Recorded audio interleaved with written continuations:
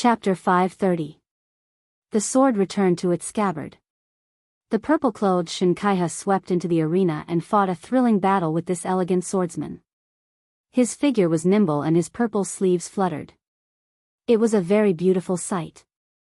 The battlefield continued to shift. Xianxia was punched in the chest by the hut master Shenji, who was 20 steps behind him. The latter's expression changed slightly. He lifted his walking stick and rushed forward, supporting this eldest son of the hut master.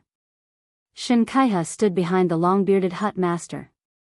Su Fengnian originally did not want to play any trick of capturing the leader of the bandits. He only wanted to deal with the continuous battle of attrition and kill again. However, since he had delivered himself to his doorstep, he did not hold back. He unsheathed the spring and autumn sword. He saw the hut master with the white beard lift his walking stick.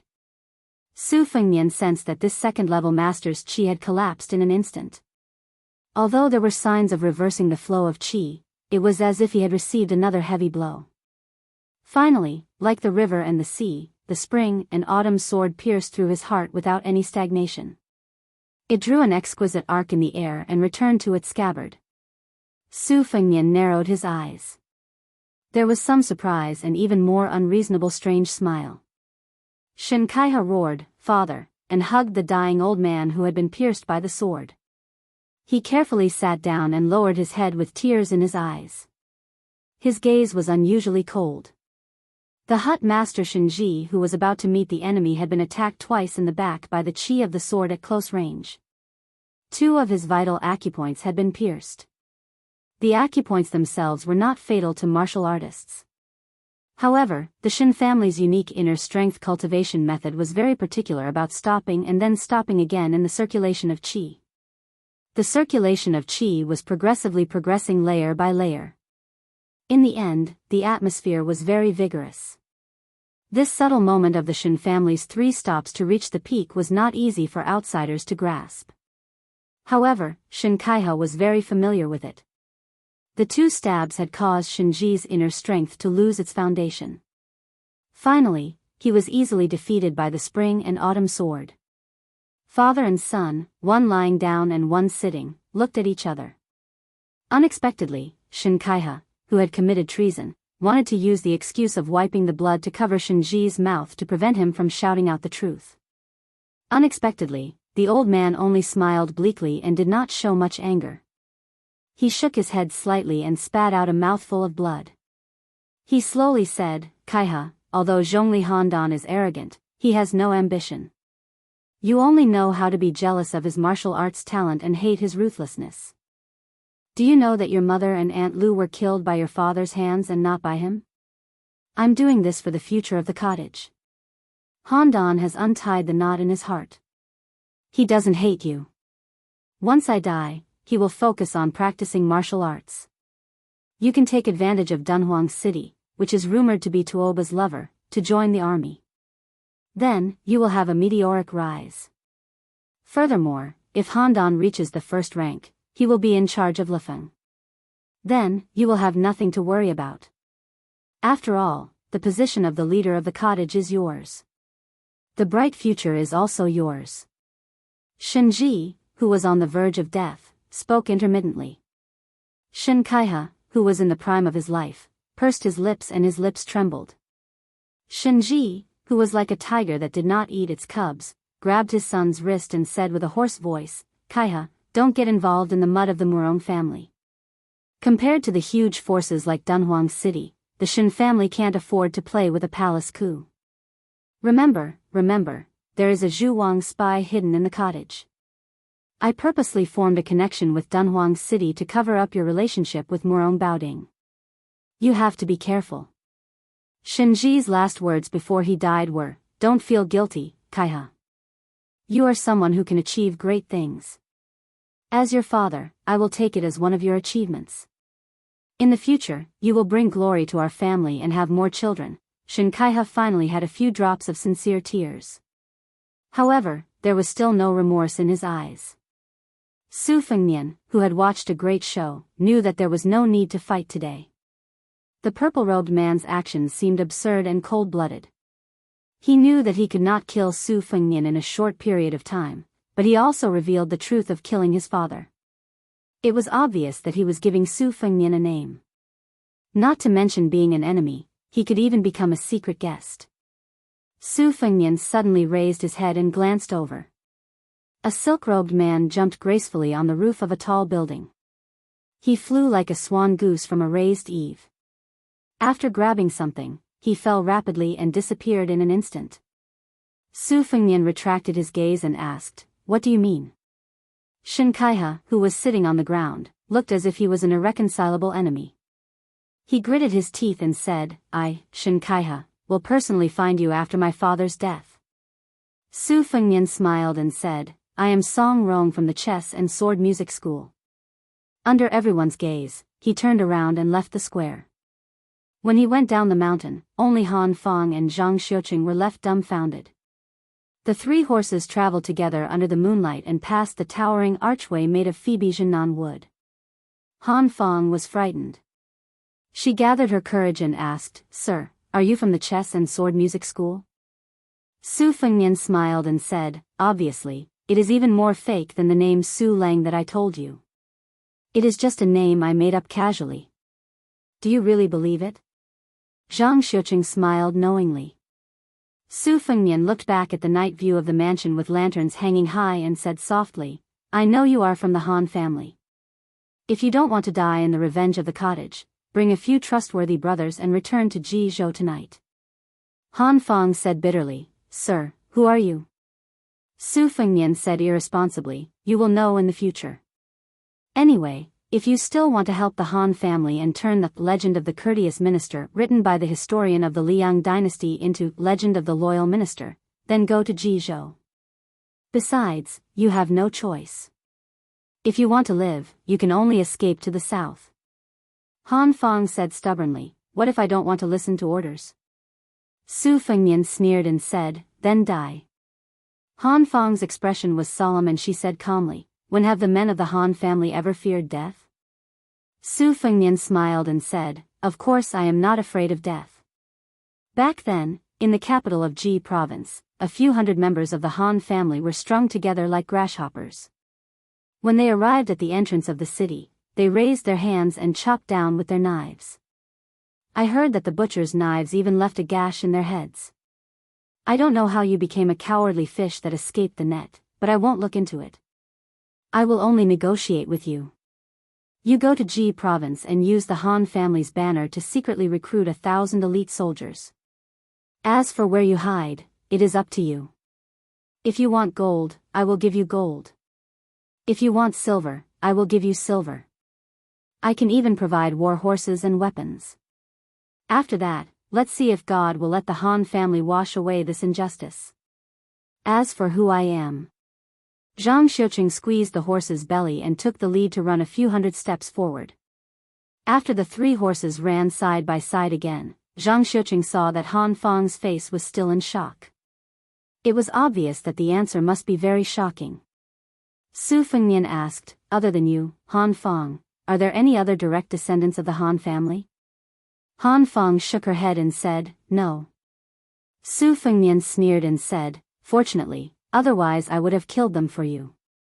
Han Fang was slightly angry but she suppressed it. Zhang Xiuqing's eyes were shining. The reason why he did not abandon Han Fang after the decline of the Zhongyi camp was because he, Zhang Xiuqing, no longer hoped for the day to come. When he interacted with Han Fang, he was more of a friend and confidant. Unknowingly, there was no master-servant relationship between them because Zhang Xiuqing knew that Han Fang controlled people too rigidly. She did not know how to reward and punish. To put it bluntly, she was soft-hearted. She was definitely not a wise ruler who could conquer the world. Zhang Xiuqing did not mind being someone's dog, as long as that person showed enough shrewdness and skill. Su Fengnian put his hands in his sleeves. Thinking of the warmth of the past, the corner of his mouth raised slightly and his eyes were gentle. "I can't believe I met you in Juzhou." Chapter 531. Su Fengnian asked Han Fang and Zhang Xiuqing, the two smart people, to go to Zhongyi village to pack their luggage. He went down the mountain alone and came to the wine shop. He saw Qing Junyang lying there sleeping soundly. If she was seen by the skinny monkey, who was as impatient as a monkey, wouldn't he drag her into the depths of the forest or the fields and ride her like a mare? After Su Fengnian sat down, he reached out and patted her cheek, which made her shiver. The woman, who had been through a lot, subconsciously wiped the corner of her mouth, afraid that she would forget herself. Most women were like this.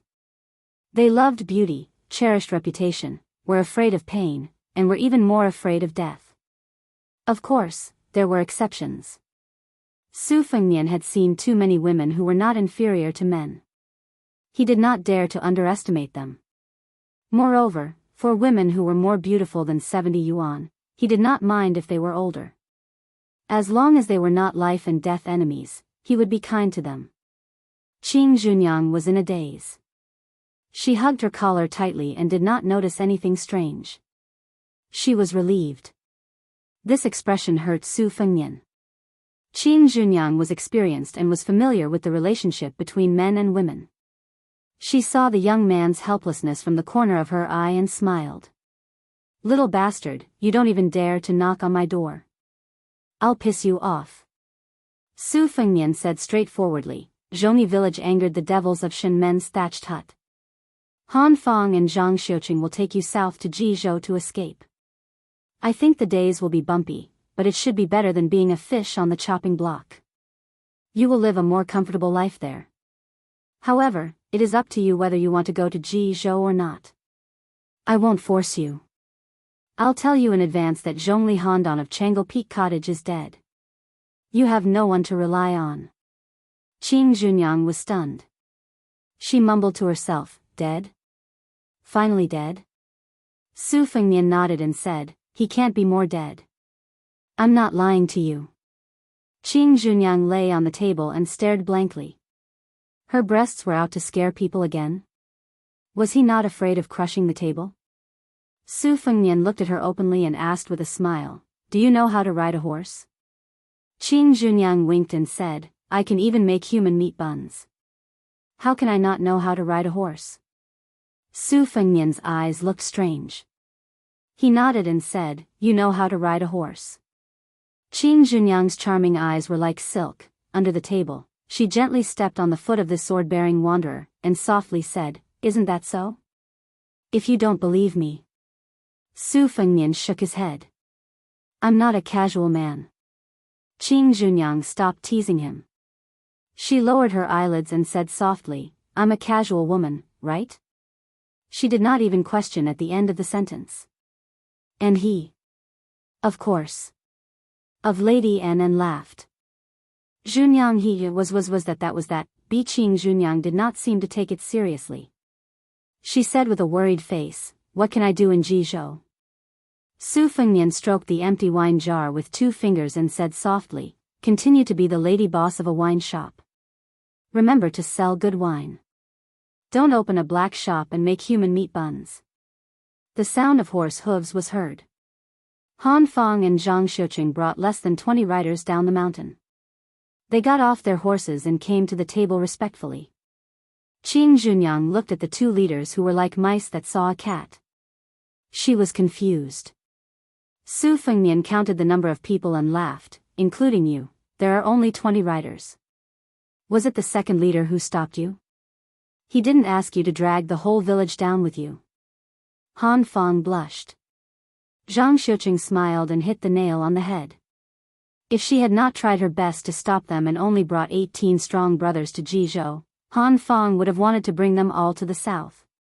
Su Fengnian stood up slowly and walked around the table to Qing Junyang's side.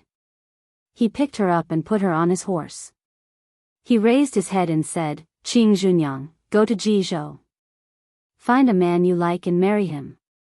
If anyone dares to talk bad about you, I will let the 2 leaders tear their mouths apart." On the horse, the young woman who was still drunk suddenly cried. She bent down and hugged the scholar's head, but she did not let go. For a long, long time. Su Fengnian finally said with great difficulty, "I can't breathe." The men of Zhongni village were stunned. Moreover, Qing Junyang had a moment when she was shy like a young woman. Su Fengnian said softly, "Live well. There is no greater principle in the world than this. She nodded and wiped away her tears. The 21 riders gradually moved away. Su Fengnian waved his hand and touched his head. He said softly, so fragrant, so heavy. Other than having a funny name, Du Qinglu only had a very ordinary face. His skills were average among the foreign officials of the Shin cottage. He could not participate in confidential matters. 5 or 6 years ago, he went to Tranquil Peak. Because he practiced a set of sharp swordsmanship that was not known in the Jianghu, the moves were not flashy, but they were very murderous. Thus, he was often caught by Zhongli Handan to compete with him and practice his swordsmanship. Du Qinglu was not a loner.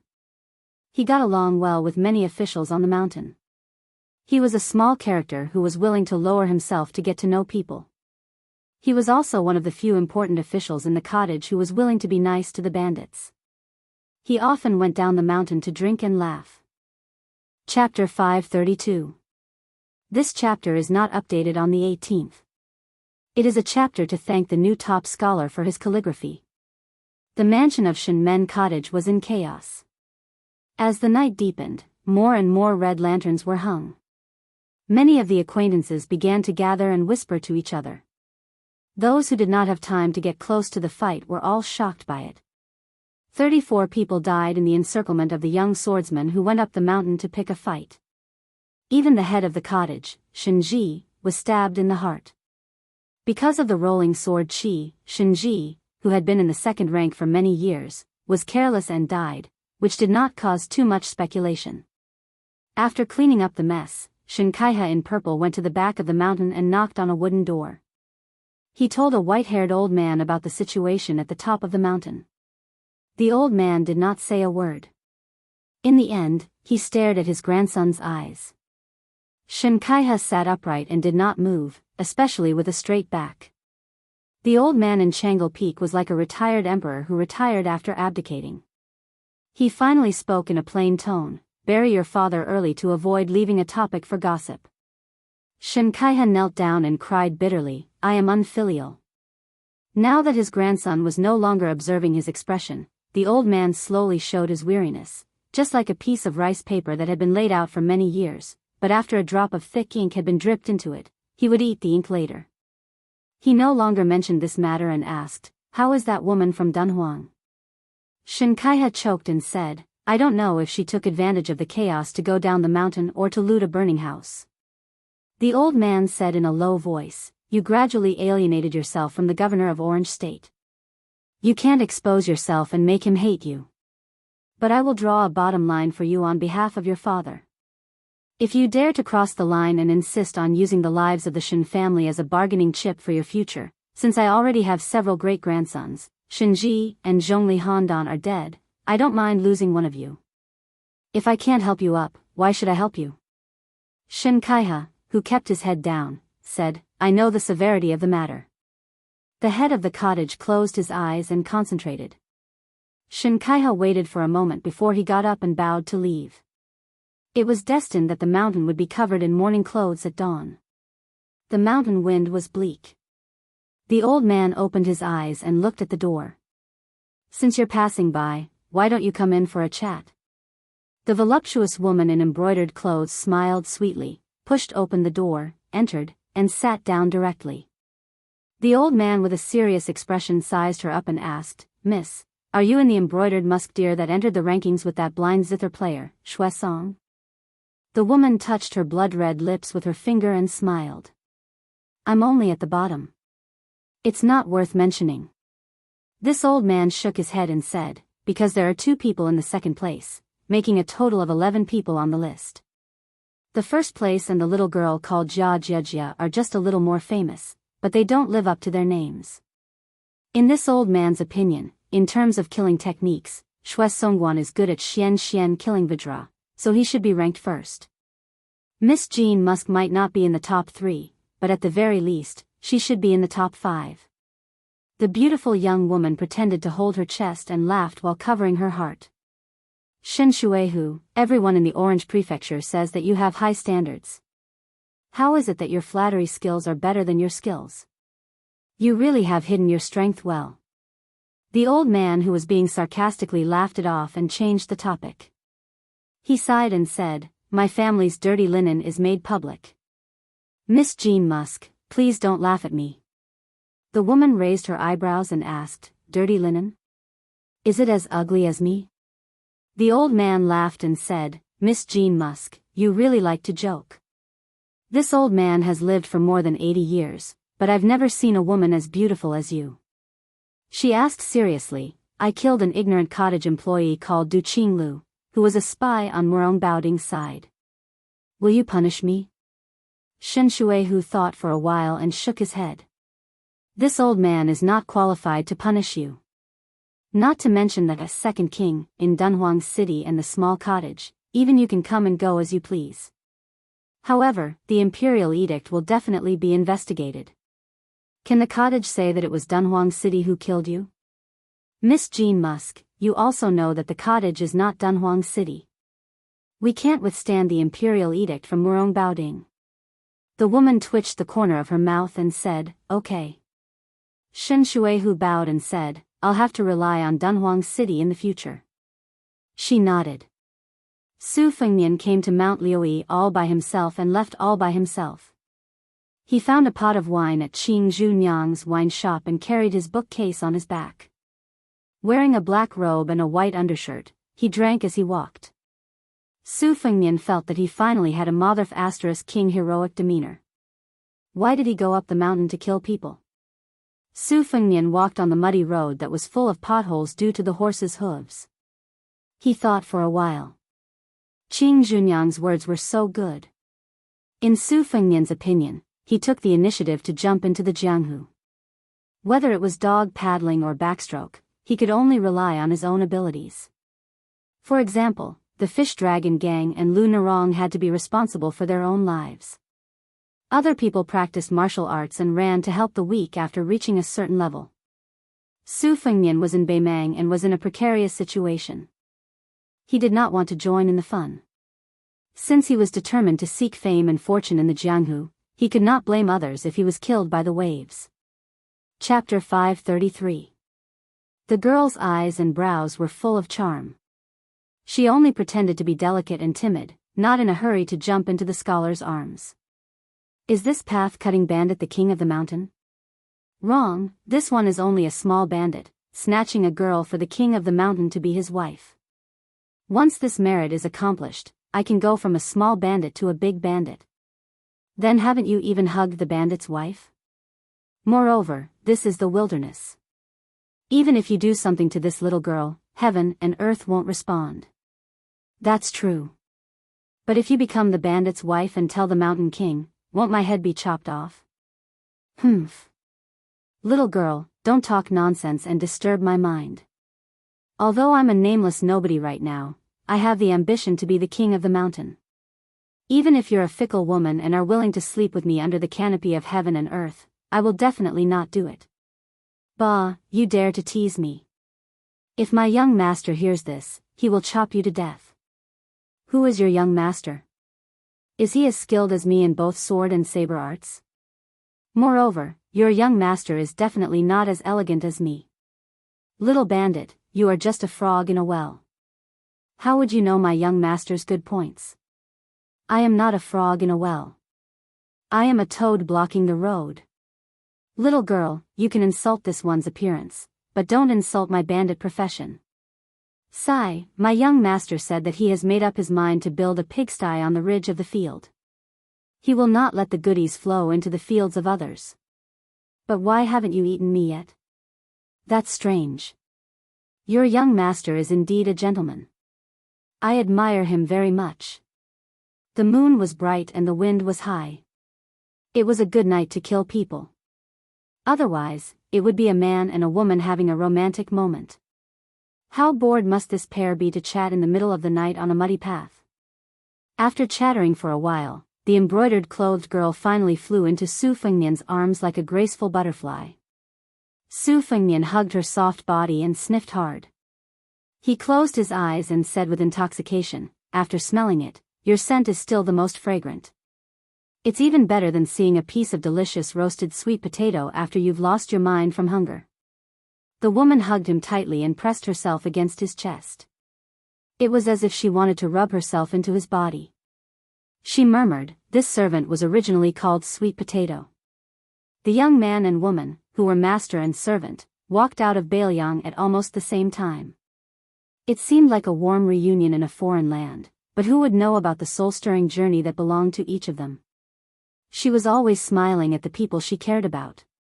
"Sweet Potato, loosen your grip. You're choking me." "Young master, you are now an expert, an expert, an expert. Then you should loosen your grip. It's inappropriate to keep hugging her like this." "Oh, young master, you have an extra sword. Show it to this servant. If you need to clean the sword, just leave it to this servant. You're asking for a beating. Don't play any tricks. Let go of me." "Young master, the last time you returned from your travels, in Wutangan, you said that there was a powerful swordsman who killed a beauty with a single sword. Was it this sword? Can't you have some rules?" Su Fengnian didn't know whether to laugh or cry. He slapped her buttocks and used a little force to break free from the beauty's embrace.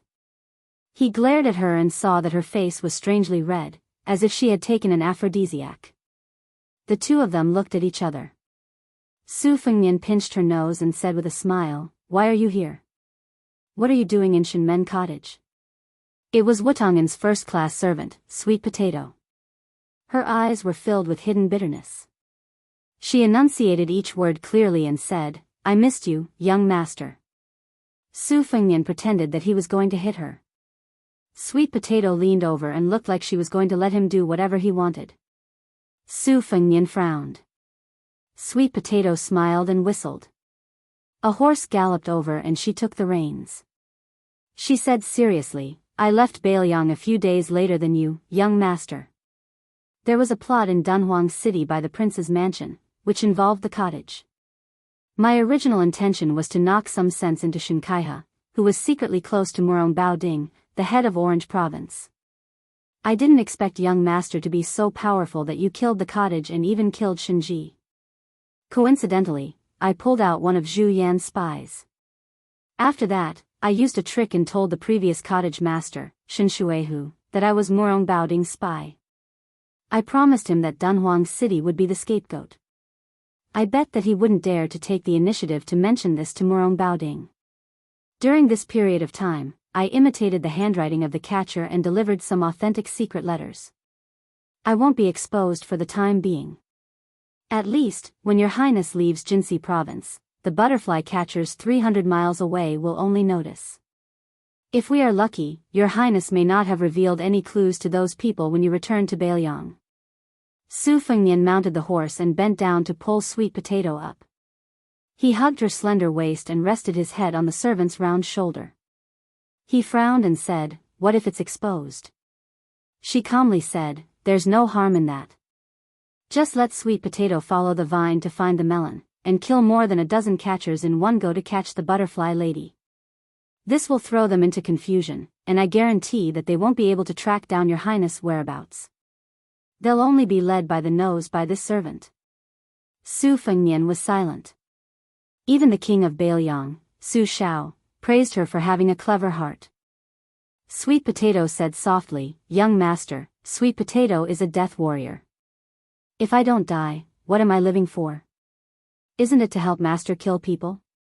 Su Fengnian gently bit her earlobe and ordered, "You're not allowed to say that. You're not allowed to do that." Her body trembled and she leaned back. Su Fengnian, who could be said to be calm, asked, "All these years, you've been leaving the prince's mansion every now and then. Have you been running to Beimang's Dunhuang City?" Sweet Potato obediently and meekly acknowledged. There were many servant girls in Wutangan, each with their own merits. They were all outstanding young women. Not to mention Spear Fairy Wang Xiu's daughter, Blue Bird, Green Ant was a small national champion on the chess scale. She only lost to her second sister, Su Weisheng.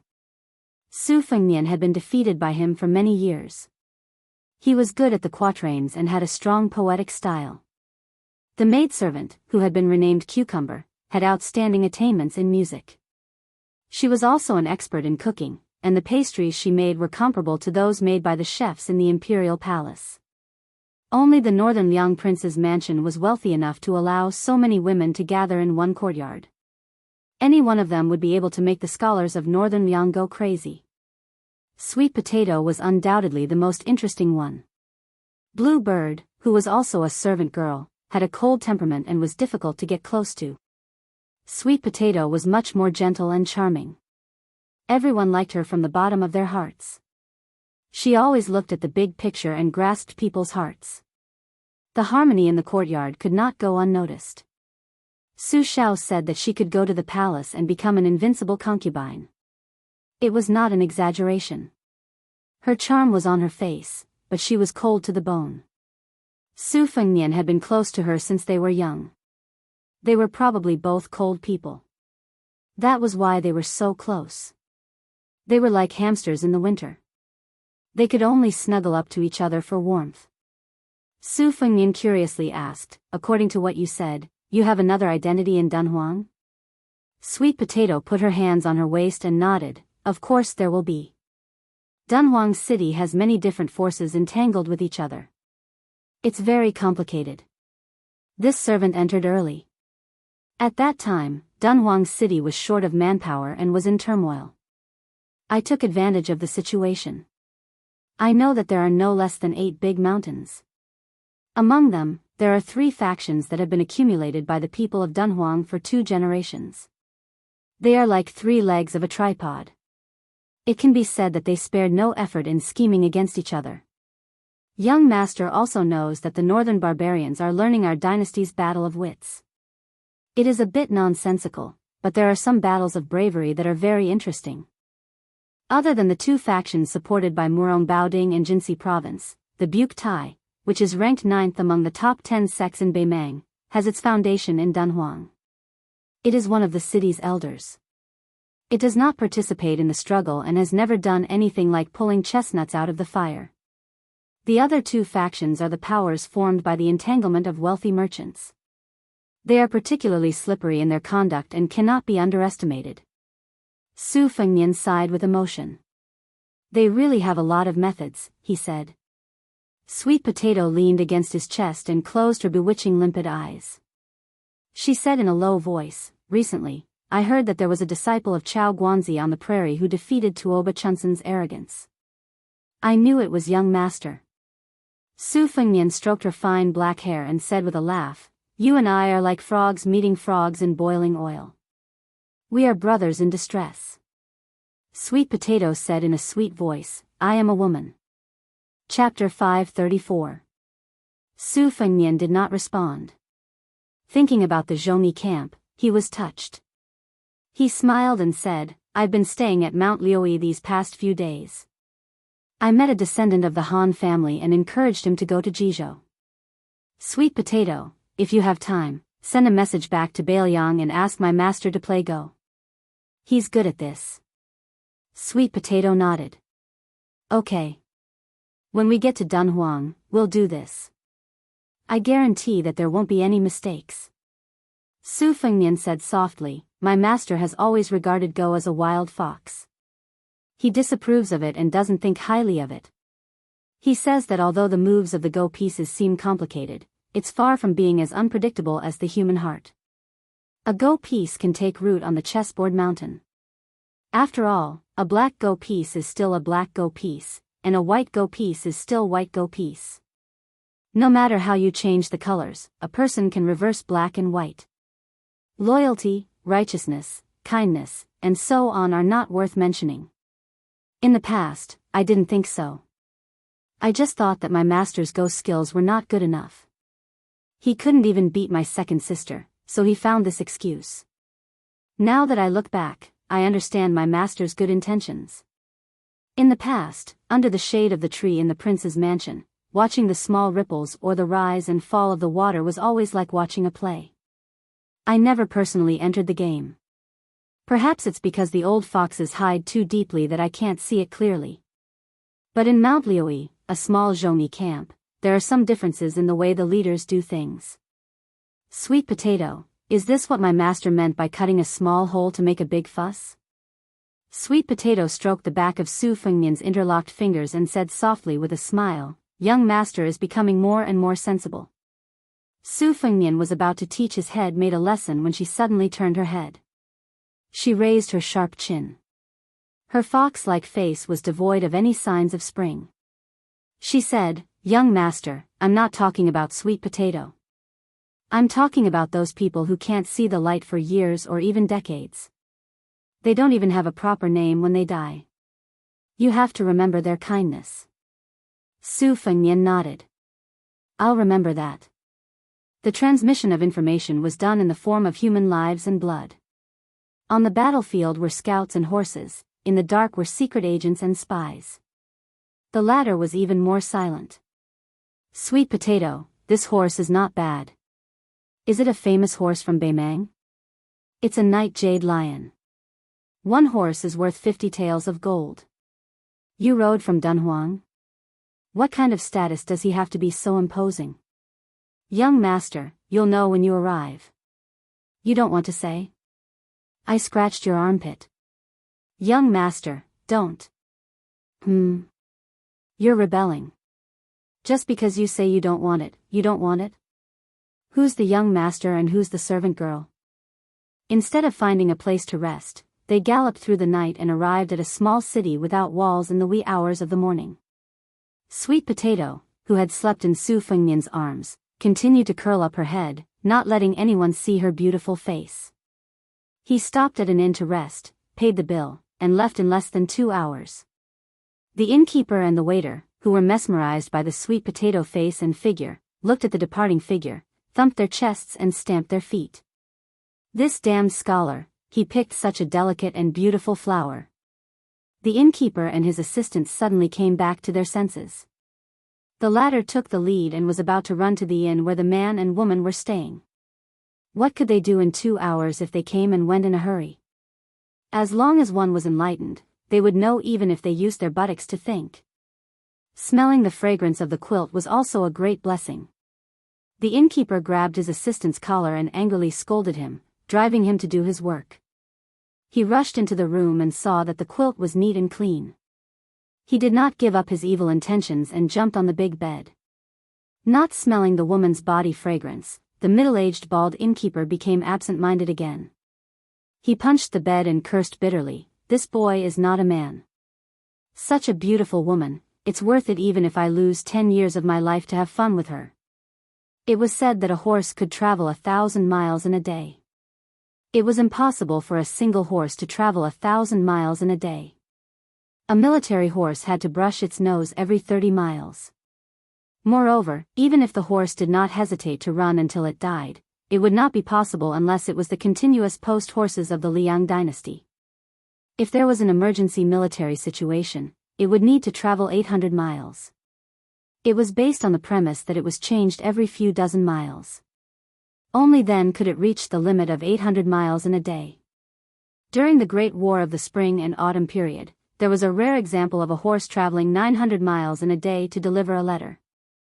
However, during that widespread delivery, more than 10 post stations were neglected and 2 priceless horses died from running. This jade lion with good endurance and leg strength did not rush, but it did not stop. It took 3 days and 3 nights to see the huge outline of Dunhuang City. It was just dawn and Dunhuang City was strictly forbidden at night. At this time, the city had not yet opened. Sweet Potato asked if they wanted to take a look at the Tsaiji Buddha cave outside Dunhuang City. There were more than 26,000 statues of Buddha, Bodhisattva, celestial beings, and fairies in Tsaiji Buddha cave. It was worthy of being called a sacred place of Buddhism, second only to the 2 Zen temples in the Central Plains and Mount Lantua in the western region. Unlike many important places of religion, Tsaiji Buddha cave was not built on a mountain. It did not ask for the mountain to be higher than the Buddha. It was built from the ground or carved from the mountain. It allowed visitors and believers to go to the top of Tsaiji Mountain to enjoy the scenery. The only main Buddha was only carved from the mountain. There was no need to go up the mountain. The main Buddha of Tsaiji cave was 3 Buddhas of 3 worlds sitting on the Sumru platform. The one in the middle was 66 feet tall. His face was plump and solemn. The pattern of his cassock hung diagonally in front of him. The two sides were more than 40 feet tall. There were bodhisattvas on each side. At the end of the two sides were 8 celestial beings. Seeing the towering Buddha statue from afar, Sweet Potato smiled and said, "Behind the main Buddha, there are 81 lotuses. On each lotus, there is a bodhisattva worshipping it. There are many Buddhists in Beimang. These 81 bodhisattvas have almost all been divided among the rich and powerful. Their incense is flourishing. I'm afraid even the 2 Zen temples can't compare. Among them, there are more than 10 great bodhisattvas. Not to mention the rich and powerful in Dunhuang, even the few great city in the grassland would have to think twice before voluntarily giving up the idea of fighting for them." Su Fengnian dismissed it with a smile and raised his head to take a closer look. The main Buddha performed the fearless mudra. On the top of the cavern, there was a large lotus with shallow marks carved by the southern Tang round knife. It left a deep impression on Su Fengnian. Hundreds more flew into the sky. Their bodies were light and their expressions were natural. Su Fengnian lowered his head and put his palms together. Beimang and Liang were about to launch a mighty Buddha extermination if nothing unexpected happened. Su Fengnian continued to worship Buddha. Sweet Potato did not believe in Buddha, but she followed suit. After standing still for a long time, Su Fengnian did not say anything. He turned around and left. He pulled on the reins but did not mount the horse. He said softly, "Zazai, zazai, zazai, there is no one, there is no me. Ask your own safety at this time, know where you are and you are naturally at ease. Buddha Tathagata, Buddha Tathagata, there is a future, there is a future. Find out how this life came to be, come to see Tathagata." Sweet Potato smiled tenderly and said, "Young master, this couplet is very appropriate for the occasion." Su Fengnian turned his head and smiled. He sighed and said, "Isn't that so?" Remembering something, Su Fengnian said, "I met a monk this time. You won't be able to guess who he is." Sweet Potato said, "The Dragon Tree Monk, the abbot of the 2 Zen temples. I know he has come to Beimang. Since young master said so, it must be him. This Buddhist saint is indeed extraordinary. Otherwise, why would he be praised for crossing all living beings in the sea of bitterness? Only the Kunlun Pond dragon knows how to listen to his lectures. The Buddhist lion's roar can cause the Penglai Sea to raise huge waves." Su Fengnian looked melancholy. She covered her mouth and smiled. She took a few steps back and pointed to the top of the mountain. She said softly, "I just got the news that the Empress wants to invite the state preceptor, Immortal Qilin, to build a Taoist temple on Saiji Mountain." Su Fengnian said to himself, "Do the Buddhists and Taoists hate each other in the mountains?" Su Fengnian left Saiji Myriad Buddha Cave far away. He got on the horse with her and galloped to Dunhuang City. Sweet Potato asked, "Young master, the 6 paths of reincarnation mentioned by the Buddhists, is there really such a thing?" Su Fengnian said calmly, "If you believe it, there is. If you don't believe it, there is none." She hesitated for a moment and looked back. She was destined to die when she was born. She always wanted to give her body to young master so that she could die willingly. If she died early and reincarnated, she would seize the opportunity to be a devout Buddhist in this life and reincarnate as a good-looking woman. Maybe she could meet him again. She didn't want to live until she was old and wrinkled. It was too ugly. Su Fengnian suddenly said, "Sweet Potato, when I have a daughter in the future, no matter who she is, you will help her dress up and teach her how to apply rouge, okay?"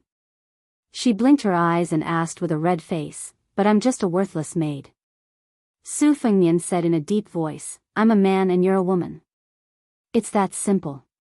If you talk about worthless again, I'll beat you." Sweet Potato lowered her head and then looked up at him in a daze. Outside the city, young master and maid were enjoying each other. He continued, "You have to promise me that I'll bully you when I get to the city. Don't talk about beating you, I'll eat you up."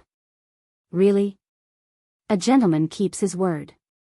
"Young master is a gentleman?" "A humble person's words can't be changed even by 9 bulls and 2 tigers. Young master is heroic." That's right, let's go. Pick a big bed and go to bed. Chapter 535. The yellow sand stretched for thousands of miles. Dunhuang had formed a circle, creating a paradise for 70 to 80,000 people. The snow-white night jade lion did not go through the south gate, but instead went to the north gate. Su Fengnian knew that according to the layout of Dunhuang, going through the north gate was like going through the black tortoise into the imperial palace. However, Sweet Potato was meticulous and had taken root in Dunhuang for many years. Su Fengnian was happy to go along with the host and did not say much. As they approached the north gate, Sweet Potato dismounted and said that he would lead the horse into the city. Su Fengnian did not agree and dismounted together to walk. Sweet Potato insisted on taking the bookcase and carrying it on his back. One on the left and one on the right, they walked towards the north gate. There were 2 rows of strong armored guards with halberds in their hands. They were all ceremonial embroidered halberds. Seeing Sweet Potato in embroidered robes, they knelt down without saying a word. There were more than 100 people kneeling down. Su Fengnian was confused. After passing through the gate, his vision suddenly opened up. Just as the Tide Listening Pavilion had described, the giant palace at the northern end of Dunhuang had been split into 2 for some reason in recent years. Its geographical location was very clear. It was divided into 2 palaces, east and west. The Yeting Palace in the east and the Purple Golden Palace in the west. Su Fengnian followed Sweet Potato and led the horse westward. The ground beneath his feet was paved with thick white jade slices made of fine suet jade. In front of a heavy palace door that was slowly opening, Su Fengnian deliberately squatted down to touch it. Behind the vermilion door, the pretty palace maids in wide-sleeved red and green gowns widened their eyes when they saw this scene. They seemed to be surprised that this young foreigner was so tacky and unworldly. Su Fengnian got up and could not help but ask softly, "Are you the Castellan's confidant or a small leader in the Purple Golden Palace?" Sweet Potato answered with a straight face, "Both." Su Fengnian did not say anything else. Dunhuang's power was complicated. These soldiers and palace maids were not very clean. The more they spoke, the more likely they would make mistakes. Passing through corridors and aisles, Sweet Potato gave the night jade lion to the palace maids to send to the stables. Next, they arrived at the inner court palace. They stopped at a plaque hanging from Qing Li Zhai. Sweet Potato pushed the door open and chuckled, "Young master, are you not afraid that I will betray you and bring you into Dunhuang?" Su Fengnian dismissed it with a smile and walked into the room. He was stunned for a moment. It was actually the same layout as the Wudong garden of the northern young prince's mansion. There was a sense of familiarity with the elegant furnishings, porcelain bottles, incense burners, and the 4 treasures on the desk.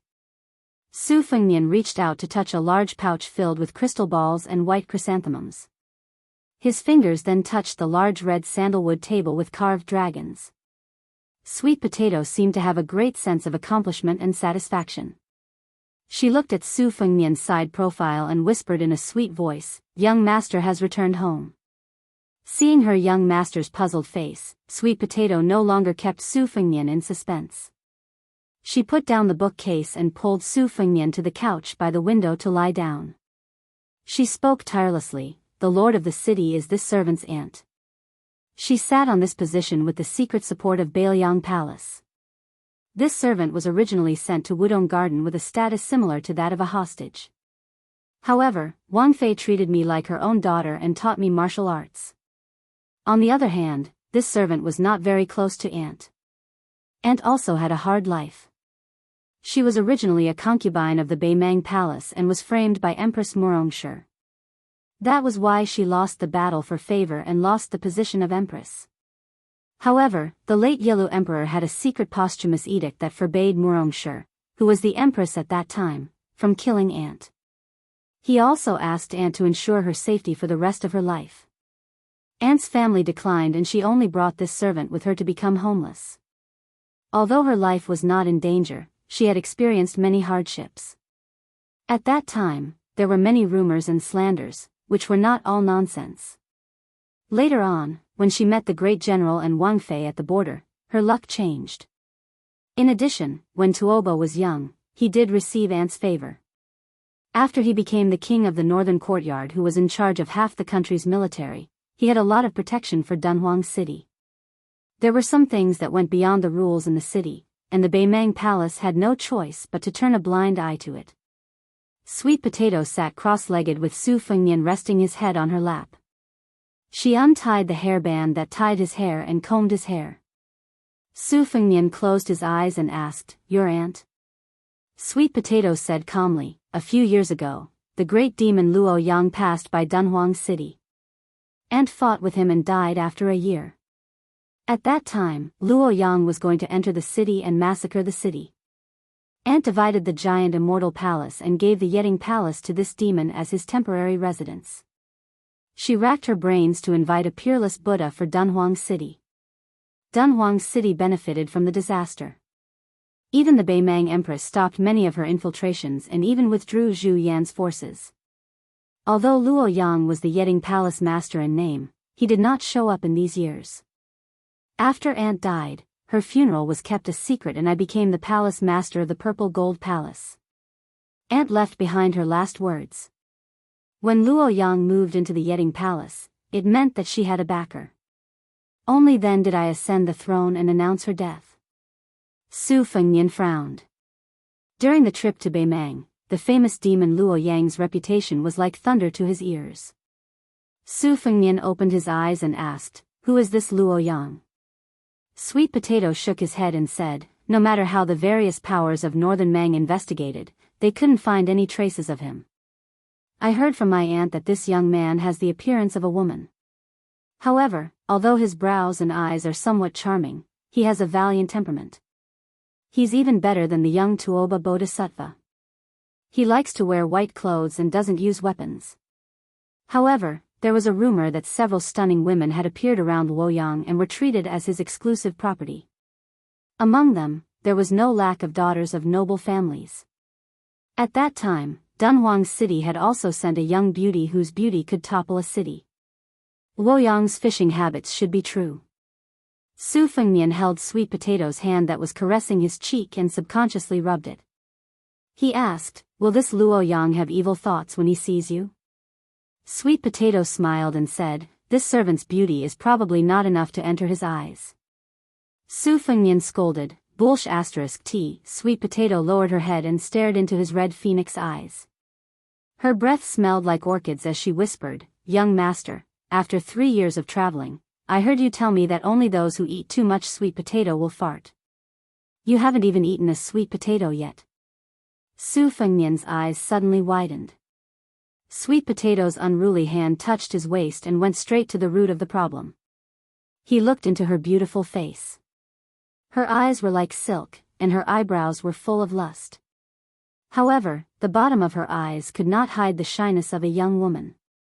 Su Fengnian did not know whether to laugh or cry. "How much courage do you have to do such a thing?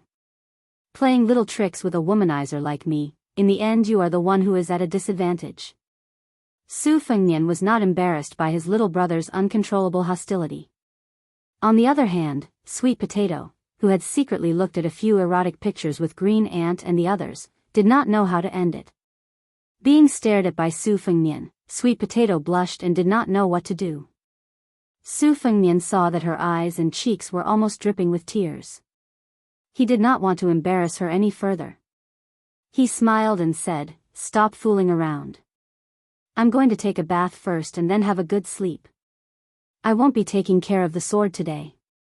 I'll have a good rest. When I wake up naturally, we can talk about other things." Sweet Potato felt as if she had been pardoned. When she bent down to put on her embroidered shoes, Su Fengnian slapped her especially plump and bouncy buttocks. He teased, "You don't know, but on this trip to Beimang, I was constantly being teased by women. I even slapped a woman's buttocks in a border town. But she wasn't as pretty as you. Her face was 10 streets away from yours. Only her breasts could be compared to yours, but her buttocks were far from yours." Sweet Potato, who had evil intentions but no guts, fled in panic. Half an hour later, Sweet Potato led Su Fengnian to a side room. There was a bathtub made of yellow rosewood that was filled with mist. It was steaming hot. Even though there were no petals, the fragrance of the bathtub assailed his nostrils. Su Fengnian glanced at Sweet Potato, who had taken off her brocade gown and was only wearing undergarments. This was the gift of this first-class maidservant of Wudong Garden. Every early spring, her fragrance could even attract bees and butterflies. The scene of a woman walking with butterflies fluttering around her was too wonderful for words. The scholar officials were addicted to precious jade figurines and the like, but compared to her national beauty and heavenly fragrance, they were not even worth mentioning. Sweet Potato helped him take off his clothes. She was familiar with these chores and was the only personal maidservant in Bailiang Palace. She was only one step away from becoming a Tongfang.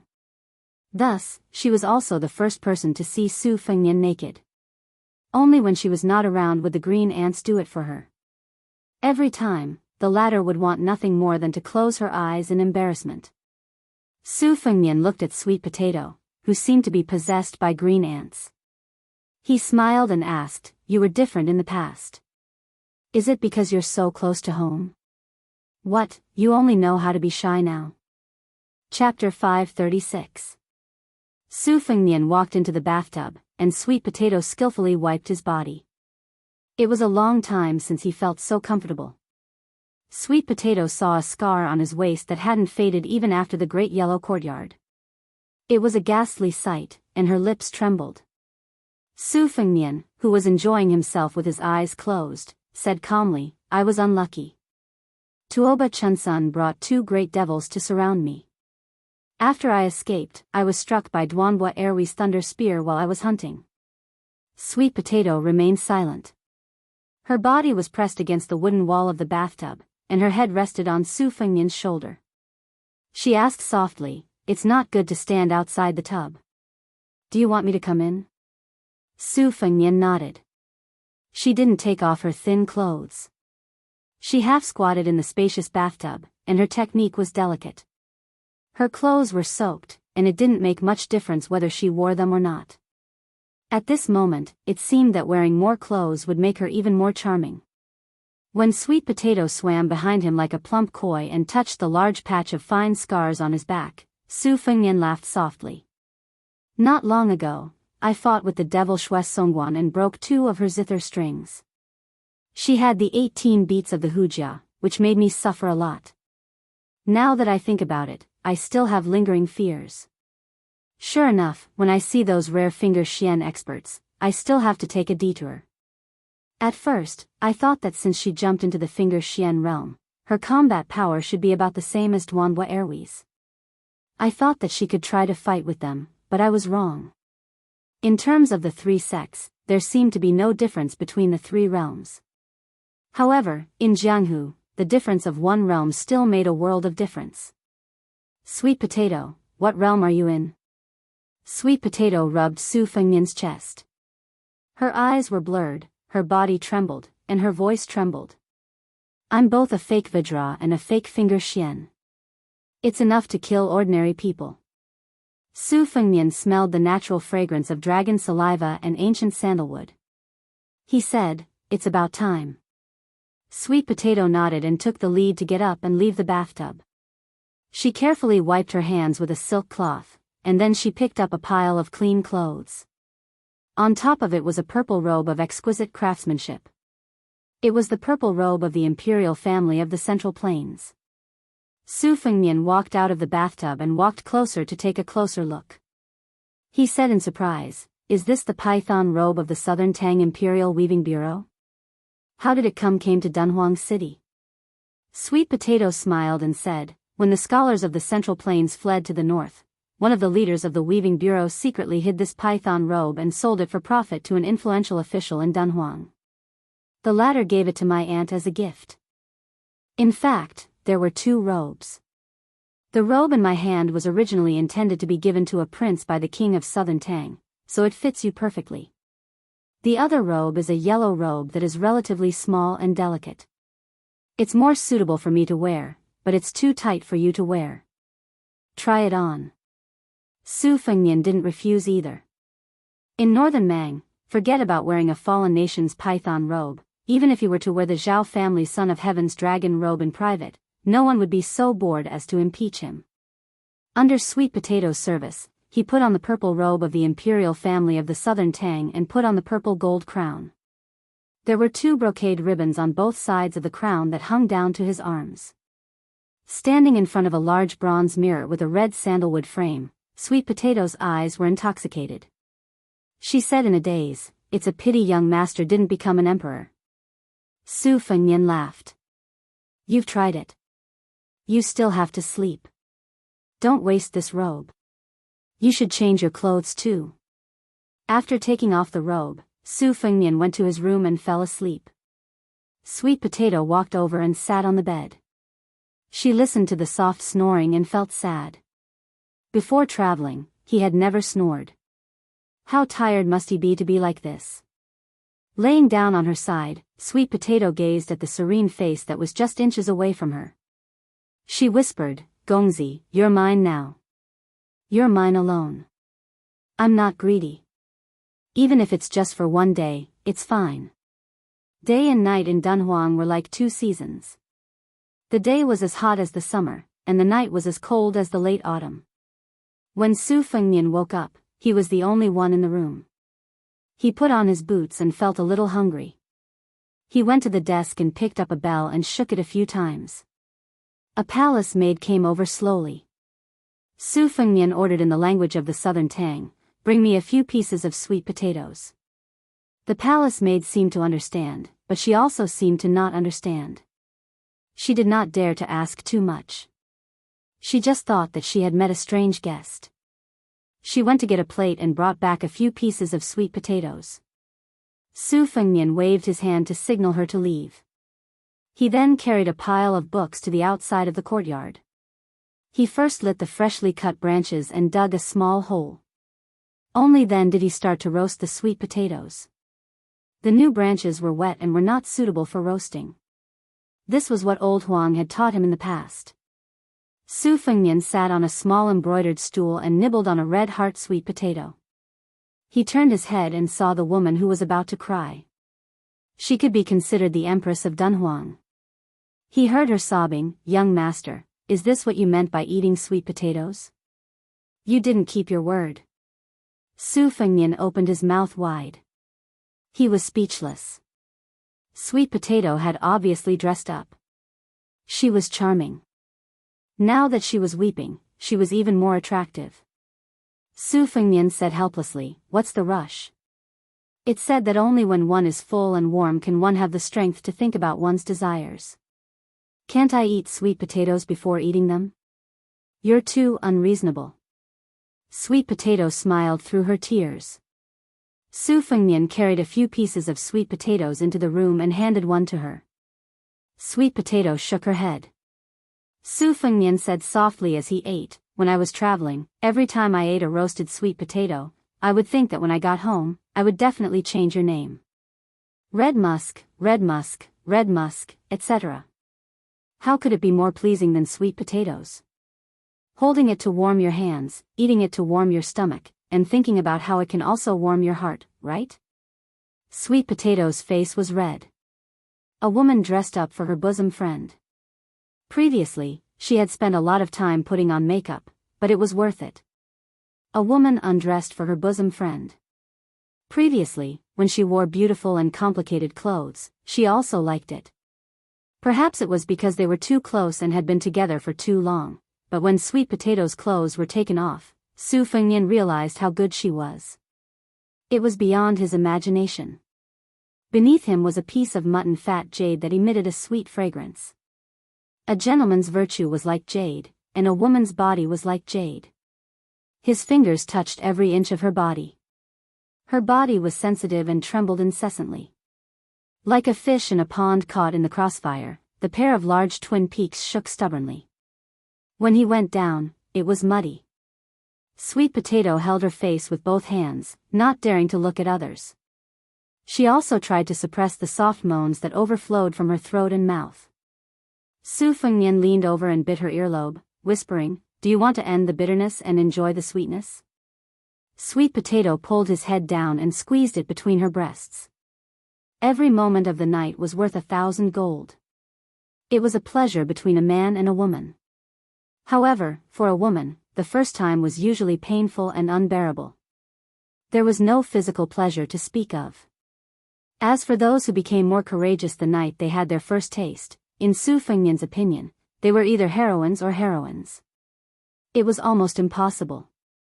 However, Sweet Potato, whose limbs were as taut as bowstrings, seemed to be at the peak of pleasure. The psychological pleasure clearly far overshadowed the pain. She no longer hid and stared hard at Su Fengnian, who was working on top of her.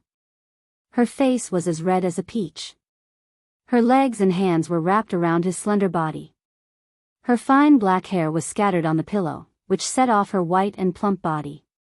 When Su Fengnian lay motionless on top of her, she licked his face with her nimble little tongue and asked provocatively, "Young master, are you okay? Don't ask such a question. Young master, whip this servant to your heart's content. Don't take pity on me. I'll definitely fulfill your wish." Every moment was worth 1,000 gold. By now, he had probably spent a few thousand gold. After the second time, he didn't feel tired. The woman under him was dripping with fragrant sweat, but there was still no sign of begging for mercy. Gradually, they were getting better. "Young master, this is the third time. This servant is really going to die. Now you know what it means to be in a state of ecstasy, hovering between life and death. Come on, turn over." The woman was weeping and complaining, her charming eyes like silk. "Young master, this position is embarrassing." There were no more words, only the sound of panting. Su Fengnian was like an old ox diligently plowing the fields. Finally, he couldn't take it anymore and made a gesture of turning over and dismounting. The two sides looked at each other. Su Fengnian saw the messy finger marks on her chest. He held a plump bamboo shoot that was upside down in front of her chest and asked somewhat guiltily, "Does it hurt?" Sweet Potato asked in return, "Is young master tired?" Su Fengnian didn't puff himself up at his own cost. His 5 fingers slightly tightened and he exhaled a long breath. "Do you really think I'm invincible?" Sweet Potato murmured. Her head tilted back slightly and she stuck a finger into her mouth. Su Fengnian laughed and scolded, "You finally know what a disaster is." She suddenly sat up and put on her clothes. She said, "Young master, wait a moment." Su Fengnian didn't know what was going on. He could only turn around and lie down on his side. He watched as she opened a secret room, walked in, and came out a moment later. Su Fengnian was dumbfounded. She put on a golden dragon robe. Under the golden robe was a scene of emptiness. Sweet Potato didn't walk to the big bed. Instead, she walked to the small couch by the window. She put her hands on the couch and bent over to turn her head. Then, she lifted her robe with one hand and smiled charmingly at young master. Su Fengnian muttered to himself, "Let me just die." Chapter 537. Sweet Potato recalled for a moment and said slowly, "Generally speaking, the famous devils of northern Mang like to travel alone, and they won't take the initiative to fall out with the forces of the imperial court. Generally speaking, they will mind their own business. Plus, the laws of northern Mang are relatively lax, so there are very few cases of head-on confrontations. The reason why that devil fought with his life on the line wasn't because he was stubborn, but because Andy had personally brought along a few martial arts experts to prevent him from escaping. Dunhuang City has 80,000 to 90,000 people. The soldiers guarding the city are called the Jianghu cavalry. They are all light cavalry, armed with short knives and light crossbows. They are not careless in night battles and street battles.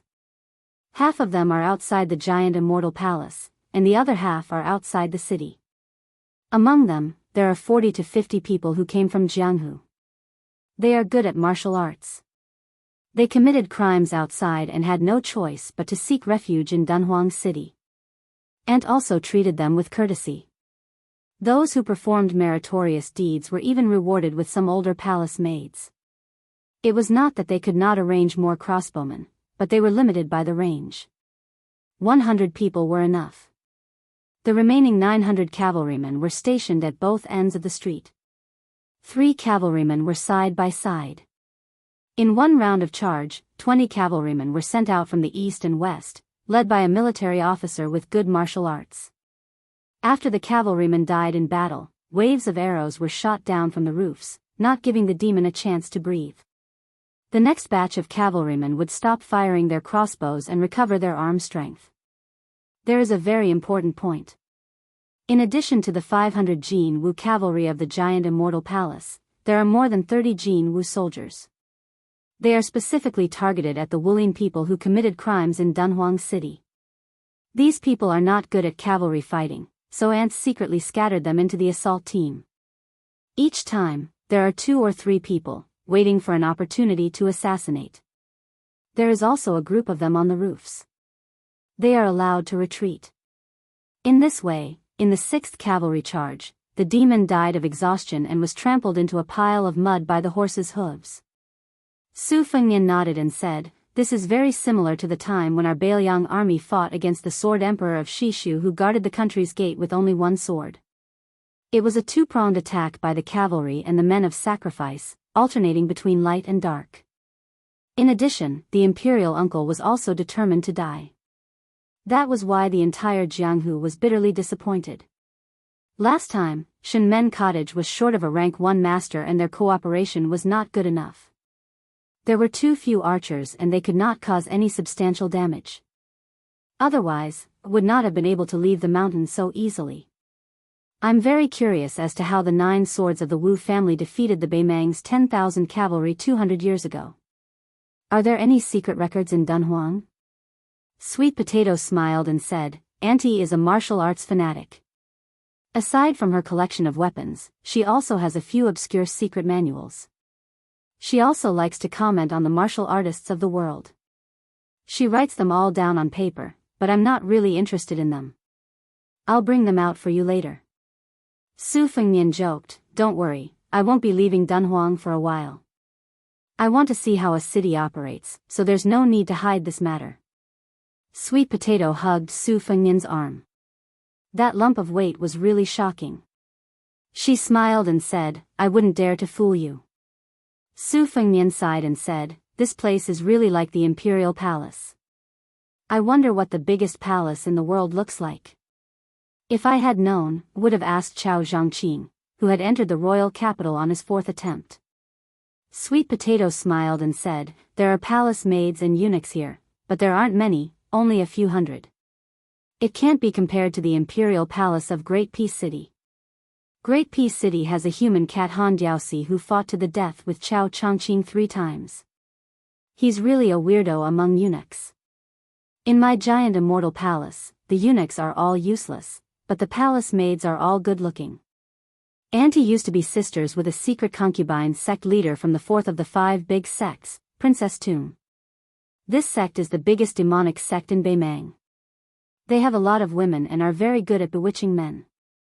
They take young to nourish Yin, and the women they train are all peerless. Giant Immortal Palace's Dunhuang Flying Immortal Dance was born from Princess Tung. Would you like to see it? I've only heard of countless men going crazy after seeing it, but I've never heard of anyone who could make an old monk into a bodhisattva. That's why there's a saying about the dance of longevity. It means that whoever can be as unmoving as a mountain can be considered to have achieved longevity. Unfortunately, compared to Princess Tung's dance of longevity, the Dunhuang Flying Immortal Dance only has 30 to 40% of its essence. Su Fengnian said straightforwardly, "It'll be a waste if I don't see it. Even if there's no way to achieve longevity, it'll be good for the eyes." Sweet Potato smiled sweetly, and there wasn't any bitterness or coldness in the depths of her eyes. This was her cleverness and intelligence. Su Fengnian hugged her waist and leaped onto the high wall. They skimmed all the way until they chose the roof of a majestic palace on the central axis of Dunhuang City and lay down. Beside them was the corner of the eaves. After letting go, they looked up at the bright moon above their heads. Su Fengnian pointed and said softly, "When I was young, I asked people if there were immortals living on the moon. I asked everyone around me, and the answers were different. My mother said there were. As long as one ascended, they could live in the sky. Su Xiao wasn't serious. He also said there were. He even said that if it rained, it was the immortals' piss. Thunder was fart, and hail was excrement. At that time, whenever it rained, I didn't dare to go out. Second sister was the same as Master Li Shan. They didn't believe in ghosts and gods, so they both said there were no immortals. Eldest sister liked to argue with second sister, but she insisted that there were immortals. One time during the Mid-Autumn Festival, she was angry with second sister. She hugged me and said that when she died, she would definitely watch me from the moon with her mother. She even deliberately said to second sister that she didn't believe in immortals and that she wouldn't be able to see her two younger brothers if she died. Second sister was so angry that she almost hit her. To be honest, I didn't understand why my two sisters always quarreled.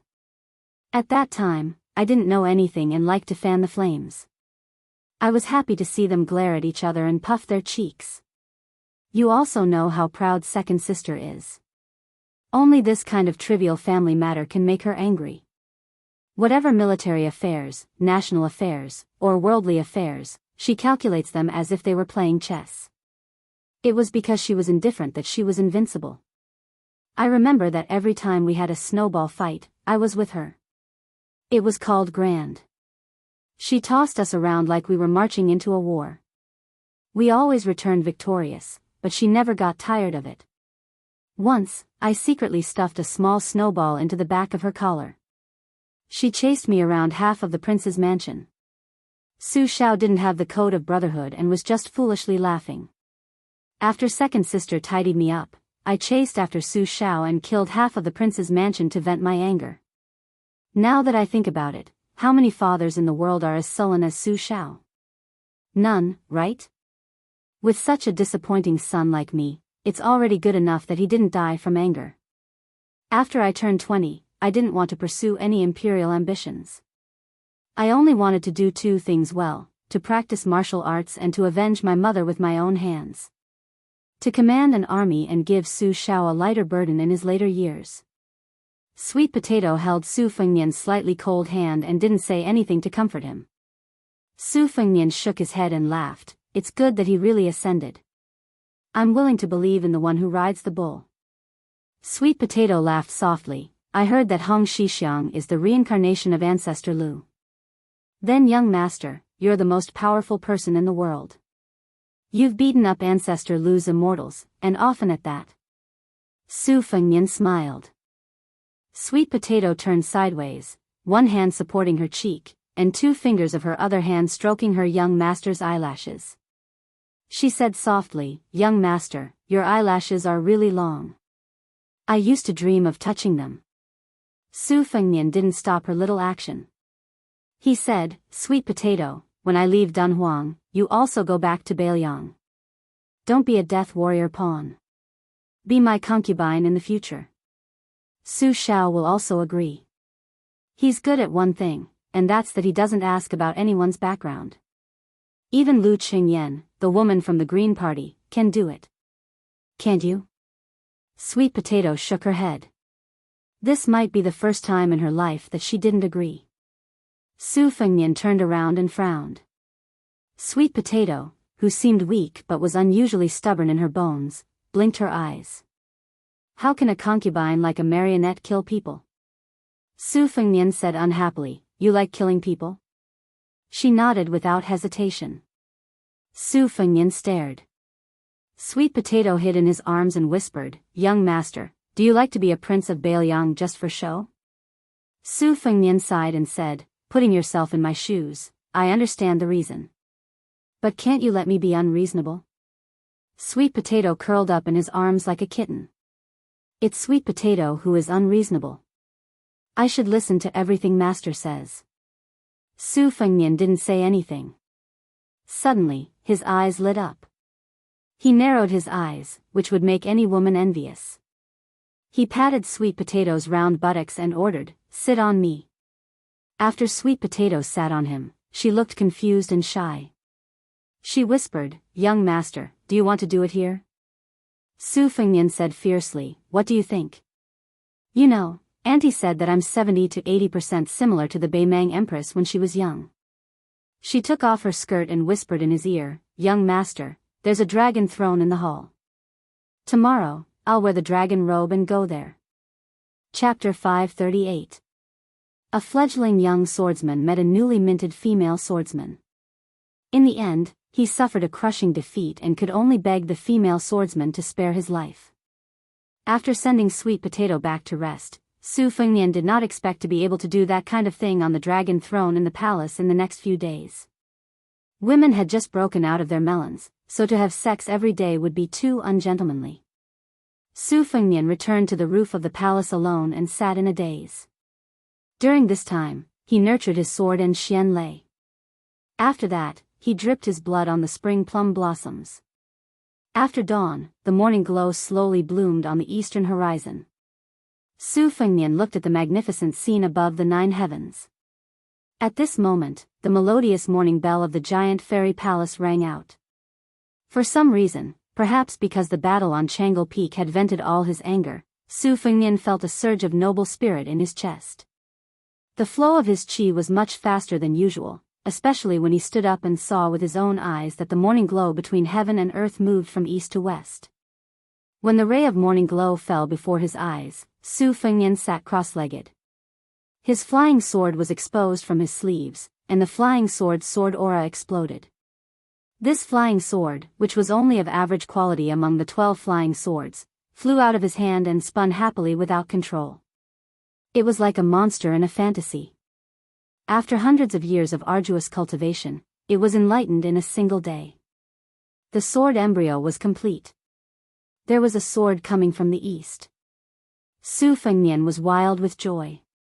He had worn out his iron shoes in vain, only to find what he was looking for without any effort.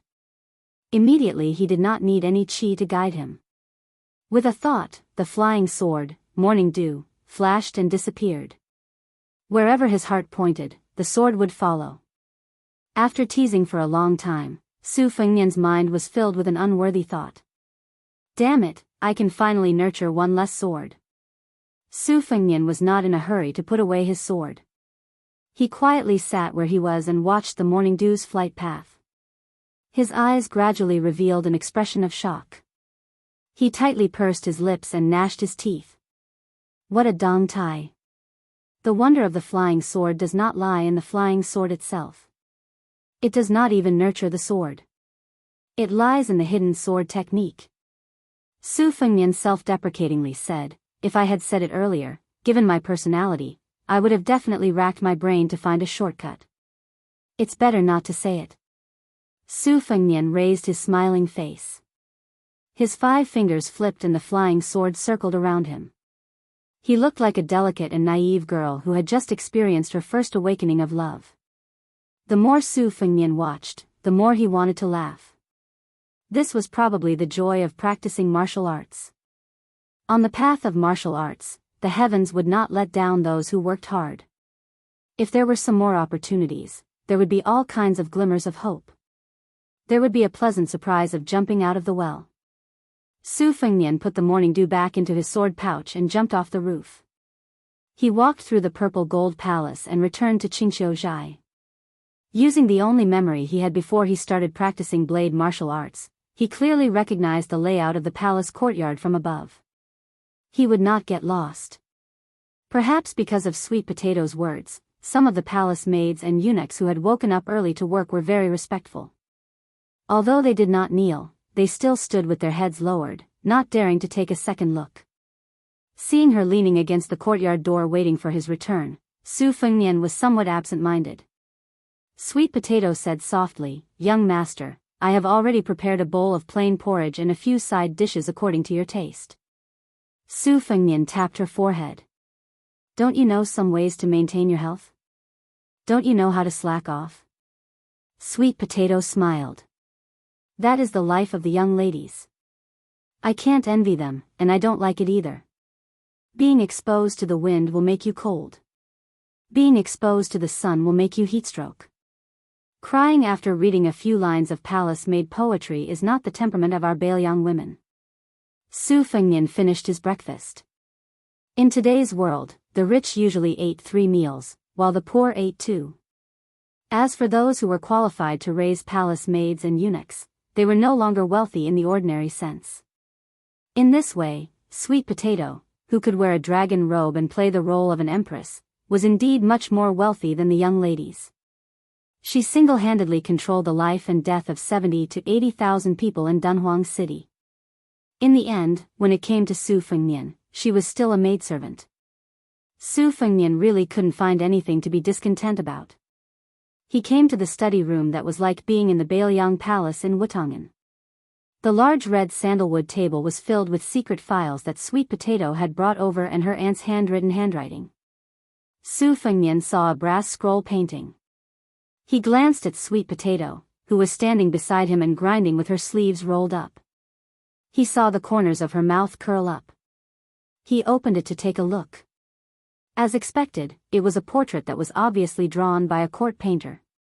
She wore a bright phoenix crown and had the posture of a mother model. Su Fengnian went back and forth between the painting and Sweet Potato several times. He clicked his tongue and said, "It's really similar. The shape is 70.5, and the spirit is 60.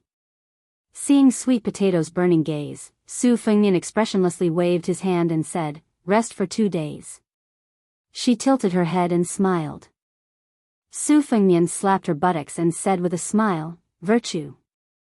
Outside of Wutangan, you are unbearably wild. Wait until this young master restores his strength. Next time, I will definitely make you beg for mercy." Su Fengnian didn't touch the secret manuals that martial artists yearned for even in their dreams. His Tide listening pavilion didn't have enough of them. Those martial artists whose innate talents weren't lacking were like housewives who couldn't cook without rice. They didn't have a great teacher to guide them, nor did they have a master to guide them through the door, nor did they have a secret manual to help them enter the room. It was indeed difficult for them to move forward. Their heroic spirit was lacking, and it was difficult for them to make a name for themselves. However, these 2 things weren't rare for the children of influential families. On one hand, they didn't have enough willpower, and they couldn't bear the suffering of sailing against the current. On the other hand, a large part of it was because there were too many paths leading to higher realms, to the point where they didn't know where to start. Or perhaps they went astray.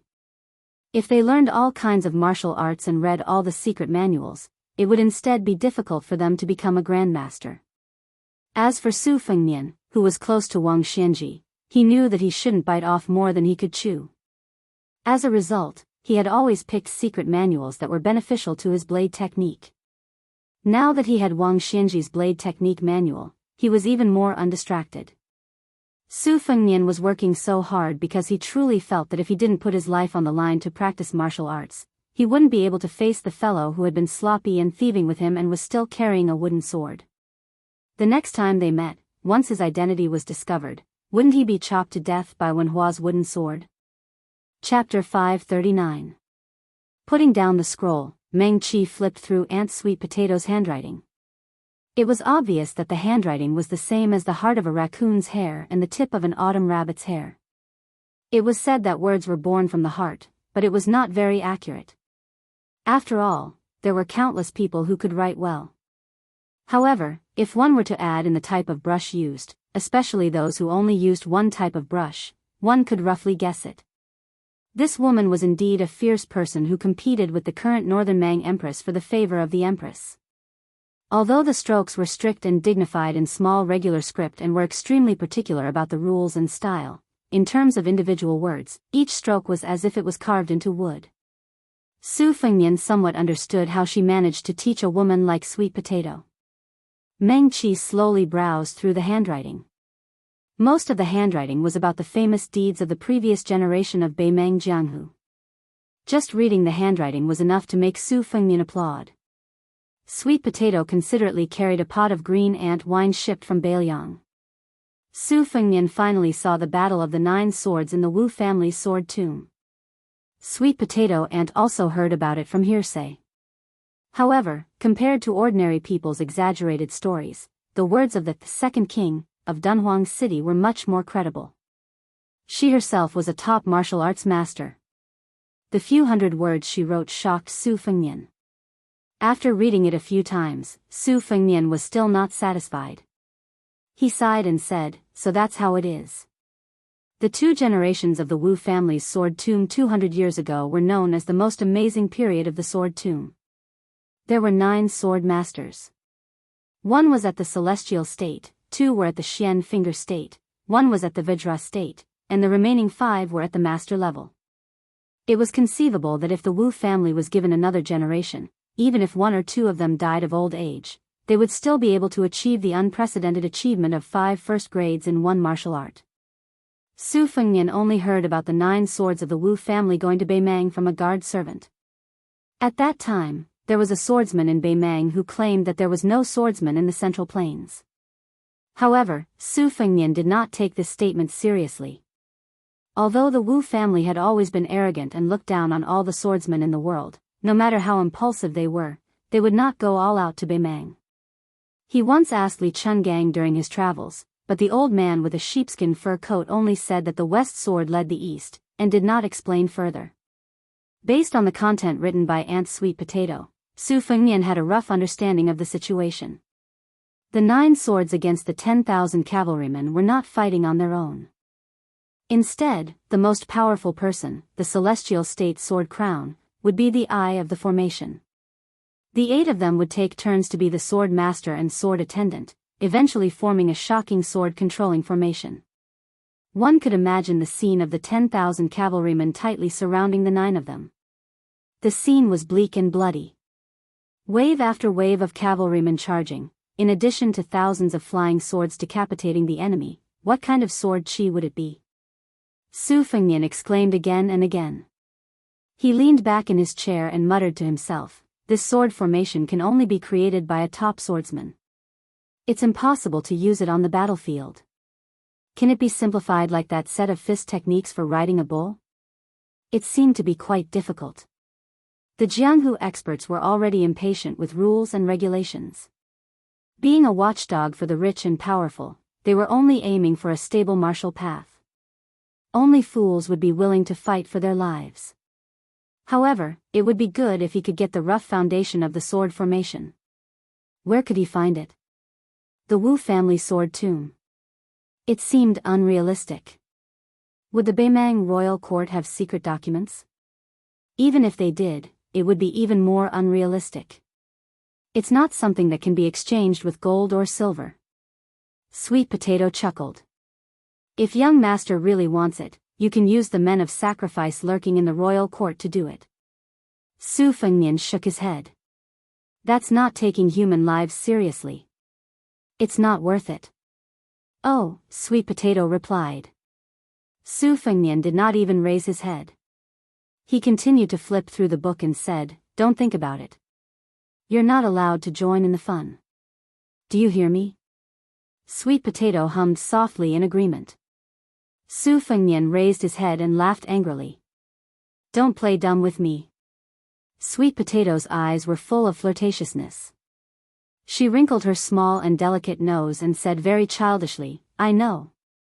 In Su Fengnian's impression of her, other than scrupulously abiding by her duties as a maidservant, she was also like a meticulous sister. She was flawless and made people feel as if they were bathed in the spring breeze. The second-class maidservants in the courtyard had been with His Royal Highness for a long time. They knew that he was good-tempered, but he could be a little rascal and mischievous. Only Sweet Potato, who had never been angry or black-faced, and Blue Bird, who had a cold temperament, had never crossed the line for more than 10 years. Su Fengnian lowered his head again. As he read, he suddenly withdrew his hand as if it was scalding. Curious, Sweet Potato took a closer look. The words, Tuoba, came into view. She smiled knowingly.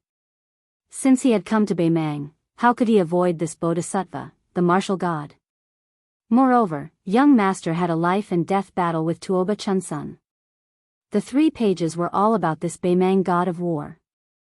According to the format of the handwriting, it was accumulated several times. Almost every time Tuoba made a breakthrough, the woman, the Dunhuang city lord, would write about her insights. Su Fengnian read it over and over again, tirelessly. Sweet Potato glanced at the dragon spitting out pearls engraved on the table. When it was lunchtime, she quietly left the room and quickly returned with a lunchbox. Su Fengnian randomly ate his food and continued to read the 3 pages of precious words. Sweet Potato moved a chair to sit beside him. Seeing a grain of rice at the corner of his mouth, she reached out to pick it up and put it into her own mouth. Su Fengnian did not mind. He had been with Sweet Potato for many years. It could be said that she was the one who cleaned up the mess of his first youthful semen. She had always been warm to his heart. Even last night's 2 plum blossoms came naturally. What was there to be pretentious about? Sweet Potato took the lunch box and sat down. She said softly, "If I die today, will young master remember me for the rest of my life?" Su Fengnian calmly said, "Sweet Potato, if you dare to die, I dare to forget you completely. I mean what I say." Sweet Potato's eyes reddened, but she laughed heartily and said, "Young master is so heartless." This chapter was dedicated to the new top scorer, Gong Ziyu. Chapter 540. After the giant immortal palace in Dunhuang was forcibly split into 2, the palace maids and eunuchs sent to the Yeding Palace seemed to have been banished to the cold palace. They were not welcomed. Most of these people were small characters who were neither powerful nor favored. At first, there were some people who hoped to rely on speculation to gain status, so they took the initiative to transfer from the Zijin Palace to the Yeding Palace. Later, when they saw that the mysterious new master did not show any signs of moving in, their hearts immediately turned cold. They hurriedly stuffed money and red envelopes to the Imperial Household Department, and the opportunists returned to the Zijin Palace. Now, less than 100 people were left to guard the empty 2 palaces and 4 halls. In addition to the beautiful scenery of the Yujing Garden, they could only do some chores like tending the flowers and sweeping. There was no hope for them to gain anything. A few days ago, there was a female official who was careless and caused trouble for a small commander of the Jianghu Guards cavalry. She did not dare to say anything. If it were not for the fact that the commander, who was known by the whole city for his body odor, made a slip of the tongue after drinking and spreading it to the ears of the palace master of the Zijin Palace, he might have been defiled several times. The Yujing Garden was built to imitate the imperial gardens of the Central Plains. The city of Dunhuang was built on yellow sand. Just the water supply for this garden cost a huge amount of money. One could imagine how much pressure the demon Luo Yang had brought to Dunhuang. However, for the young eunuch, whether it was the new palace master of the Zijin Palace or the chief demon of the Beimeng Palace, who had never shown his face in the Yeding Palace, they were both terrifying and unreachable figures. He hoped that he would never see them again in his life. The child's surname was Tong. He was 12 or 13 years old and looked delicate and thin. When he entered the palace last winter, he took an old eunuch as his master and changed his name to Dong Shou. His family was extremely poor. His parents were sick and his sisters were about to starve to death. Poor children took charge of the household early, but they had no land and no skills. Even if they became beggars, how much food could they get back home? At that time, the child, who was only 9 years old, gritted his teeth and followed the method he had heard by accident. He was bleeding and fainted in the snow outside the northern gate of Xidagarba's original wish. He was seen by the old eunuch who went out of the palace to buy ingredients. He went back to the Ministry of Internal Affairs to plead for him. After much persuasion, the old eunuch used all the favors that he had carefully accumulated in his life to bring this poor child into the palace to be a young eunuch. Unexpectedly, the eunuch was not clean and only recovered after lying in bed for 3 months. He was then taken to the torture room to be cleansed again. The child almost did not make it through that winter. Fortunately, the old eunuch had some spare money and spent it on the child's upbringing. However, the old eunuch had no power, no influence, and no cliques. Dong Shou was originally doing odd jobs in the Purple Gold Palace's Imperial View Garden, so he naturally could not go to the Purple Gold Palace to earn money. Fortunately, the expenses in the palace were not high, and he could still send some of his salary out of the palace to his family. During this period of time, some of his salary would naturally be deducted by the eunuchs who had changed hands. The young eunuch Dong Shou was also content and did not have any complaints. He heard that his family had sold a younger sister, but his salary would be enough to support the entire family. Dong Shou only felt a little guilty. He thought that when he was successful in the future, he would endure 5 or 6 years to become a small leader and then save money to redeem his sister. The older young eunuchs in the Yeding Palace liked to tease him. The rules in the palace were strict and there were not many eunuchs. Other than working hard and conscientiously, they had no fun. They gathered in groups to gamble and gossip. Once they were discovered, they would be beaten to death. Moreover, the Yeding Palace was sparsely populated. It was like being raised by a stepmother. It was especially lifeless. The young eunuchs, who were naughty and mischievous, would play with the helpless Dong Shou from time to time. They did not dare to do it openly. Usually, like today, they would call him to the shadows of the Yujing garden, take off his pants, and step on him. 5 or 6 young eunuchs laughed and left. Dong Shou silently put on his pants and patted the dust away. He leaned against the rockery and gasped in pain. The rockery behind him was called Dui Chun Mountain. His master said that it was made of stones found from the spring deity lake in the Dongyue dynasty. There were precious trees planted on the mountain that were evergreen all year round, so it was called Dui Chun Mountain. The stone path under his feet was inlaid with various colored cobblestones to form the 3 characters of Fu, Lu, and Shou. He only knew these 3 characters now. He estimated that he would be like this for the rest of his life. At most, he would add the character Dong in his name. He originally wanted to ask his master how to write the character Tong in his surname. The old eunuch coldly said that since he had entered the palace, he should not remember these useless things. After that, Dong Shou gave up and began to completely regard himself as a member of the palace. Dong Shou walked a few steps and could not bear the pain. He bent down to rest for a while. Thinking that he still had to secretly cut and water some flowers and trees for his master, he endured the pain and moved forward. He suddenly stopped and saw a handsome person in purple standing at the entrance of Dui Chun Mountain. The person looked more spirited than the Jianghu guards. As for the robe, it was unimaginably beautiful and noble. Dong Shou hurriedly knelt down to pay his respects. Su Fengnian looked at this young eunuch. This was the second time he had met this young eunuch. The first time, he was sitting on a tree and enjoying the scenery. He saw the youth sneaking around the garden and going to the top of Dui Chun Mountain. He looked out of the palace and secretly cried. Su Fengnian flatly said, "Don't kneel. I am not a member of the palace." The young eunuch was stunned for a moment. His face turned pale. He hurriedly got up and grabbed the man's sleeve. He nervously said, "Hurry up and leave. If you are caught, you will be beheaded." Su Fengnian smiled and asked, "Why don't you ask someone to catch me?" Dong Shou seemed to be confused.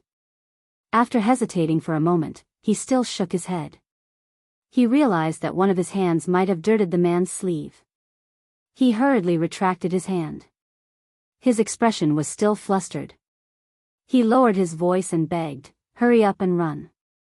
If you are caught, it will be too late."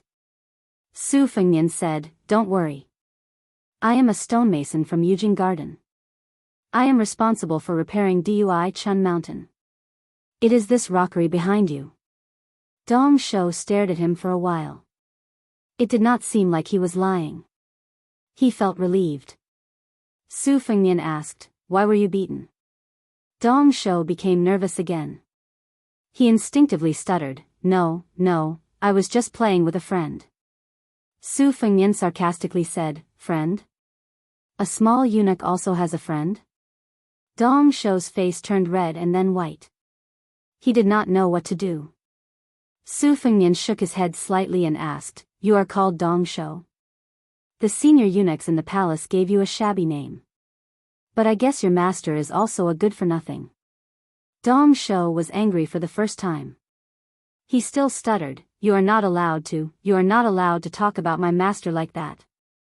Su Fengnian squinted and said, "I already said it. What can you do? Hit me? I am a stonemason invited to work in the palace. Can you afford to offend me? Do you believe that your master will be kicked out of the palace and starved to death together? When the time comes, don't be called Dong Shou.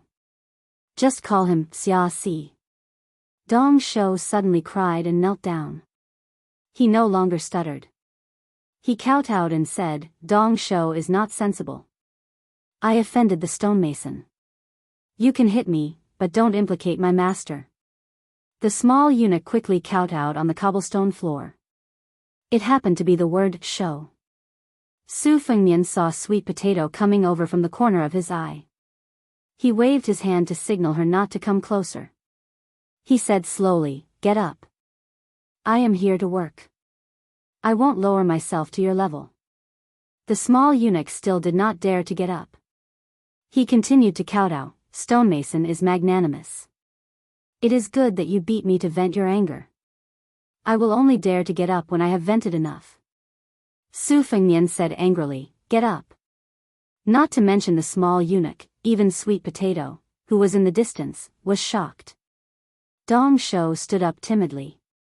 He did not dare to wipe the blood off. It flowed down between his eyebrows and down his cheeks. Su Fengnian reached out to wipe it with his sleeve. The small eunuch stepped back. Seeing him frown, he did not dare to hide anymore.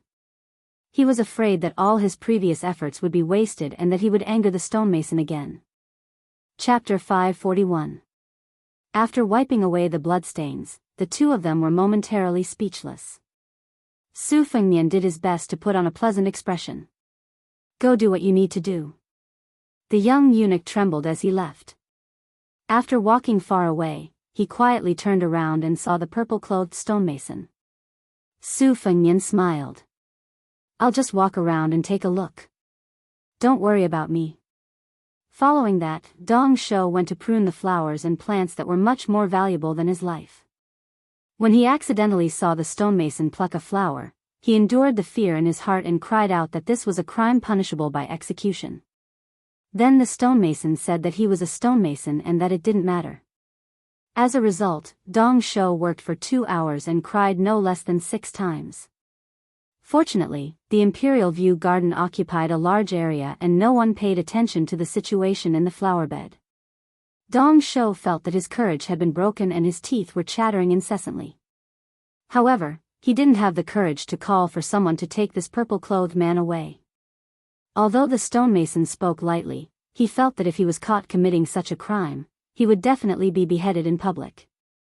In the past 2 years, every time he saw a dying chick fall from a nest in a tree, he would grieve for a long time. How could he bear to kill a living person? Afterwards, Dong Shou was struck by lightning by the scene in front of him. The stonemason walked to the side of a brocade-clothed woman whose face couldn't be seen clearly and chatted happily. Having an affair with a female official in the palace was a crime punishable by death. Dong Shou closed his eyes and muttered, I didn't see anything. Nothing at all. Su Fengnian walked back to the young eunuch and smiled. What was your surname and given name before you entered the palace? Dong Shou wanted to speak but hesitated. Su Fengnian waited quietly. Dong Shou lowered his head and said softly, Tong Guan. Guan as in money. Su Fengnian nodded and smiled. The name is very good. Dong Shou quickly raised his head and asked in high spirits, Really? Su Fengnian said in all seriousness, Really? In Liang, there was a destroyed southern Tang. There was once a great eunuch called Tong Guan. He had a great background and became the prime minister. Dong Shou was confused. Su Fengnian sat on the grass near the lake. Behind him was a beautiful field of flowers. He explained, normally, when a man becomes the Grand Secretary or Prime Minister, he is called Gong Xiang. Actually, there is no such thing as superfluous. But that Tong Guan, who shares the same name as you, is too powerful. As a eunuch, he has the same authority as the Prime Minister. That is how the title of Gong Xiang and Gong Xiang came into existence. The young man secretly grinned, feeling very proud. Su Fengnian changed the topic and asked, Do you know that Duichuan Mountain is the place where the Dunhuang Castellan ascended during the Double Ninth Festival? The young eunuch said blankly, I've never heard my master mention it. Su Fengnian smiled and said, In the future, when you miss home, you can go there and look outside the palace. The young eunuch blushed. Su Fengnian asked, if one day you become a great eunuch, what will you do? Dong Shou said shyly, send a lot of money to my parents and sister outside the palace. And? To show filial piety to master. It's gone. I don't think so. Tell me the truth. Kill those eunuchs who laughed at my master. Those who bullied you. Kill them all. Skin them alive and pull out their tendons. Unknowingly, he revealed his thoughts. Remembering his master's teachings, the young eunuch was suddenly horrified and remorseful. He did not dare to say another word. Su Fengnian looked at the lake and said lightly, don't be afraid. This is what a man should say and do. I don't have time to be apologetic with a young eunuch like you. Dong Shou lowered his head and said, am I a man? Su Fengnian smiled and said, it's fine as long as you know it. The clouds were light and the wind was light. Sweet potato did not disturb them. In the next few days, Su Fengnian, in addition to reading the writings and similar records about Dunhuang, would go to Yujing Garden to get some fresh air and chat with the young eunuch when he was free. Gradually, Dong Shou was no longer reserved and timid. He became more lively and lively. The two of them chatted casually. A woman's temper is directly related to the size of her breasts. If you don't believe me, think about the situation of the palace maids around you. Isn't this the truth? Oh, it seems to be true. Then which palace maid sister do you think has the heaviest breasts? Of course it's the palace maid sister Qixue. Her face is very beautiful. Those Jianghu horsemen on duty can't take their eyes off her every time. Hey, I'm about the same, but it's just a thought. Well, there's also Sister Shiyu who works in Qinrui Palace. Her breasts might be bigger, but she's not as beautiful as Qixue. Then you like big ones? No, I think it's not good to have big breasts. It's better to have small breasts. They're so heavy that they'll burst their clothes. I feel tired for them. The face is still the most important thing. You're still young. You don't understand. Sir Stonemason, you know. Can you tell me? Why would a young eunuch like you know this? Sigh. Are you worried? There's food and drink. What's there to worry about? I don't think about things between men and women.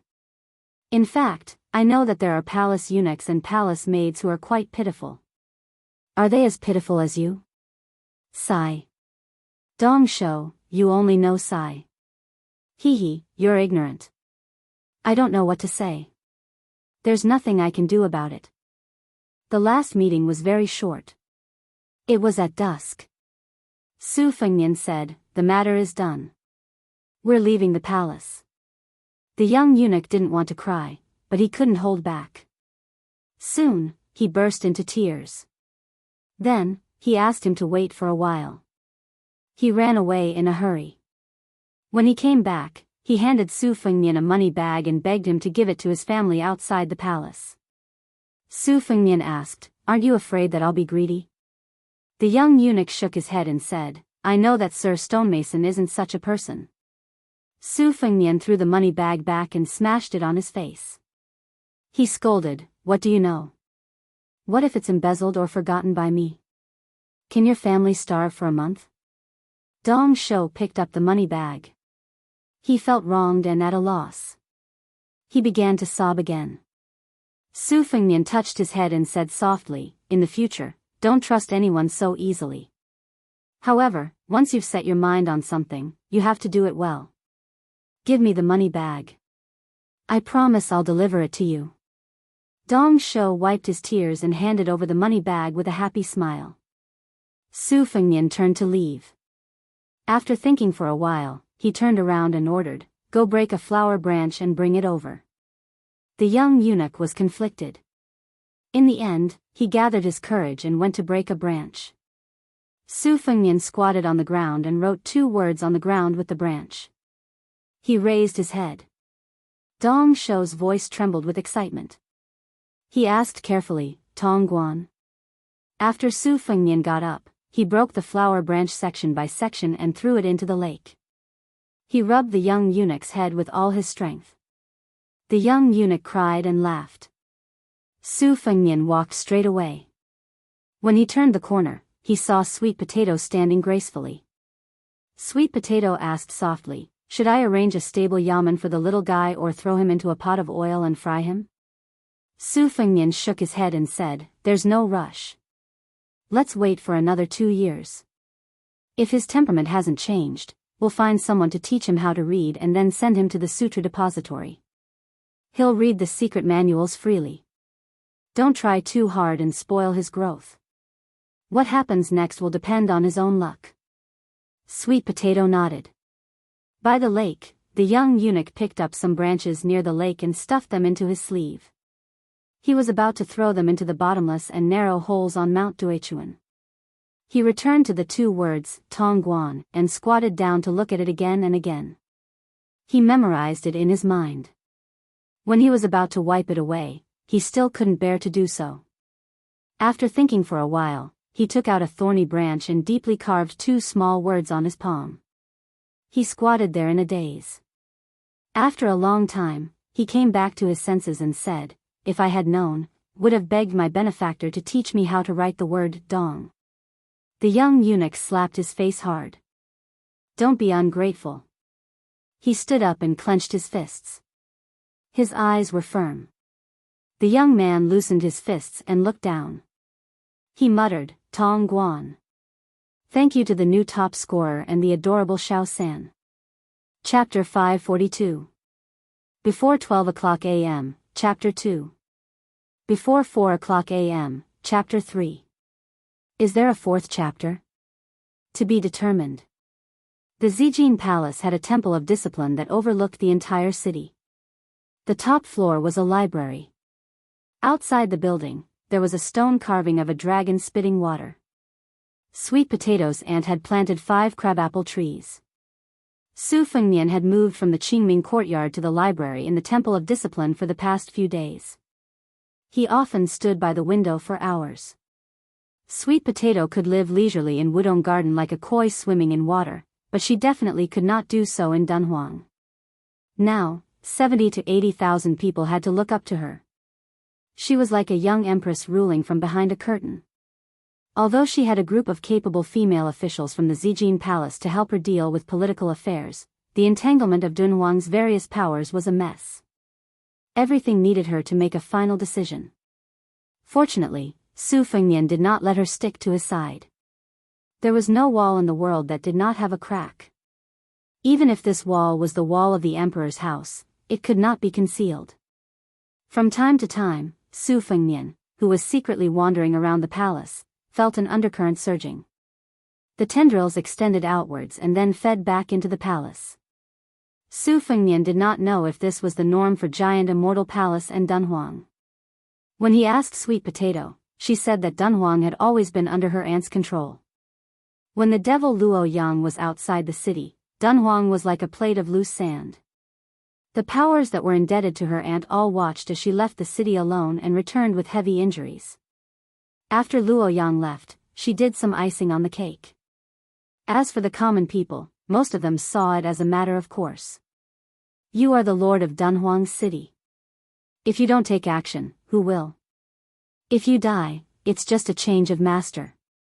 If the city is breached, no matter how much Luo Yang kills the innocent, 70 to 80,000 people will not be able to kill us, right? If we change masters, at the very least, everyone will suffer together. It's better than standing out and being slaughtered by the devil. Su Fengnian laughed when he heard this answer. At that time, Sweet Potato asked, if one day Beiliang's 300,000 steel cavalry failed to defend the northwestern border, and the millions of Beiliang's citizens surrendered without a fight, or even surrendered to Beimang and turned against Beiliang's army, would young master's heart turn cold? Su Fengnian asked, what would you do if you were me? Sweet Potato brushed her lips with her finger and said with a smile, if this servant is like you, the king of Beiliang, and such a thing really happens, it's fine if I don't see it. If I see one, I'll kill one. Su Fengnian sighed and said, you being the master of Dunhuang City is a bit of a waste of talent. Sweet Potato mentioned that 500 li to the north of Jinxi province were the ruins of the Wu family's 9 swords massacre of 10,000 cavalry. Su Fengnian then had the thought of leaving the city. That night, on the dragon throne in Giant Immortal Palace's main hall, she wore a dragon robe and sat high up on the dragon throne, assuming the posture of a monarch overlooking the world. If an older important official of Northern Mang's imperial tent saw this scene, they would only mistake it for the empress regaining her youth. It was late spring, and the night was absurd. Fortunately, there was no morning court in Dunhuang City. Before dawn, they returned to the Qingfeng courtyard and took a bath together. Su Fengnian was helped by her to put on the Black Mountain Scholar's white robe. He carried the bookcase on his back. Sweet Potato circled the robe twice to check for flaws and fill in the gaps. She only wanted to be perfect. When she couldn't find any fault, she said with a look of pity, "You look like a scholar with a mind full of poetry and books." "It's very nice, but the purple python robe is even better." Su Fengnian patted the spring and autumn sword and said softly, "Don't send me off." Sweet Potato shook her head and said, "Send him to the Gate of Wishes." When they arrived outside the gate of Xidigarba's Gate of Wishes, Sweet Potato said that she wanted to send him 10 li away. Su Fengnian said helplessly, "If you send him off like this, we'll just go straight back to Bailiang."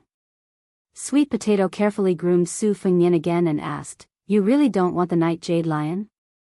Even if you're afraid of being too eye-catching, you can just find a good steed to ride on. If you get impatient, you can just throw it away." Su Fengnian shook his head and said, "We still don't know who's going to take care of who. Walking is still the easiest. Once we've developed feelings for each other, I can't bear to throw it away just like that." Sweet Potato said softly, "Take care, young master." Su Fengnian nodded and said, "You should also return to Bailiang as soon as possible." "I'll still say the same thing. I don't care how important Dunhuang City is in Bailiang's plans, I want you to live well." Sweet Potato lowered her eyebrows and said, "I understand." Su Fengnian thought for a moment and continued, "Watch the little eunuch Tong Guan from the sidelines for another 2 or 3 years. After that, send him to the House of Imperial Edict. You'll have to spend more effort on this child's literacy and martial arts foundation building. You can say that you'll be free to raise him, but you can't completely ignore him and leave him to fate." Sweet Potato smiled and said, "Don't worry, young master. Dong Shou will definitely surprise Dunhuang City in the future. There are a few secret manuals in the Sutra Depository that are suitable for him to practice. He's lucky." Su Fengnian nodded and said in a low voice, "I hope there's one more person in the world who works hard. The heavens won't let him down. Let's go." Su Fengnian turned around and waved his hand with his back facing Sweet Potato, who was dressed in embroidered robes and whose sleeves were as big as hibiscus. Chapter 543. Chapter 3, Around 3 a.m. Chapter 4. Try to get there before 6 in the morning. Although Dunhuang City was built on desolate yellow sand, because it was unique within a radius of 100 li, it was worthy of being called a city of living water. There were many merchants coming in and out of the city frequently. There were no less than 5,000 to 6,000 people coming and going every day. In addition, there was the holy land of Buddhism outside the city, Tsaiji Buddha Cave. On the 1st and 15th day of every month, believers would go out of the city to burn incense. It was a grand scene that filled the city. Today was the last 15th day of the late spring season. If it was in the past, the main road of the South Gate would be densely packed, but today there were surprisingly few people. There were only a few hundred devout pilgrims, and none of them had brought their families with them. On both sides of the street, there were peddlers who had woken up early to shout, selling scallion pancakes, snacks, and some coarse yellow incense paper. The Yuan family, which was second to none in Dunhuang City, was blind enough to run away from marriage and elope with him. The Yuan family, which was one of the wealthiest families in Dunhuang City, was magnanimous and did not pursue the matter. The beautiful woman, who was so stubborn, really did marry this out-of-the-way scholar. Her father, who was almost fuming with anger, was worried about his daughter. He was afraid that she would suffer hardships, so he secretly gave her a lot of dowry. Unexpectedly, this man was rather useless. He was talented, but he was not capable of making a name for himself. Moreover, he was neither high nor low. The big restaurant was turned into a wine shop, and in the end, it became a small wine shop. The woman was disheartened. Finally, the onlookers felt very satisfied and left him. She remarried to the Duanmu family, who was well matched in social status. The husband and wife were very happy. That young master Duanmu, who had a beautiful woman in his arms, even came to the wine shop to drink. He did not bring any servants or maids with him. He was gentle and refined, showing the elegance of a scholar. It was said that he only said a few words of courtesy, saying that he had heard the wine shop man's poetry before and was very impressed by him. The woman was disheartened. Finally, the onlookers felt very satisfied and left him. She remarried to the Duanmu family, who was well matched in social status. The husband and wife were very happy. That young master Duanmu, who was sitting on a beautiful woman, even came to the wine shop to drink. He did not bring any servants or maids with him. He was gentle and refined, showing the elegance of a scholar. It was said that he only said a few words of courtesy, saying that he had heard the wine shop man's poetry before and was very impressed. The woman was disheartened.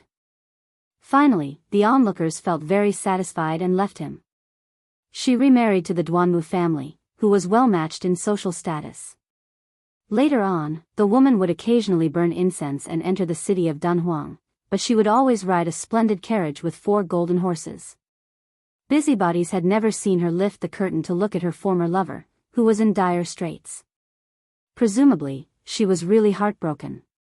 The man who came here to freeload the food stepped on a chair, finished a bowl of porridge, and then handed another bowl over.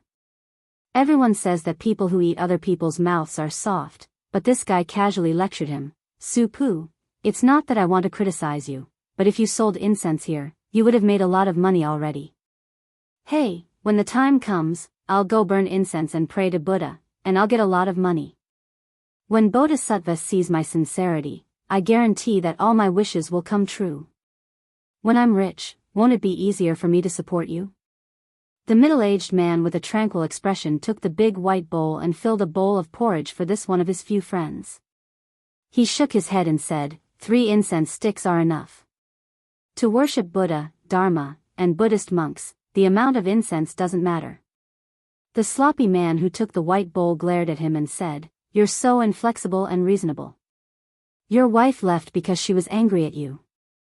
Look at you, you have a silly woman who doesn't want rouge, face powder, and exotic delicacies, but is willing to suffer with you in the cold, in the sun, and in the cold, together with you.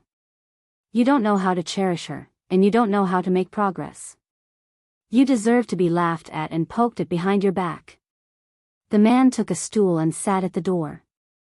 He looked at the slightly deserted street and frowned.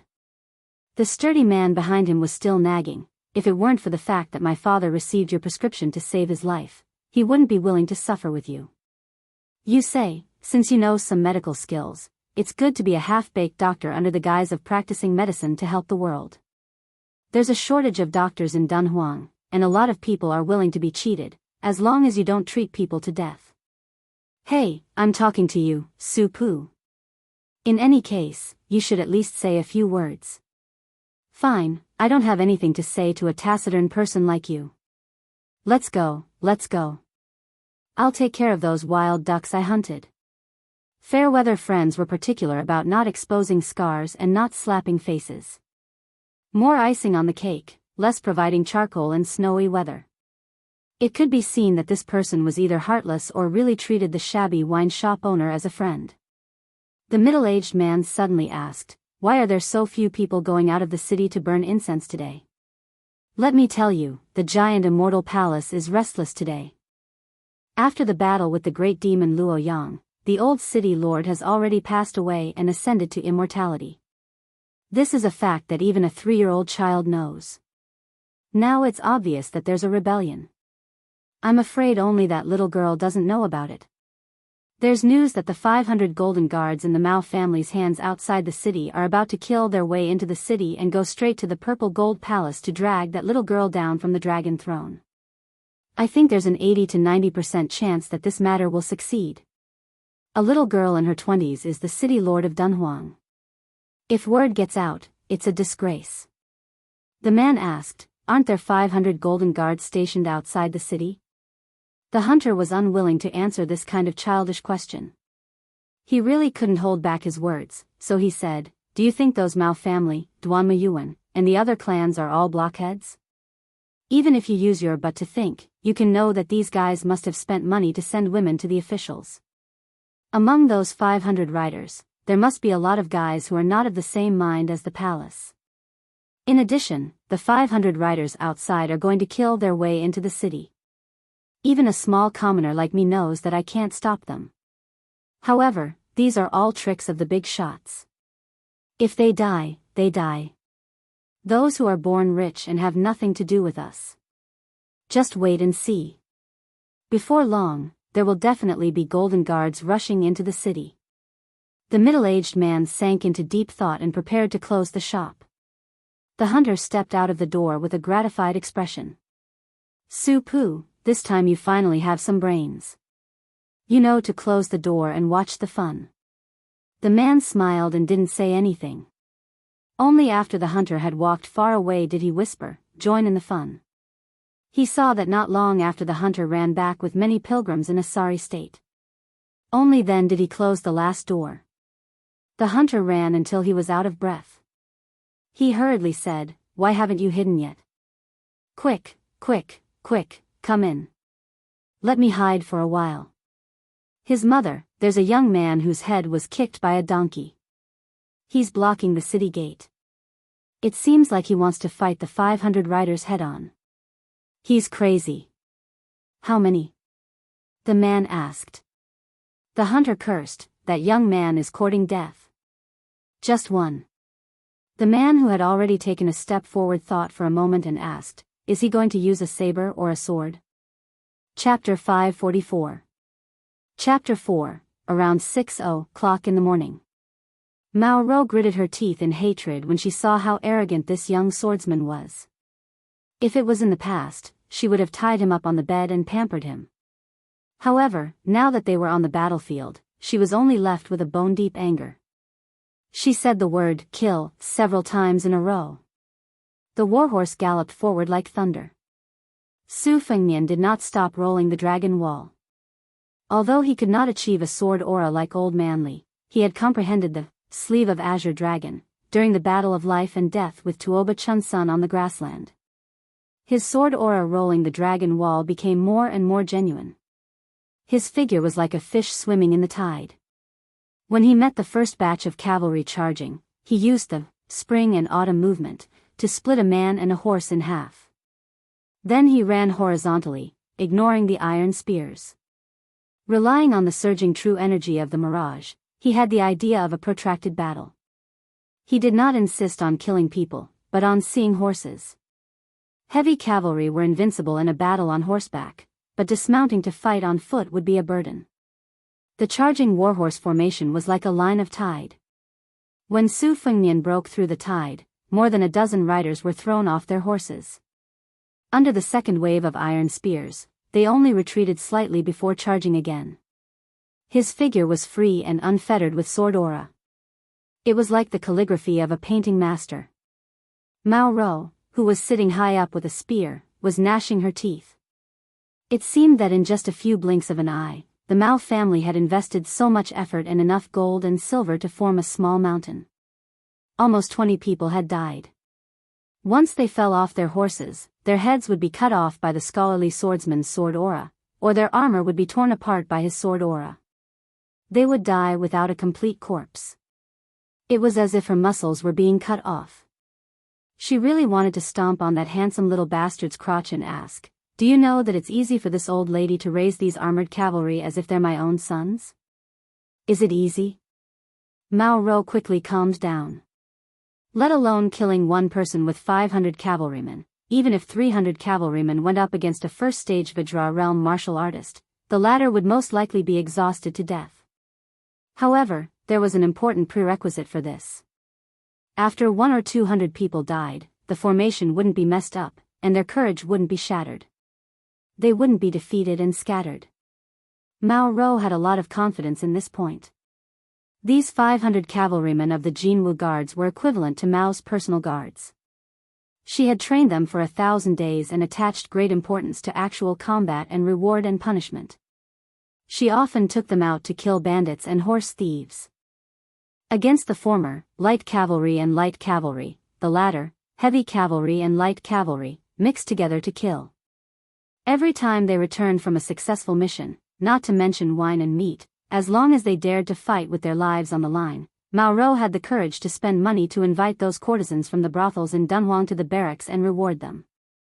Frustrated, Mao Rou let out a long breath and said viciously, "You little swordsman, after you die, I will stomp your body into meat paste with my iron hooves." Mao Rou shouted, "Don't give him a chance to breathe, use the horse to ram him to death. Whoever stabs him first, I will reward him with all the courtesans in the city and let him play with them for 3 days and 3 nights until all 3 of your legs go soft. Whoever stabs him to death first, I will personally go into battle and give that lucky bastard a blowjob." The eyes of the Jianghu guards were bloodshot. Su Fengnian was expressionless. He controlled his sword with one hand to take the head and the other hand to kill the enemy at close range. Mao Rou looked at the soul-stirring one-sided slaughter on the battlefield and sneered, "Pull back 30 steps and throw your spears. Pick them up and come back later." The semicircular cavalry formation tangled with Su Fengnian immediately retreated. The second wave of cavalry threw out their spears in an instant. These spears were not as easy to deflect as arrows from 100 steps away. To be able to become a heavy cavalry, one's physical strength was not ordinary. Thus, every shot could be said to be powerful and heavy. Su Fengnian did not stop moving his sword and cut into the enemy's formation. He held 2 spears that brushed past his shoulders and spun them in his hands. The 2 spears were like mirror-like round shields, deflecting all the spears that came close to him. After a wave of throwing, Su Fengnian held his spear and threw it back with both hands. Immediately, 2 cavalry soldiers fell off their horses. Their armor was penetrating. Mao Rou was shocked. At this point, she was actually starting to feel numb. She ordered coldly, "Surround him." This vicious and merciless female general sneered in a low voice, "I don't believe you can do what the Wu family did 200 years ago. How can one person create a sword formation?" Mao Rou glanced at the 5 cavalry captains beside her and tilted her chin. The 5 cavalrymen began to quietly charge forward with their spears. 60 cavalrymen in a circle tried their best to avoid the terrifying flying sword. Then, they threw their spears at the same time from 30 steps away. Su Fengnian's hands formed a circle. Unexpectedly, the spears rotated with it. His left hand brushed past, and 60 spears shot out in the opposite direction. Although these heavy cavalrymen were slower than the light cavalrymen when they were stationary, they were not straw mats. Apart from a dozen or so large arrows that were too tricky and pierced the cavalrymen to death, the rest were only scratched or deflected. However, the innermost layer of the circle began to show signs of breaking. In an instant, 6 cavalry captains who had reached the top of the Golden Guards rushed out from the gap and threw their spears at the same time. One of them had half his face cut off by the spring and autumn flying sword and fell off his horse. The second horse still fiercely rammed into the terrifying swordsman's chest. Unexpectedly, the swordsman only slid back a few steps and stopped his body. Fortunately, one of the cavalrymen rammed into him from the side and sent him flying. Another officer seized this rare opportunity and chopped down with his saber. Finally, there was blood. This group of Golden Guards who had been fighting until now almost had tears of joy in their eyes. The valiant officer who had chopped down the scholarly swordsman's shoulder felt his heart burn. Just as he was about to push all his energy into his saber and cut off the young swordsman's arm, he saw a pair of emotionless feminine eyes. In the next moment, his saber was knocked away and he was pulled off his horse. His neck was twisted with both hands. Su Fengnian threw down the bloody head and body. The corner of his mouth twitched. Mao Rou said in a deep voice, "Officer Tang Kong died in battle. The compensation is 50 taels of gold. His son is allowed to enter the Mao family's private school to study. After he turns 20, he will immediately enter the Golden Guards and take up the position of officer. The Mao family's promise. This was a golden signboard that was heavier than gold and silver. This was also the foundation that allowed the Mao family to maintain a high position of power in Dunhuang City. The morale of the army was once again raised. Su Fengnian held the spring and autumn sword and began to run in a straight line toward the Mao family woman who gave the order. The half-formed golden thread and the perfected morning dew finally came out of the sword pouch. Wherever they went, beads of blood bloomed from the necks of the cavalrymen on both sides. Mao Rou narrowed her eyes. This time, she did not retreat. Chapter 545. Chapter 4. Sweet Potato, who was standing outside the palace gate, had her clothes fluttering in the wind. Her eyes were wet and red, and her fingers were like hooks. She seemed to have turned into a demon. Even when her aunt died, she wasn't like this. A middle-aged man carrying a familiar book box appeared out of nowhere and shook his head at her. Sweet Potato's clothes gradually stopped moving. On the battlefield, everyone saw the man in red smile and then said, "Don't worry, I didn't kill all 500 Jianghu guards. I only killed 200 cavalry." After killing Mao Rou, the 300 cavalry ran away. Just by killing 200 cavalrymen. Inside the carriage, Mao Rui's old heart was about to burst. The 500 Jianghu guards outside the city were the blood, sweat, and tears of the Mao family for several generations. After Mao Rou took control of the army, she stood her ground against the objections of the masses and decided that the light cavalry should be heavy cavalry. The calculations, sacrifices, and price involved in this decision were not something that could be explained in a few words. "You, who had suffered 1,000 cuts, told this old man that you killed 200 cavalry." Mao Rui jumped out of the carriage and ran to hug his daughter's head in front of everyone. He didn't care about his face and sat on the ground and cried. Although Mao Rou was still a step away from the second-level master realm, everyone knew that it was 100 times harder for a woman to reach the second level than a man. However, as long as one stepped into the second-level threshold, the speed at which one climbed up the martial path was often shocking. Moreover, Mao Rou was the backbone of the Mao family for the next 30 years. Her death was no less painful than losing 200 cavalry, or even more painful. A family, if they wanted to continue their good fortune, they still had to rely on 1 or 2 children who could stand up and support the family. How could Mao Rui, who had to send off his children, not be heartbroken? During this time, there were a few strange and playful looks from people like Lu Wu who knew the dirty inside story of Dunhuang. Mao Rui was addicted to sex and didn't care about sex. He was mocked as a fish in a book about sex. Mao Rou was over 30 years old and still hadn't married. It seemed like the father and daughter were having an affair. However, after the teasing, Lu Wu and Tao Yong tacitly looked at each other and saw the worry in each other's eyes. The anger of an ordinary man wasn't worth mentioning. However, when this martial artist was close to the first level, no one could underestimate him. Why did the Beimang Jia family spare no effort to hire and support these people? Wasn't it because they wanted to intimidate the weak and subdue the enemy without fighting? For a lunatic like this who was willing to fight against 500 cavalrymen for a woman, Lu Wu believed that he would be willing to give away both his wife and concubines. As long as that blood-stained young man took a liking to them. Those Wulin uncultured people who were attracted by gold and silver were already scared out of their wits. They couldn't be compared to those clans who had formed a group and wandered the Jianghu alone. If they died, they would die in vain. No one would collect their bodies. Their weapons, banknotes, and secret manuals would all be plundered.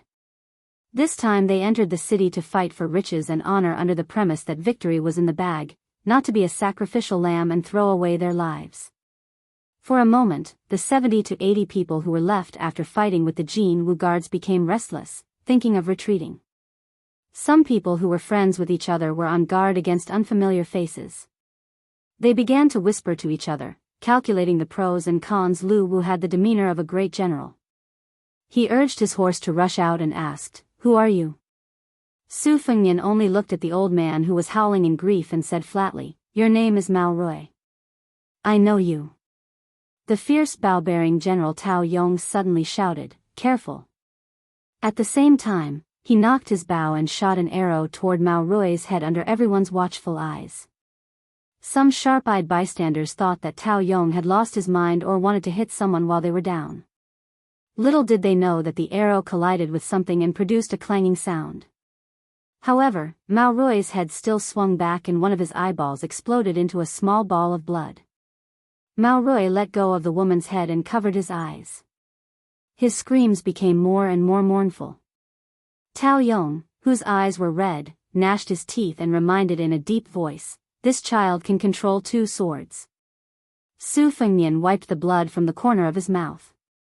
He extended a finger and twirled it. 2 swords flew around his finger like butterflies. He asked, "I'll stab him again. If you can't stop me this time, it'll be your turn next time." Tao Yong said nothing and neatly put away his iron bow. Su Fengnian easily drove his sword through Mao Rui's palm and pierced his other eyeball. He smiled and said, "Is my woman beautiful? It's a pity you won't be able to see it." He was clearly smiling, but looking at his blood-soaked red clothes and that distorted handsome face, it really made people tremble in fear. Su Fengnian was not in a hurry to kill Mao Rui. He returned his spring thunder to its scabbard and asked, "Who dares to fight with me? Even if it's a group fight, I'll fight all of you alone." This was not a joke that could make people laugh. This young man, who was originally regarded as a subordinate of the palace, was covered in blood and exuded a monstrous evil aura. There was also that almost invincible sword chi and blade intent. At this moment, countless ambitious and ruthless people of the older generation sighed with emotion. This was how a child should be. Chapter 546. At that time, outside the city, the young scholar, who could obviously control a sword, actually pulled out his saber. After killing people like they were nothing, he stabbed the saber into the mouth of Mao Rui, who was lying on the ground. He twisted the blade and twisted it, not forgetting to say to the corpse, "Who asked you to brag?" Most of the Golden Knights who still had fighting strength completely collapsed and began to flee. Su Fengnian did not chase after these stragglers. He cut off Mao Rui's head and staggered back with it. He saw a clean and elegant man standing at the city gate. Su Fengnian remained silent and was about to unsheath his spring and autumn annals. The man blocked the sword and said calmly, "I am Su Pu, an old soldier of Beiliang. Before coming to Dunhuang, I was a kamikaze soldier of my friend Li Yishan." The red-eyed Su Fengnian was slightly startled. He asked, "Su Pu, the governor of Beiliang's 12 light cavalry battalions?" The man knelt on one knee and said softly with a hoarse voice, "I am Su Pu. Greetings to His Royal Highness." In Beiliang Palace, not to mention Su Zhao's kamikaze soldiers who could not see the light of day, the old man wearing a sheepskin coat who suppressed Sir Tide Listener and the 9th blade old Huang who hid his strength, the next person was Su Pu, whom he had never met before. His identity was very special. He had once been a 3rd-rank official and had a similar position in the army as Wu Qi, who had taught Qin Jibao the war immortal. The two men's reputations among Beiliang's 300,000 cavalrymen could be said to be on par. However, Su Pu's image was more of a scholarly general. As for why he later gave up his position and became a kamikaze soldier, it was destined to be a secret that no one knew. Su Pu's eyes were sincere and warm. He helped carry the box that had once contained the spring thunder saber and smiled. "Your Highness can rest assured and adjust your breath. Although I am not as heroic as your Highness, I still have some skills left. No one will be able to disturb me as we head north." The spring thunder saber had already killed nearly 200 cavalrymen after no less than 60 swings. It was trembling in its master's hands. It was clearly at its limit. Su Fengnian covered his chest and calmed himself down. He asked with a frown, "Will Uncle Su's identity be exposed?" Su Pu shook his head. "It doesn't matter. According to Li Yishan's plan, Dunhuang City was to be turned upside down. I had to show my face. Even if your Highness didn't make a move." Su Fengnian slowly entered the city. When he heard this, he sneered, "At that time, Uncle Su will collect Sweet Potato's corpse? Shed tears of sympathy?" Su Pu's expression remained unchanged as she nodded. Sensing his murderous intent, Su Pu was vaguely displeased. She didn't even try to hide it. She said bluntly, "Does your highness care so much about these matters of the heart?" Su Pu did not speak. After a long silence, they could see the eaves of the roof of the giant immortal palace. Su Fengnian seemed to be talking to himself. If I cannot protect a woman today, even if I become king of Bailiang in the future and take over 300,000 cavalrymen, what do you think I can protect? Su Pu laughed. 20 years. The anger that had accumulated in his heart for 20 years was swept away. He laughed until tears came out. Su Fengnian turned to look in puzzlement. Su Pu put away his expression and finally showed respect from the bottom of his heart. He said with a smile, "In the past, Li Shan and Zhao Changling had a dispute. Li Shan said you could be king of Bailiang. Zhao Changling did not agree and said Shen Jibao was enough. There is no harm in having a different surname to hold the banner." Su Fengnian's lips jerked. It was difficult for him to squeeze out a smile. If not for the fact that he did not dare to waste the 2 Diana golden pill he had taken into his stomach and kept most of its essence in his Shuquan point, it was hard to say if he would have died in this battle. He asked curiously, "Then what does Uncle Su think?" Su Pu narrowed his eyes and looked into the city. He said softly, "In Su Pu's view, if your highness chose to stand at the city gates, the chances of victory were 50-50. But after entering the city, Li Shan won against Zhao Changling." Su Pu suddenly said, "Li Shan said that Wuqi would not rely on your highness because of family ties. Did your highness see him when he rushed to Beimang?" Su Fengnian's expression was dark. "Maybe I did not see him, but he saw me." At this time, the scene was so silent one could hear a pin drop. No one dared to accept the challenge. At some unknown time, the Mao family and many other factions that had tried to attack Giant Immortal Palace were surrounded by other factions and had their paths of retreat blocked. Other than the Imperial Mending platform that was still calm, the Yuan family, the Duanmu family and others stopped watching. They moved out in full force. The manta stalked the cicada, unaware of the oriole behind. What marriage, what many years of friendship, what was cold without the lips? What was more practical than eliminating the power that these traitors would bring? Su Fengnian looked at the boorish men of the Jianghu and sneered. "You want silver?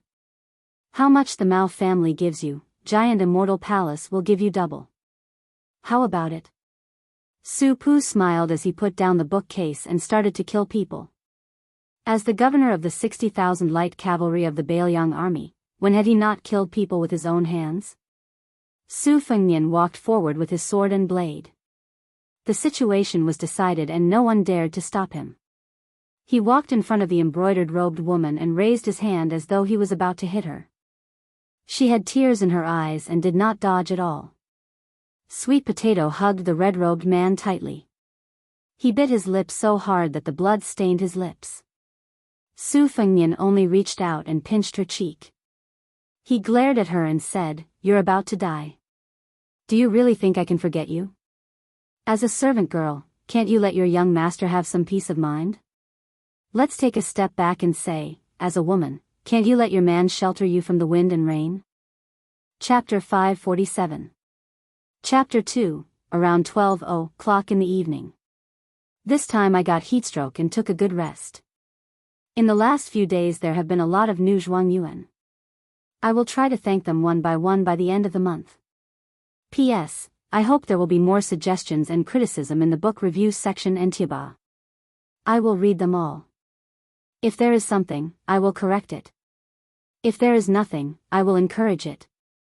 PS2, I feel like in the blink of an eye, the second volume is about to reach 100 chapters. Under Sweet Potato's instruction, they followed the military book's policy of besieging the city, deliberately leaving a way out. It was obvious that Tao Yong was willing to abandon the foundation of Dunhuang. He took the lead in abandoning the Mao family, which had lost its backbone, and escaped with his trusted subordinates. The old general of Jinxi province, Lu Wu, had no choice. His whole family and his life were hanging in the city. Before he died bravely in battle, he loudly begged Sweet Potato not to cut the weeds and pull out the roots, so that his Lu family could survive. Sweet Potato ignored him. Lu Wu died with his eyes open. The Mao family's retainers were all killed in battle. It was clear that Mao Rui, father and daughter, did not have moral integrity, but in terms of raising their soldiers, they indeed had a unique ability. Su Pu slaughtered the Jin Wu guards outside the palace. The remaining surviving cavalrymen were scared out of their wits. They threw away their weapons and prostrated themselves on the ground. Su Pu casually picked up an iron spear and returned confidently. He saw Sweet Potato, as well as Su Fengnian, who was sitting on a bookcase to regulate his breathing and recuperate. Sweet Potato wanted to say something but hesitated. Su Fengnian laughed and said, "Dunhuang is your city, you know best the pros and cons, don't worry about me, just do what you need to do. This Uncle Su is my Shifu's best friend, you can trust him. Greetings, Governor." Sweet Potato curled her skirt and gently performed a Wan Fu gesture. First private, then official.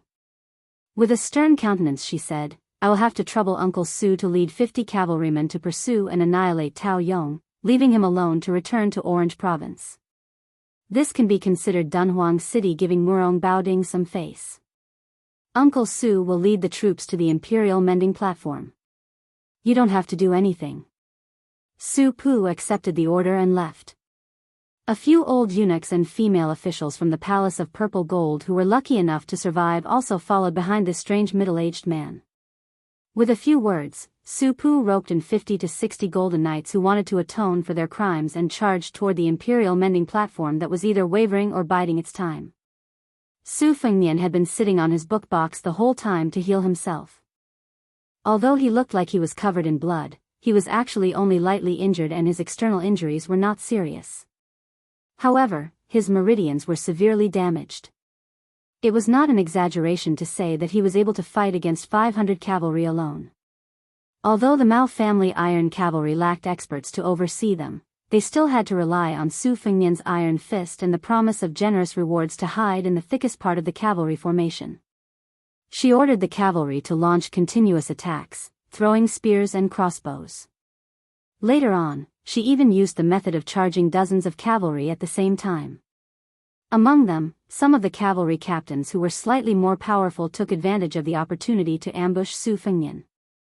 It could be said that if both sides were playing chess on the chessboard mountain, they only cared about the lives of the chess pieces and did not care about the hearts of the people.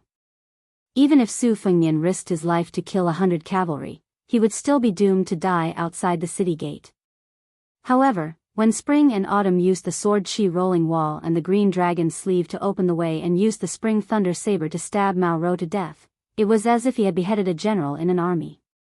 The iron cavalry's morale fell to the bottom and they could no longer gather their momentum. It was reasonable for the army to be defeated like a landslide. Even if Su Fengnian had 50 to 60% of his Great Yellow Hall realm and the initial stage of Vajra realm, he would still need to recuperate for 20 years to recover.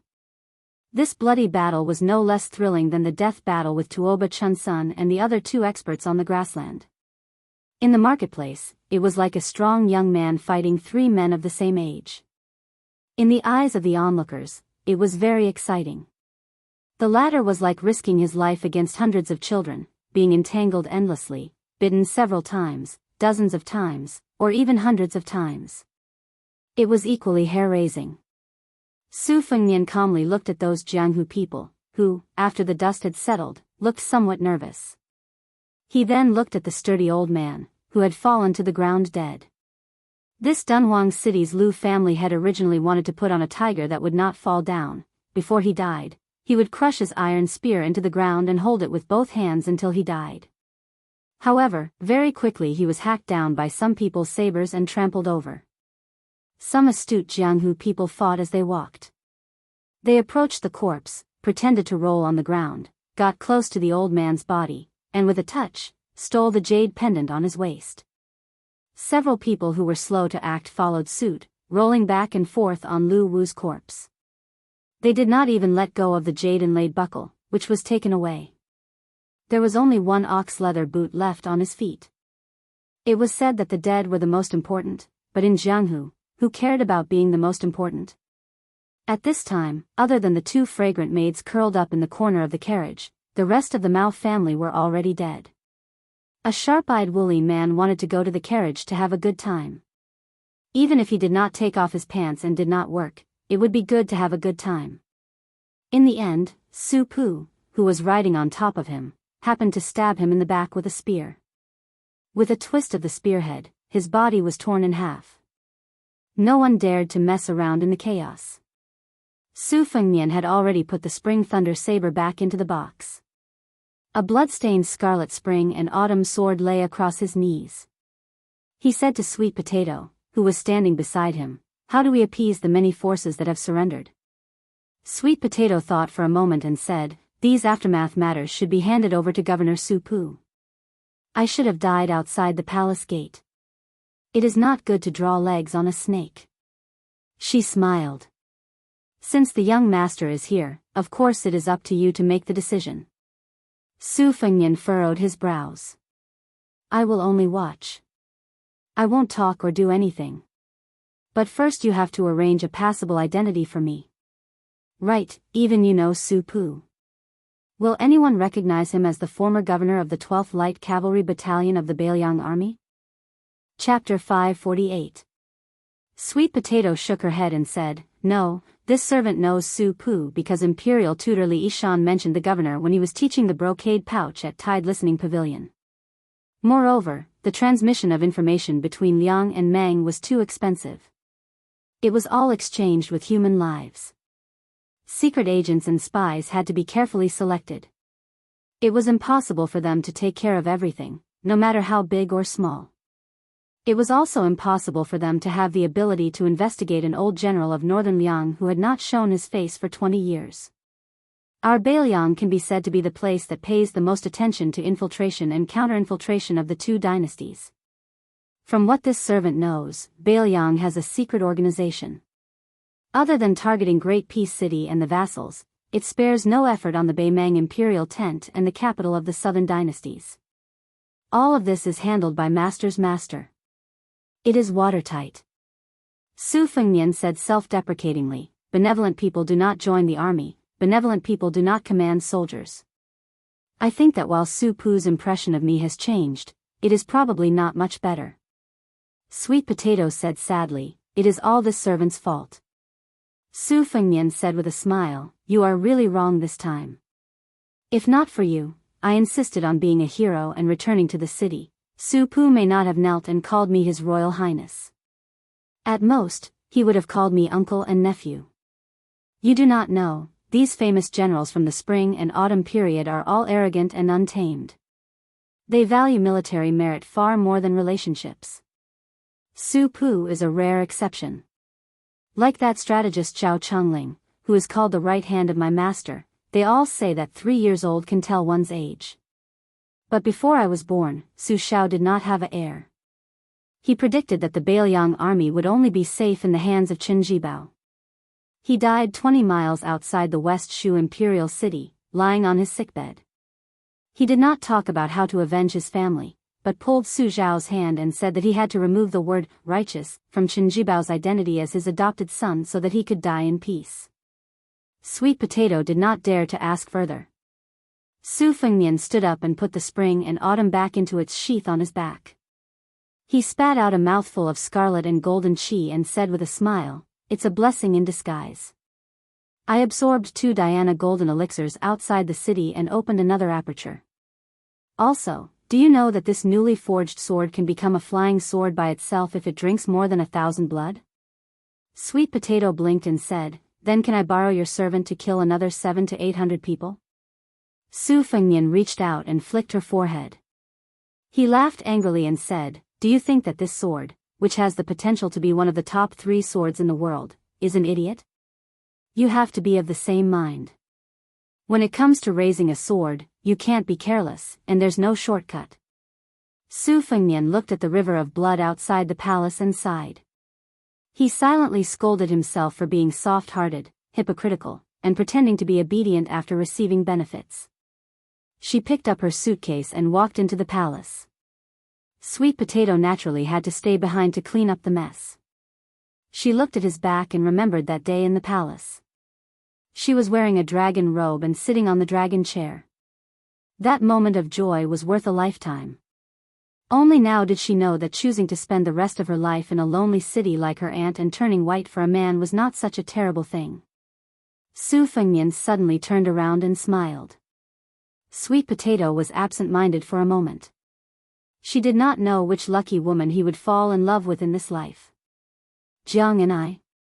From the bottom of her heart, Sweet Potato did not like this subjugated princess who lived only for revenge.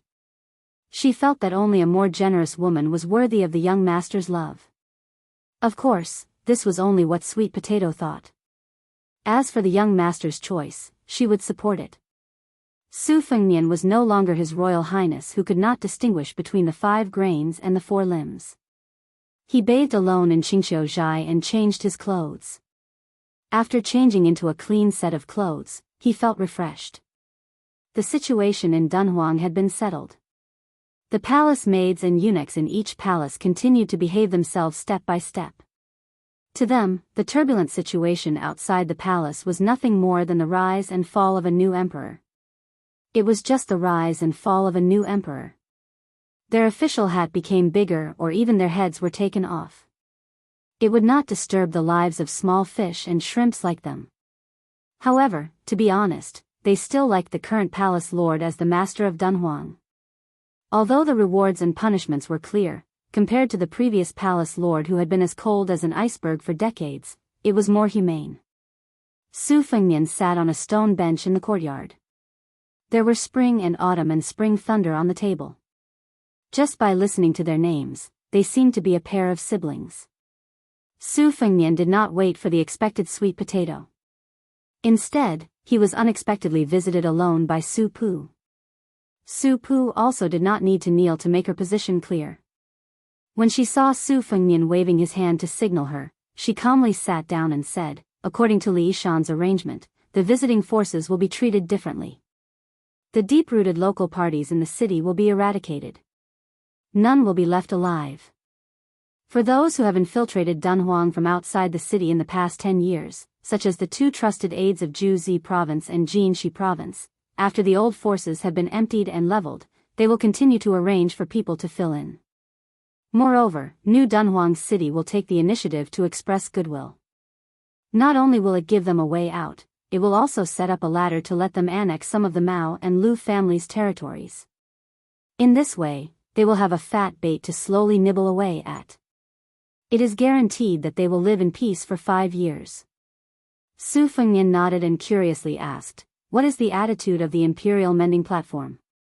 When she was not killing people, Su Pu, who was exceptionally refined like a down-and-out scholar, laughed softly and said, "Not declaring their position is the best attitude. New Dunhuang City is happy to share a cup of the soup with them." Su Fengnian asked, "Which forces are actually Beiliang's secret chess pieces?" Without the slightest hesitation Su Pu said, the Yuan and Duanmu families were single-handedly supported by Li Yishan. However, I am afraid that even within these 2 families, only 4 or 5 people know the truth. The rest of the forces are all acting because of the matter, because of the benefits, they are not worth mentioning. With a wry smile Su Fengnian said, "By making such a scene, won't I create unnecessary problems for Shifu?" Su Pu smiled sincerely and said, "Li Yishan himself often says that it is because of the will of the people that he made the chess pieces outside the chessboard. From this, one can see the true strength of a national chess player. His Royal Highness need not worry. This general believes that Li Yishan will be happy to see this happen. To be able to make a chess game even more lively, it can be seen that His Highness has truly entered the game and exerted his strength. This is a good thing." Su Fengnian said with interest, "Uncle Su is also proficient in chess?" Su Pu hurriedly waved her hand and said, "After interacting with Li Yishan for so long, he only knows how to talk about grand principles. If we were to really play a game, he would be an unbearably vulgar and terrible chess player. He would never be able to win against His Highness. Your Highness, please don't force me."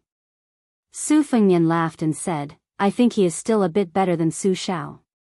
One respectfully addressed His Royal Highness, while the other warmly addressed him as Uncle Su. Was it because they were incongruous? Suddenly, the bitter rain of late spring poured down. Su Fengnian and Su Pu walked into the temple together. Su Fengnian said, "When the devil Luo Yang enters the city, that will be the real calamity for Dunhuang City." Su Pu nodded his head. Even this light cavalry governor was a little worried. Su Fengnian said in self-mockery, "Don't jinx it." Inside and outside the city, the rain was pouring down. A man in white clothes went past the Kaji Buddha cave and slowly walked toward the city of Dunhuang. The heavy rain during the day was like a black curtain. The man's white clothes were particularly conspicuous. The raindrops evaporated about 1 zhang away from his head. Some of the fleeing Mao family's Jianghu cavalry saw this handsome bodhisattva on the road. Their hearts were filled with evil intentions, but they didn't even have time to make a sound before they were chopped into 8 pieces in the heavy rain. Chapter 549. There were several plump banana trees planted in the courtyard. The sound of the raindrops hitting the banana leaves was crisp and clear. Su Fengnian and Su Pu, who had met in a foreign land, took 2 stools and sat at the door. Su Fengnian suddenly smiled and saw Su Pu's puzzled gaze. He blushed with shame and said, "Uncle Su should also know that I used to spend money to buy poems. I remember once I spent around 200 to 300 taels of silver to buy a 7-word quatrain. There was a line in it, 'The rain beats the banana leaves, the voice is bitter.' At that time, I felt that it was quite interesting and took it to second sister to present it as a treasure. Unexpectedly, I was scolded badly and said that it was a groundless moan. I came up with an idea on the spur of the moment and changed it to, 'The rain beats the banana leaves, the voice is heavy.' Second sister was still not satisfied with it. I was angry and broke the pot, saying that, 'The rain beats the banana leaves, the voice is bitter.' I asked her how the poem was. I didn't expect that after second sister beat me up, she would open her mouth and say that it was not bad." Su Pu did not understand the essence of the 3 layers of the word pa pa pa pa at first, so she was somewhat puzzled. After a while, she smiled and squinted at the gloomy curtain of rain. She softly said, "It's not bad." Su Fengnian was about to speak when Sweet Potato walked into the courtyard with a satin-embroidered umbrella. She closed the umbrella and stood upside down at the door. Su Fengnian remembered his mother's teachings when he was young. The umbrella should not be placed upside down, so he turned the small umbrella upside down. Sweet Potato smiled and said in a gentle voice, "It's more or less settled. Although it can't be said that everyone is happy, the general direction has been settled. The minor details will be left to them to discuss in private when they return to the mansion. In any case, there are only a few pieces of meat on the chopping board. After all, it's just a matter of whose bowl it will land in. This servant guesses that it will be necessary to rely on the marriage of women of suitable age in the family. Only when everyone becomes in-laws will they be relieved. These 2 days, there will be a few white matters and a few red matters. Everyone will be busy." Su Pu dismissed it with a smile. Su Fengnian looked at the sky and asked, "Do you want to go out for a walk?" Su Pu smiled and said, "That's a good idea. If you're tired, you can rest at this general's place. There's also a few bottles of green ant wine that you can't bear to drink. Warm it up and down. It'll drive away the cold." Sweet Potato looked worried. Su Fengnian smiled helplessly and said, "Do you really think I'm a clay bodhisattva or a paper tiger, so delicate that I can't bear to see rain?" Hearing this, Sweet Potato no longer insisted on his opinion. The 3 of them walked out of Qingxiuzhai with their umbrellas swaying in the wind, and out of the giant immortal palace that had returned to its former tranquility. Su Pu's wine shop was on the main road of the main city, so they could walk straight there. The heavy rain washed away the blood and conspiracies. However, the city was much stricter than usual. There were already several cases where the remnants of the rebellion, escorted by their loyal servants, disguised themselves and tried to escape the city. However, the Jianghu guards and Jianghu people who were temporarily stationed at the 3 city gates saw through their identities and killed them on the spot. As for whether there were any fish that escaped the net, only heaven knows. Perhaps only those who had endured hardships for years would know. This was another story similar to the joys and sorrows of this old man's son Zhao and the crown prince of Western Shu. Moreover, This thick blood debt would most likely be forced onto Su Fengnian's head in the future. At this time, the three of them were walking on the dim street with few people. Su Fengnian turned into a spacious alley and finally heard some noise. Su Fengnian stood in front of a scallion pancake stall with a large oil umbrella. This time-honored stall had been selling scallion pancakes in Dunhuang for decades, so it was not afraid of the dark alleys. Even at this time, there were still gluttonous diners coming to buy scallion pancakes and wolfing them down or bringing them to their families. Su Fengnian and the others stood at the end of the line. During this time, there were also some commoners who came. Some of them knew Su Pu, who had been selling wine for some years. They knew that he had once married a beautiful daughter-in-law of a noble surname and then ran off to live with the eldest son of the Duanmu family. They all smiled and quietly pointed at this middle-aged man. Among them, a fat and wealthy merchant asked Su Pu, who had excellent calligraphy skills, for a spring festival couplet. Remembering their old friendship, he was somewhat dissatisfied. He stopped those familiar diners from making fun of him and cut the line to greet Su Pu. Su Pu turned around and smiled. "Boss Chow, did you buy scallion pancakes for your precious daughter again? Be careful that you don't grow too fat and won't be able to get married in the future." The fat merchant laughed and said, "My daughter didn't grow fat from eating. She looks like me. It doesn't matter if she won't be able to get married. It's fine as long as she marries into the family.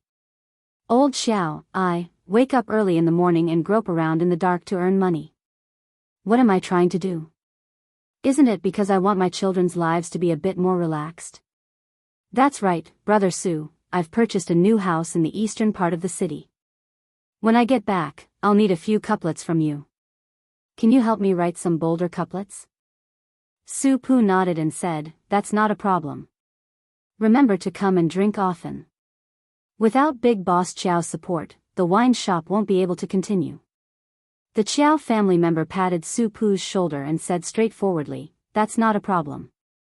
It just so happens that we're having a housewarming celebration. Originally, I wanted to go over to your place to discuss it. I'll buy all the wine from your shop. Is it good? But let's make it clear, you have to give me, Old Xiao, an affordable price." Su Pu nodded and said with a smile, "Boss Chow is an expert. If I dare to sell it at a high price, I won't be able to do business in Dunhuang City in the future." Chapter 550. Sweet Potato stood with an umbrella in hand. He turned his head to look at the middle-aged man and old man chatting politely with some interest. Su Fengnian turned around and saw that the merchant had probably noticed that he was dressed in bright clothes and had brought along a beautiful maidservant. The merchant had a bashful attitude as if he wanted to get close to Su Fengnian but did not dare to act rashly. Su Fengnian took the initiative to smile and said, "Is this Boss Chow? I am Uncle Su's distant nephew. I just came to Dunhuang to do some porcelain business. Uncle Su often says that Boss Chow has been taking care of the shop all these years. Later on, when we move in, I have some porcelain bowls and plates on hand. They can be considered presentable. When we visit, I will send over a dozen sets to Boss Chow." Boss Chow's face was filled with surprise. "Really?" Su Fengnian smiled warmly. "If I were to fool Boss Chow, I would be scolded to death by Uncle Su. I am serious." Boss Chow's family was well off. It was not that he really cared about the dozen sets of porcelain bowls and plates. It was just that he saw the astonishing aura of this master and maidservant pair. If one wanted to make money in business, one had to first rely on capital and then rely on one's connections. Especially the latter. Those who had done business before knew that many times in this world where people looked down on others, if the bodhisattvas in the temples felt that your status was low and were ashamed to be associated with you, then no matter how much gold and silver you had, it would be useless. You would not even be able to enter the temple with a pig's head. Meeting an influential person who was easy to talk to was even more unprecedented than meeting a young courtesan in a brothel. The reason why Boss Chow got close to Su Pu, this kind of poor scholar, was because he had some small calculations in his heart. He was born a merchant and had a natural sense of inferiority towards those scholars who had knowledge in their stomachs. It was not easy for him to meet someone who was poor, so he always felt a little complacent. He wanted to show off his family's rich and dignified style by inviting Su Pu to write spring couplets and drink in his mansion. When did he not have the small idea of making Su Pu feel inferior when he saw the mansion? After Sweet Potato bought 3 scallion pancakes wrapped in oil paper, Su Fengnian and Su Pu bid farewell to Boss Chiao and left. At that time, the fat man did not dare to look at Sweet Potato. Now that he had the time, he stared at her graceful figure with all his might.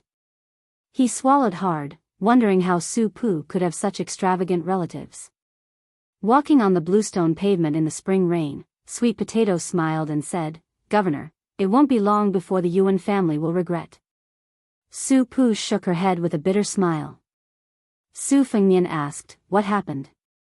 Sweet Potato glanced at Su Pu, who smiled and said, "Just say it." Sweet Potato then slowly said, "Once, there was a woman from the Yuan family with exceptional insight who took a fancy to you. She did not hesitate to elope and break off relations with her family. She married you and became the proprietress of a wine vendor. Later, for some reason, she returned to her family." Su Pu said calmly, "She remarried to the eldest son of the Duanmu family. Don't blame her. How many women would be willing to grow old with a man who does not make progress? To be honest, when she was willing to accompany a poor scholar like me for daily necessities, I already had a whole new level of respect for her. All these years, I've always felt guilty, feeling that I owed her too much. How many young men and women who are not of equal status can truly grow old together? Even if there are, most of them are just stories in novels about gifted scholars and beautiful women. Besides, the men in the novels have to be top scorers in high school. Only then can they hold their heads high. For someone like Su Pu, who squandered a dowry of 100 taels of gold, according to common sense, there is no way she can be a man in the novels." Su Fengnian smiled gently and said, "These women seem to be able to sing and weep, but in the end, they have misjudged the men and misidentified themselves. When they were rich and leisurely, they were ignorant of worldly affairs. On one hand, their family was well off, so they could look down on those beautiful clothes, beautiful horses, rouge, and sandalwood beds. However, when they really suffered with men, they gradually understood the power of the yellow and white vulgar things. Not to mention other things, when chatting with close friends in the boudoir, they would always hear them talking about exotic delicacies, how the newest clothes were not enough to wear, how the pearls, jade, and gold hairpins were old-fashioned. Perhaps the women who fell from the branch to become sparrows did not really seek such enjoyment, but they always felt uncomfortable in their hearts. As time passed, they were subtly influenced.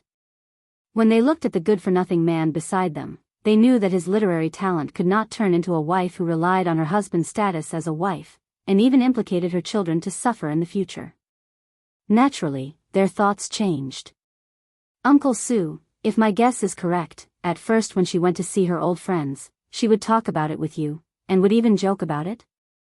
After a few years, she became more and more taciturn, and then she would throw some inexplicable tantrums with you. In the end, she simply did not talk to you about these things, right?" Su Pu was stunned. Obviously she was hit by this young man's words. "Uncle Su, it is reasonable for you to feel guilty, no one would dare to say anything bad about you. But if you feel too guilty, you will sink into it, and you will be somewhat petty. Taking 10,000 steps back, that woman has married into a good family. Compared to feeling remorse and feeling sorry for herself, it is much more satisfactory. If you really want to blame someone, blame my Shifu. If he gave you the position of Dunhuang's general, you would not have so many troubles." Su Pu was stunned for a long time, she did not say anything. Sweet Potato sighed softly, if that woman heard what young master said, she would be too ashamed to show her face. Su Fengnian laughed self-deprecatingly, "I have always been this kind of vulgar man who spoils the scenery." She probably would not be willing to dirty her ears, so she would not listen to even half a sentence. The middle-aged scholarly general from the spring and autumn period sighed, "Your Highness' seemingly heartless words have helped Su Pu untie too much of the knot in my heart." Su Pu immediately laughed. "Later on, drink a few jars of green ant wine and give Li Shan a good scolding." The three of them went to the small wine shop at the entrance of the city gate.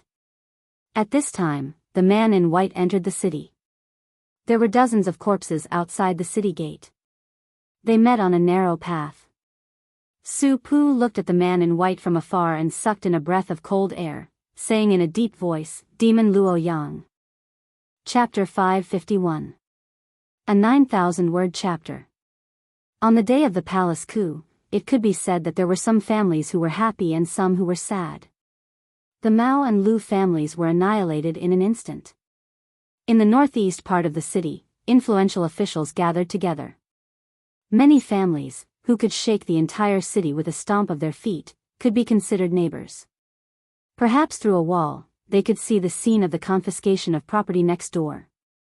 The Mao family's mansion was sandwiched between the Yuan and Duanmu families. The young men of the latter two families were watching the excitement from the top of their respective tall buildings. Some of them could not hide their schadenfreude. They could vaguely see that in the majestic heavy rain, several white-faced, beardless old eunuchs led a vast number of Jianghu guards into the Mao family's mansion. The adult men, regardless of whether they resisted or surrendered, were all hacked to death. Some men with martial arts skills wanted to jump over the wall to escape, but they had already been easily intercepted and killed by the Wuling grassland squatting at the base of the wall. Occasionally, there were a few people who relied on their thick skin and high martial arts skills to jump over the high wall. As soon as they landed, they were stabbed by the two families' elite retainers who were waiting for them. They were nailed to death to the ground or to the wall, or they were shot into hedgehogs by the rows of crossbows. Several of the Mao family's young men, who were regarded as thorns in the eyes of the two families' young men, were also quite unyielding. They led their men of sacrifice and vowed to fight to the death. Even some of the young women, who usually did not reveal themselves, also took out their swords. However, they were unable to withstand the tide-like offensive and were all strangled on the spot. The Mao family, who had 500 armored cavalry, was originally one of the best in Dunhuang City. Even the odd job workers and servants did not look at the ground when they walked, each and every one of them had their eyes above the top of their heads. At this time, most of them died miserably. How could this not make the two families' men, who were watching the excitement with cold eyes, feel relieved? Some of the men, who only dared to secretly covet the Mao family's women and covet the Mao family's daughter-in-law, felt a bit of pity. These beautiful women, who usually put on airs, would be a wonderful thing if they were sent to serve as prostitutes in the army. They did not mind spending hundreds of taels of silver in one night. The large clans of Dunhuang City were influenced by the nobles of the Central Plains, and many of them had private libraries. Perhaps because the Yuan clan had a literary background, they paid special attention to the family's private libraries. The old scholars and teachers were all famous scholars in the Tangerine and Jinxi prefectures. In the northern Mang, picking a martial artist with some skills was as easy as picking a cabbage. However, picking a scholar with real talent was like looking for a three-legged toad. The Yuan clan's expenditure in this area far exceeded that of their peers. This was attributed to the fact that the Yuan clan's leader was a scholar who had read a lot. The private library, Wenhui Building, had a collection of 80,000 books. Most of them were plundered by scholars who had rushed to the north. Yuan Liang had always been immensely proud of this, and he especially looked for a seal master to carve a piece of yellow stone. He called himself the 80,000 Old Man.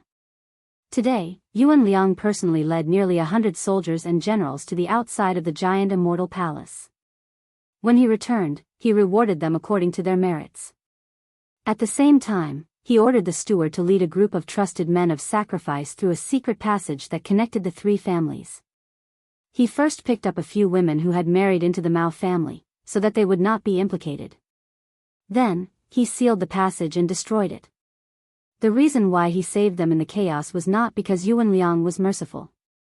It was because he wanted to take over the Mao family's property in the future. He had to rely on these astute women who were familiar with the Mao family. In fact, he did not have good intentions in the beginning of the marriage. Of course, it was the same for those women who had married into the Mao family. In the past, Yuan Liang treated these fierce women, his daughters-in-law, and even his granddaughters-in-law with respect. He would often reprimand his family's descendants in front of them. But after today, he wanted to see if they would still dare to order their husband around, and if they would still dare to forbid him from taking concubines. At this moment, perhaps she was already kneeling on the ground, sobbing and begging for mercy. Yuan Liang sat on a small couch near the window on the top floor of the Wenwei building, leisurely sipping tea, smiling as he looked at the upheaval in the Mao family mansion. He was in an extremely good mood. Different from Mao Rou, who has a perfume fetish, he likes to drink tea. On the small couch, there was a large tea table with a tea set, tea grinder, and a soup bottle on it. After Yuan Liang caught a glimpse, he narrowed his eyes, but immediately put on a warm smile that made people feel good about him. He got off the couch and put on his shoes to welcome him, calling Brother Chong Yang. The latter waved his hand and casually sat down on the couch, taking a tea towel to wipe his cheeks. Yuan Liang laughed happily and said, "Duanmu Chong Yang, you scoundrel, the elegance in the room has been washed away by your vulgarity, how unlucky. Uncle Yuan, if you continue to be so merciless, be careful that I don't harm your granddaughter. She's very pretty, to my taste." The man giggled, drinking a cup of tea to quench his thirst. It was indeed unbearably vulgar. This man called Duanmu Chongyang was the second young master of the Duanmu clan. His status was similar to Yuan Duan's, but his personality was the complete opposite. He stood up at 30 and started a family. Even now, he still hadn't taken any shape, causing his father, Duanmu Qingxing, to have a lot of white hair. Duanmu Chongyang was a renowned swordsman on the border between the two provinces. He often went to kill horse bandits for fun. As he killed, he actually became sworn brothers with the leader of a large group of horse bandits. If it weren't for his clan stopping him, he would have abducted his sister and made her the wife of the head of the horse bandits. Duanmu Chongyang was also the only one who dared to teach the Mao family's children a lesson when the Mao family was at its peak. The three families were neighbors. Close neighbors were better than distant relatives. Plus, they were in-laws, so on the surface, they were harmonious. Duanmu Chongyang, Yuan Duan, Mao Chong, and Mao Rou were childhood playmates. However, they had been estranged from Yuan Duan in recent years, intentionally or otherwise. In their youth, these two top young masters in Dunhuang liked to follow Mao Chong around as minions. It was a pity that Mao Chong died early. He didn't even reach 20 years of age before he died. Duanmu Qingxing had endured for a long time. Seeing that his eldest son was still frivolous, he finally couldn't help but slam the table angrily. "Why did you go to the Mao family? Did that widow Mao Chong steal your soul? You're just a broken shoe. Don't you feel ashamed? You've ruined the plans of two families. What are you going to use to compensate?" Yuan Duan narrowed his eyes again and lowered his head to taste his tea. Yuan Liang kept smiling but didn't say anything. Duanmu Chongyang raised his eyebrows and argued with his father. "What's the big deal? Our two families hiding behind our master's back to scheme for benefits is a big deal? Aren't we afraid of incurring the suspicion of that little woman Yanji? In my opinion, this time we're dividing up the territories of the Mao and Lu families and Taoyong. We shouldn't be so aggressive just because we protected the emperor. Do you really think we protected the emperor? Isn't this a trap that master set up long ago? He's waiting for those old foxes to jump into the fire pit. Besides, if we really want to argue, it's the young man who blocked the city gate with his sword who did the most work. I didn't hear him clamoring for a reward. He can't just do that behind closed doors with Yan Ji, right? Why didn't I see him take the position of commander of the Jianghu guards? Heh, this is a two-man show they're purposely putting on for us to see. They're warning us not to push our luck. Father, if you don't go to the Mao family and cause a ruckus, I'd like to see if you'll get a stomachache from eating the meat in your mouth." Duanmu Qingxing looked like he was going to pick up the jade-like Dongyue Celadon cup and smash it at this bastard of a son full of nonsense. Yuan Liang hurriedly stopped him and pulled on his in-law's arm. He joked, don't throw it. This kid isn't afraid of pain, but my heart aches for the cup." Duanmu Qingxing huffed, "Brother Yuan, listen to this brat. What do you mean by arrogant? Does he think I'm a dog?" Yuan Duan held an exquisite tea broom. He bent over and lowered his head. The corners of his mouth curled up slightly as he narrowed his eyes and sneered. After Duanmu Qingxing calmed down, Yuan Liang looked at the green and tea-colored Dongyue porcelain. He stroked his beard and said with a faint smile, "Actually, Chongyang's words aren't without reason. Our table manners aren't too good. It's hard to avoid being disliked. Our two families are Bailiang's chess pieces that can't see the light of day. Misfortune and fortune are interdependent. Indeed, we don't have to worry about that little girl with a strange background mistreating us. We can eat less on the surface, but there's no harm in taking more in secret. This way, it'll be convenient for Giant Immortal Palace to appease the people. To put it bluntly, don't think the word dog is unpleasant to hear. Our two families are just other people's running dogs. Before biting, we have to tuck our tails between our legs and not make a sound. When it's time to bite, we have to be full of energy." Duanmu Qingxing's face was full of anger. He was a rough man who brandished his spear and brandished his staff. He couldn't speak in a genteel manner. He really couldn't think of a rebuttal and could only sulk. Duanmu Chongyang, on the other hand, laughed loudly. "Uncle's words are truly incisive." Yuan Liang said with a smile, "Then let's set the tone like this. Eat less, eat more, and take it slow. In-law, why don't you and I spit out a few pieces of meat first?" Duanmu Qingxing hesitated. He turned his head and caught a glimpse of that bastard who was the butt of jokes in the city casually slipping a teacup into his sleeve. He couldn't vent his anger, but it wasn't good for him to point it out. He could only nod and say in a low, muffled voice, "In any case, it's all up to you these past few years." After absent-mindedly drinking his tea, Duanmu Qingxing practically dragged his son out of the tea house and library. Yuan Duan was about to speak when the carefree Duanmu Chongyang jogged in, smiling as he took away the straw raincoat hanging on the screen. Yuan Liang waited until the sound of footsteps was far away before he glanced at the tea table. The tea set was missing a young gentleman's incomplete tea set. The entire set was ruined. He sighed softly. Chapter 552. Yuan Liang was no longer in the mood to drink tea, only feeling annoyed. He gazed at the curtain of rain outside the window and asked, "Do you know that trash called Su Pu is the new big shot of Dunhuang?" Yuan Dun put on a fake smile. "I already know." Yuan Liang asked, "Now that you know his identity, do you know how to get along?" Yuan Dun said with a dark expression, "At worst, we'll just remarry that shameless slut back. Duanmu Zhongqiu is a useless piece of trash who only knows how to read books and fiddle with literary talent. Just look at that pair of dogs and everything will be fine. I heard that Duanmu Zhongqiu has taken a fancy to a prostitute and wants to take her in as a concubine. Then we'll have that slut pretend to be jealous and divorce her under the title of a jealous woman. It'll be perfectly justifiable. Anyway, that good-for-nothing Su Pu won't mind this kind of thing." Yuan Liang was furious. He picked up the teacup and smashed it over. Yuan Dun, whose forehead was bleeding, was stunned. Yuan Liang scolded, "Idiot, do you really think Su Pu is just a brute? Which of Bailiang's loyalists are mediocre? Even if they're not smart enough and there's someone else in Bailiang plotting behind the scenes, do you think our Yuan family can afford to provoke the terrifying plague god Su Pu?" Yuan Dun held his forehead, blood seeping out from between his fingers. He said stubbornly, "How is it bad that I found his woman?" Yuan Liang was even angrier. He picked up the teacup and was about to smash it again, but seeing his eldest son's resolute gaze, he sighed dejectedly. Why are you so straightforward? A woman's mind is hard to predict since ancient times. Your sister has always been unyielding.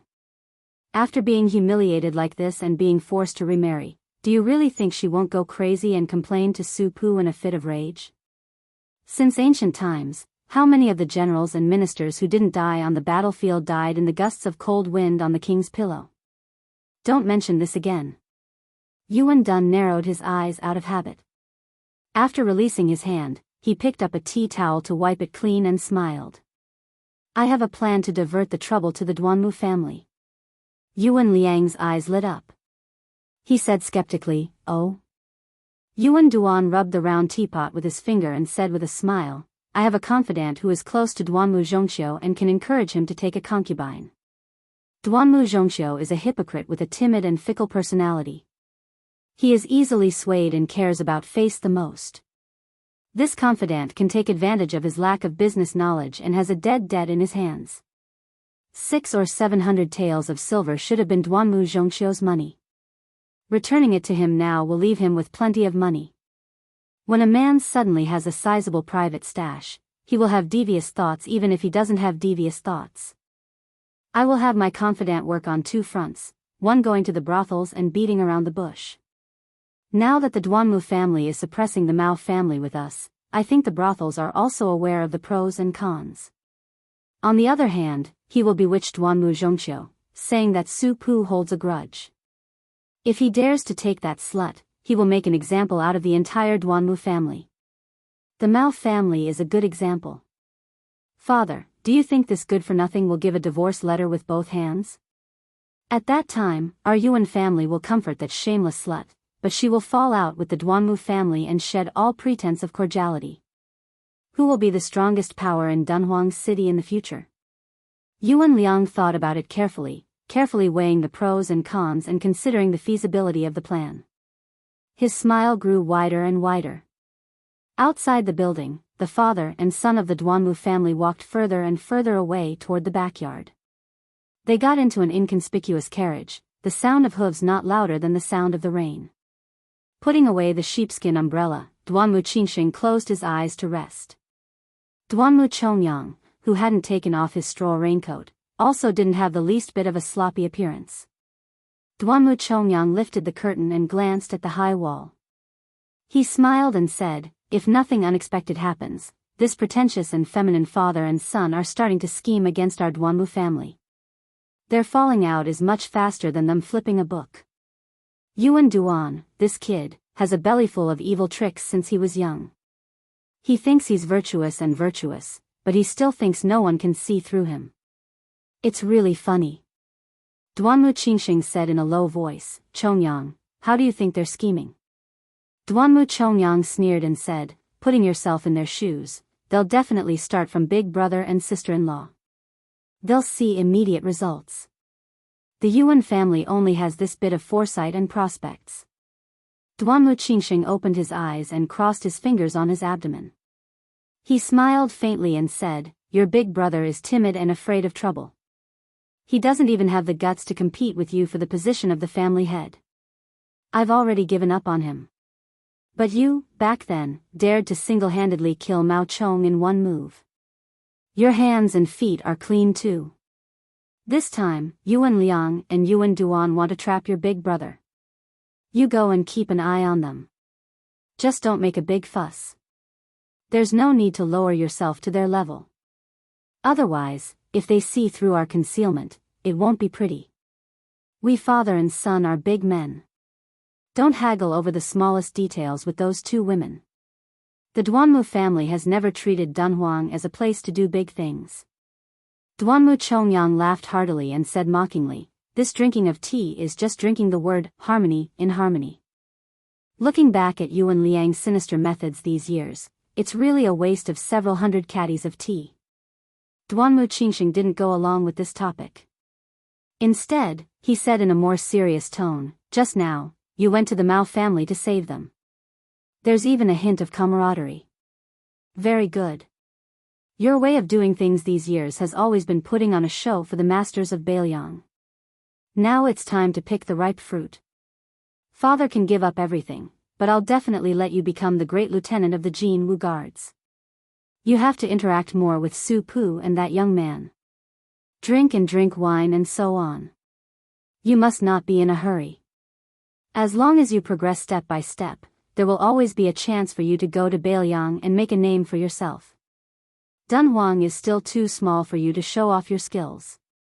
Join the Beiliang army and strive to become the trusted aide of the hereditary heir apparent of the king of Beiliang. If this boy is not enough to entrust your life to, you can always switch to Qinjibao. It won't be bad either. But remember to use the trick of injuring yourself to gain the enemy's confidence. Otherwise, you'll be regarded as a rebellious minister. You won't have a chance to make a name for yourself in Beiliang. Leaning against the wall of the carriage, Duanmu Chongyang clicked his tongue and said, "The white-clothed war immortal Chen Jibao, the ruthless man who slaughtered the spear immortal Wang Xiu. I've been looking forward to this for a long time." Duanmu Qingxing shook his head and said, "The struggle for military power between the Beiliang heir apparent and Chen Jibao is not as one-sided as the outside world thinks. I feel that as long as Su Xiao is alive, Chen Jibao won't rebel. But as long as Chen Jibao doesn't rebel, as long as this drags on, the heir apparent will have more and more room to maneuver." Duanmu Chongyang was puzzled. "Su Xiao killed Chen Jibao with one saber strike," he said. "Isn't everything easy? Although this way, the morale of Beiliang's 300,000 armored cavalry will be reduced by half, but in the end, it's better to end the pain quickly than to prolong the pain." Duanmu Qingxing's expression was grave. He shook his head and said, "This is the brilliance of the king of Beiliang's art of controlling people. He knows that some people can't be killed, he knows how to nurture a tiger and invite calamity. In my opinion, Chen Jibao was the most powerful Beiliang army in the world. It was the heir apparent who killed him, but Su Xiao couldn't be killed. Perhaps this vassal king with a different surname also couldn't bear to kill him." Duanmu Chongyang greatly treasured the time he spent alone with this old man, and even more treasured the opportunity for him to share his experiences. He asked, "Then father, do you feel that Chen Jibao has really rebelled?" Duanmu Qingxing smiled and said, "Even if at the beginning he put on a show for the Zhao family's son to see and for Great Peace City to relax, in the long run, Chen Jibao will be in a similar situation as his adoptive father after the Battle of the Western Wall. He had no choice but to rebel. However, at that time, Su Xiao had the willpower to have the glory and wealth he has today. If he had really rebelled, he would have spent 3 or 4 years ruling across the river with the Zhao family. In the end, he would have used up the hearts of the people, and without the support of the scholars and the people, he would only be in a circle and die. This is the great wisdom of a martial artist like Su Xiao. When one reaches a high position, it is very difficult to remain clear-headed. Chen Jibao is different. If he rebelled, not only would the entire Liang dynasty be happy, Beimang would also clap and cheer. Even Beiliang would most likely approve more than oppose." Duanmu Chongyang carefully added, "The precondition is that Su Xiao dies of old age." Duanmu Qingxing nodded and said, "That's right." So in reality, Su Xiao and Chen Jibao are both waiting. When the time comes, when it is the Beiliang heir apparent's turn to put on the young prince's robe and personally go to play chess with Chen Jibao, it will truly be a life and death battle. Before that, it will be a good time for you to wait for the best price." Duanmu Chongyang was in high spirits and eager to give it a try. Duanmu Chongyang came from an ordinary background. Not to mention his awkward status as a chess piece of Beiliang, he was only a small local clan compared to those colossal powers. Beimang had 8 military officials in charge of military affairs. He had no relatives or friends. If there were no major wars, his climbing speed was destined to be slow. The Beimang southern dynasty, which had lost its scholars, was even more of a joke. The Beiliang army was undoubtedly the first choice. If the confrontation between Liang and Beimang was like a jade wall, then why not take advantage of this opportunity to attack the Beiliang army in the crevice? Why didn't a real man bring a Wugo and take half of the 50 provinces? Duanmu Chongyang suddenly frowned and said, "If one day the devil Luo Yang comes to Dunhuang, what should we do?" Duanmu Qingxing loosened his fingers and waved his hand, saying, "There is no need to worry unnecessarily." At that time, the old castellan still wanted to go out of the city to fight even though he was seriously injured to death. It could be said that he used his life in exchange for a verbal agreement. This was all part of Beiliang's plan. They wanted to give Dunhuang a large bodhisattva to worship. Duanmu Chongyang's face was full of admiration. Beiliang Chen Jibao and the devil Luo Yang both like to wear white clothes. When I am troubled, I go out to kill horse gang. I also like to wear a white robe." Duanmu Qingxing felt a little helpless, but his mood relaxed a little. He joked, "In white there is Luo Yang, in green there is West Chu Chao Chongqing." You should strive to be more successful and get yourself a red robe or something. Duanmu Chongyang knew himself well. He shook his head and said, I don't dare to think about it.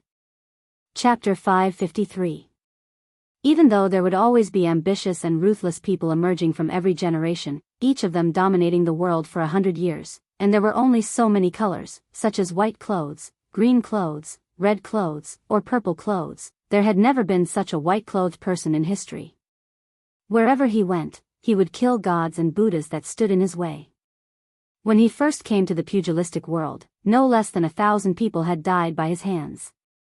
Among them were the innocent commoners who had blocked his way. They might have only taken a second glance at him, but there were also heroic heroines who had rushed over to intercept him after hearing the news. However, this white-clothed devil did not stop his footsteps. He traveled through 8 provinces and finally killed his way to the northern Mang royal court. Along the way, there was no lack of experts from the 10 great sects, such as a deputy mountain master of Mount Tibing. Even an old monk who was sweeping the caves of Tsaoji Buddha cave had appeared. There was even a Daoist who was a direct disciple of the Daoist sect. Killing people like flax, killing people without blinking. These 2 sayings couldn't be more suitable for the devil Luo Yang. Duanmu Chongyang suddenly said, that little girl with naturally beautiful lips like rouge is actually quite suitable to be with Luo Yang. If they run into that young hero who repelled 500 riders by himself, there will be a good show to watch. Duanmu Qingxing frowned and said, why are you thinking about this nonsense? Duanmu Chongyang smiled embarrassedly. Duanmu Qingxing sighed and said, Yuan Liang and I are at most old foxes who have the ability to plot a city or a state. Compared to Su Shao, the sky-swallowing python, we are far inferior. The old man continued, it's not that I belittle myself. Su Shao, just calling this name makes me tremble with fear. The carriage stopped slowly. Duanmu and Duanmu, who were much more scheming than Yuan and his son, got off the carriage together. Duanmu Chongyang walked with a straw raincoat. No matter how you looked at him, he looked like a loafer who was waiting to die. He walked in front of his father without any rules and strode into the mansion. Duanmu Qingxing, who was walking with an umbrella, said to himself, the night air is clear and bright. Ask yourself, you will know how much conscience you have and how much knowledge you have. He stepped over the threshold with a self-mocking face, unfortunately, it's daytime. On this day, it was still raining heavily. Bai Yi had just entered the city when he met a group of 3 people who were walking towards the wine shop. Su Pu, who had lived in seclusion in Dunhuang City for many years, stood in front of the 2 men. It was a taboo in Jianghu for a pair of unfamiliar experts to meet each other. However, Su Pu didn't care about this. It was ridiculous to say that he had submitted to the junior Su Fengnian. Su Pu, as the commander of the 12 light cavalry camps, had 70 to 80,000 cavalry under his command. He was on equal footing with the vanguard commander Wuqi. Not to mention Li Yishan, his confidant, even Zhao Chongling, the undisputed chief strategist of Bailiang, respected Su Pu greatly. What kind of person had Su Pu not seen? However, Su Pu was strict in his conduct and abided by his duty. Since he was willing to be a death soldier pawn of Dunhuang City, and even His Royal Highness dared to go to Beimeng alone, he had the resolve to die in front of Su Fengnian in this city. There were countless elite troops in the world, but only the Northern Yang Army and Tuoba Bodhisattva's personal guards could be said to be able to fight to the death without leaving a single soldier. Su Pu considered himself an old soldier of Bailiang. How could he be afraid of battle? So what if you are the top person of the demonic path? How many times can you make me, Su Pu, die? Sweet Potato took a deep breath. He was about to take a step when he was pulled back by Su Fengnian. Bai Yi Luo Yang entered the city. She didn't look at Su Pu and Sweet Potato. She only looked meaningfully at Su Fengnian, who had changed his face. Su Fengnian walked out of the umbrella and grimaced as he walked in front of Su Pu. So it is you. Actually, I should have thought of it long ago. I just didn't dare to believe it. The Northern Mang demonic path's most powerful and ruthless person stretched his waist and slowly walked over. He allowed the raindrops to smash against his clothes, completely revealing his slender figure that wasn't too curvaceous. He said, Huang Baozhuang is finally dead. Su Fengnian stood where he was. He pursed his lips and didn't say anything. He just wanted to slap his own mouth. Who told you to jinx it? He regretted not bringing out Chuanxiu and Chunlei. The two were less than 20 steps apart. This was Sweet Potato's first time seeing this great demonic lord. He was already prepared to die. This was Su Pu's second time. At that time, the two kings of Dunhuang, Sweet Potato's aunt, and Luoyang fought. He had watched from afar, but he couldn't see their faces clearly. However, Luoyang's aura couldn't be faked by anyone, not even Tuoba. This white-clothed demon's murderous aura was one of a kind. It was one of a kind in Jianghu. Even though Luoyang looked like a woman up close, Su Pu still didn't believe that he was a woman. Only Su Fengnian, who had suffered in the sword pavilion of Flying Fox City, knew that she was indeed a woman. She had both the appearance of a celestial being and the appearance of a dragon concubine. She was also very young. Damn it, her extraordinary talent was comparable to Li Chuangang's. Su Fengnian asked, how did Huang Baozhuang die? Where's your pearl? The woman who was both Luoyang and Huang Baozhuang's chess and sword music school didn't answer. She just touched her stomach and said, I'm hungry again. Su Fengnian knew that this crazy woman had said that she would kill people when she was hungry. Compared to the kind and innocent Huang Baozhuang, she was like heaven and earth. This well-deserved giant of the demonic path suddenly laughed. Even Su Pu was a little dazzled. She laughed softly and said, Huang Baozhuang doesn't know what I did, but I know what she did. Sweet Potato and Su Pu didn't need to be in the rain. They were already confused. Chapter 554. Su Fengnian was about to speak when the woman who addressed herself as Luoyang finally looked Sweet Potato and Su Pu in the eye. She frowned and said, why do you look so much like that old hag? No wonder your aunt wanted me to spare your life. I won't kill you, but go back to the palace of purple and gold. You're not allowed to set foot in Yeting Palace for the rest of your life. Sweet Potato smiled charmingly but didn't move. Luoyang stepped behind Sweet Potato and gently patted her chest. Almost at the same time, Luoyang's right hand turned into a slap to deflect Sweet Potato's kick. Her left hand caught Su Pu's whip leg and threw him away. Su Fengnian didn't move, but his two flying swords were already out of his sleeves. However, when the golden threads were 2 inches away from Luoyang's forehead, they stopped and trembled. The morning dew stopped 3 inches away from her chest. Sweet Potato and Su Pu were about to join forces and give Su Fengnian the opportunity to charge his flying swords. Suddenly, the sky changed color and the rain fell like thousands of flying swords. The two of them suffered unspeakable pain just by blocking the swords. They only managed to advance a little after being cut by thousands of swords. Luoyang was the youngest person to enter the realm of celestial phenomenon in the past 100 years. In this aspect, she was even more shocking than Wang Xianji, Tuoba, and Dong Tai, who were in the top 3 of the martial arts role. Su Fengnian completely let go of his control over the 2 swords. He looked at the 2 of them calmly and then looked at the white-clothed devil Luoyang. He shook his head and said, Sweet Potato, Su Pu, you two go first. Don't worry about me. Sweet Potato was the first to turn around. Su Pu hesitated and also retreated. Luoyang made an exception and didn't chase after them. Probably because he found the golden thread flying sword in front of him interesting, he stretched out 2 fingers and caught the falling golden flying sword. Ignoring the morning dew falling to the ground near his chest, he said, Su, you have some skills and are becoming more and more promising. How did you enter the Vajra realm, and how did you get injured? Without any support, the morning dew fell straight to the ground and was covered by the endless rainwater pouring down from the trough. Without looking at Chao Lu and Jean Lu, Su Fengnian asked, do you have to kill me?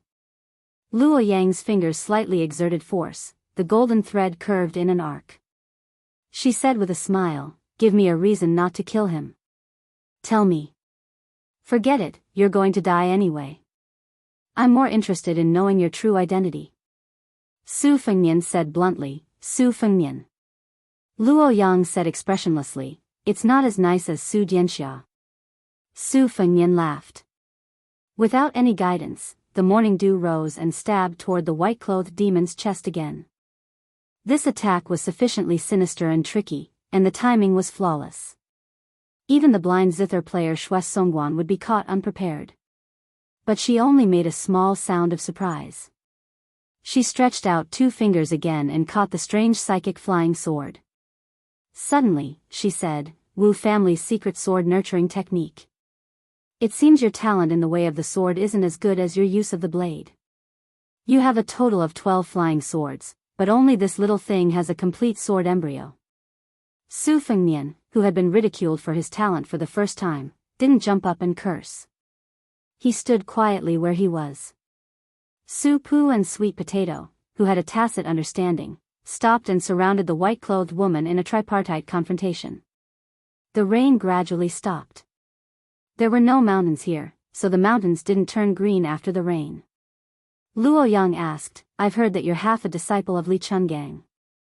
But what's your relationship with Dong Tai? You'd better have some relationship.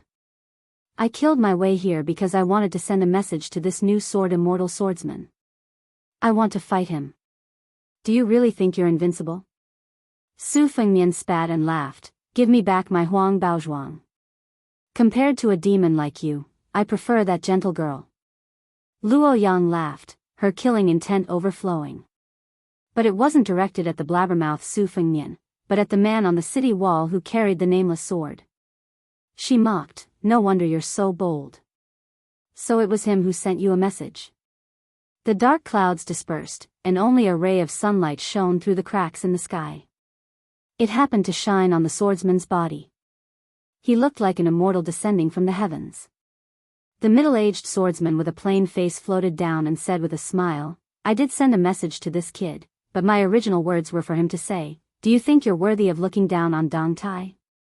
Su Fengnian curled his lips, if it was Li Chungang, it would be more like it. Luo Yang flicked away 2 dispensable flying swords with her finger. She looked at the new champion swordsman of this generation who had just fought with Tuoba, her eyes burning. She stomped her foot. The rain on the street splashed up into countless flying swords. You're the 3rd most powerful swordsman in the world, so I'll kill you with my flying swords. The reason I'm ranked behind you is because I haven't fought you yet. That's all. This was the conceit of the 4th most powerful person in the world, Luo Yang. Dong Tai didn't look at the thousands of flying swords with awe-inspiring sword intent. He glanced at Su Fengnian and said calmly, in this battle, I owe Li Chungang the favor of lending me his sword and teaching me. Stand further away and watch carefully with your eyes closed. Watch carefully with his eyes closed. Outsiders might not understand, but Su Fengnian, who had just entered the Vajra realm, knew the meaning of this. Just like after the sword embryo was completed, controlling the sword with chi became useless. It was far inferior to controlling the sword with the will of the heart, which was why she couldn't kill him in one strike. It wasn't that the flying swords weren't sharp enough, but that Su Fengnian's mental state was still insufficient. If it were Dong Tai, who was truly unparalleled in the art of killing, Luo Yang wouldn't have been able to do it so easily. If Dong Tai claimed to be the 2nd most powerful swordsman, no one would dare to claim to be the 1st. Even Li Chungang didn't deny this point. If Su Fengnian watched the battle with his eyes open, he would have to pick up sesame seeds and throw away watermelons. The gains wouldn't make up for the losses. After he closed his eyes, one of his 5 senses would disappear, but the other 4 senses would be imperceptibly strengthened. This was the same principle as how blind people tended to have better hearing and deaf people tended to have better eyesight. After letting Sweet Potato and Su Pu leave at ease, he skimmed along the street. After about half a mile, he sat cross-legged with his eyes closed. On this day, not only did the southern wall of Dunhuang's city collapse, but the southern city where Su Fengnian sat was also destroyed. The final result of this battle was that the 3rd most powerful person was still the 3rd most powerful person, and the 4th most powerful person was still the 4th most powerful person. Chapter 555. When Su Fengnian opened his eyes, he only saw Dong Tai squatting by his side. There was no sign of the devil Luo Yang. Su Fengnian was shocked to see a pale face like a thin piece of golden paper. Dong Tai, carrying a nameless sword on his back, looked at the ravines and collapsed city walls. He said calmly, "After the battle with Tuoba, I didn't win or lose. I traveled east to the ruins of the 9 swords of the Wu family. Along the way, I saw the master of the Banbing Mountain, the bronze man from the chess and sword music school, and several devils. I fought each of them once. As for this Luo Yang, who just defeated Hong Jingyan, I found her in the air a long time ago. This tag team battle started with Tuoba and ended with Luo Yang. I didn't come here in vain. You're unlucky." After entering the city, she didn't have any killing intent. After sensing my sword aura, she wanted to use you as bait to force me to show myself. Su Fengnian said with a smile, "Beimeng didn't do the right thing this time." The new sword deity without a donkey or a peach blossom branch stood in front of a ravine. "I split the water when I see the water, I split the mountain when I see the mountain. This is the way of the sword Li Chungang lent me. Even if the 9 people on the martial arts ranking were waiting in front, I wouldn't be able to take a detour. It might be a bit of a disappointment if I told other people about this, but since you came to Beimeng alone, you should be able to understand a little." Dong Tai seemed to know what Su Fengnian wanted to ask. He smiled warmly and said slowly, "Senior Li's sword split the mountain and the sky. I used my swordsmanship to seek the Tao and took a narrow path. Senior Li lent me his sword not because he wanted me to take his broad path, but because he showed me the scenery on that path. He didn't want me to change my path. This is the most valuable part. When I gave you the sword, I deliberately hid the secret of the 12 flying swords.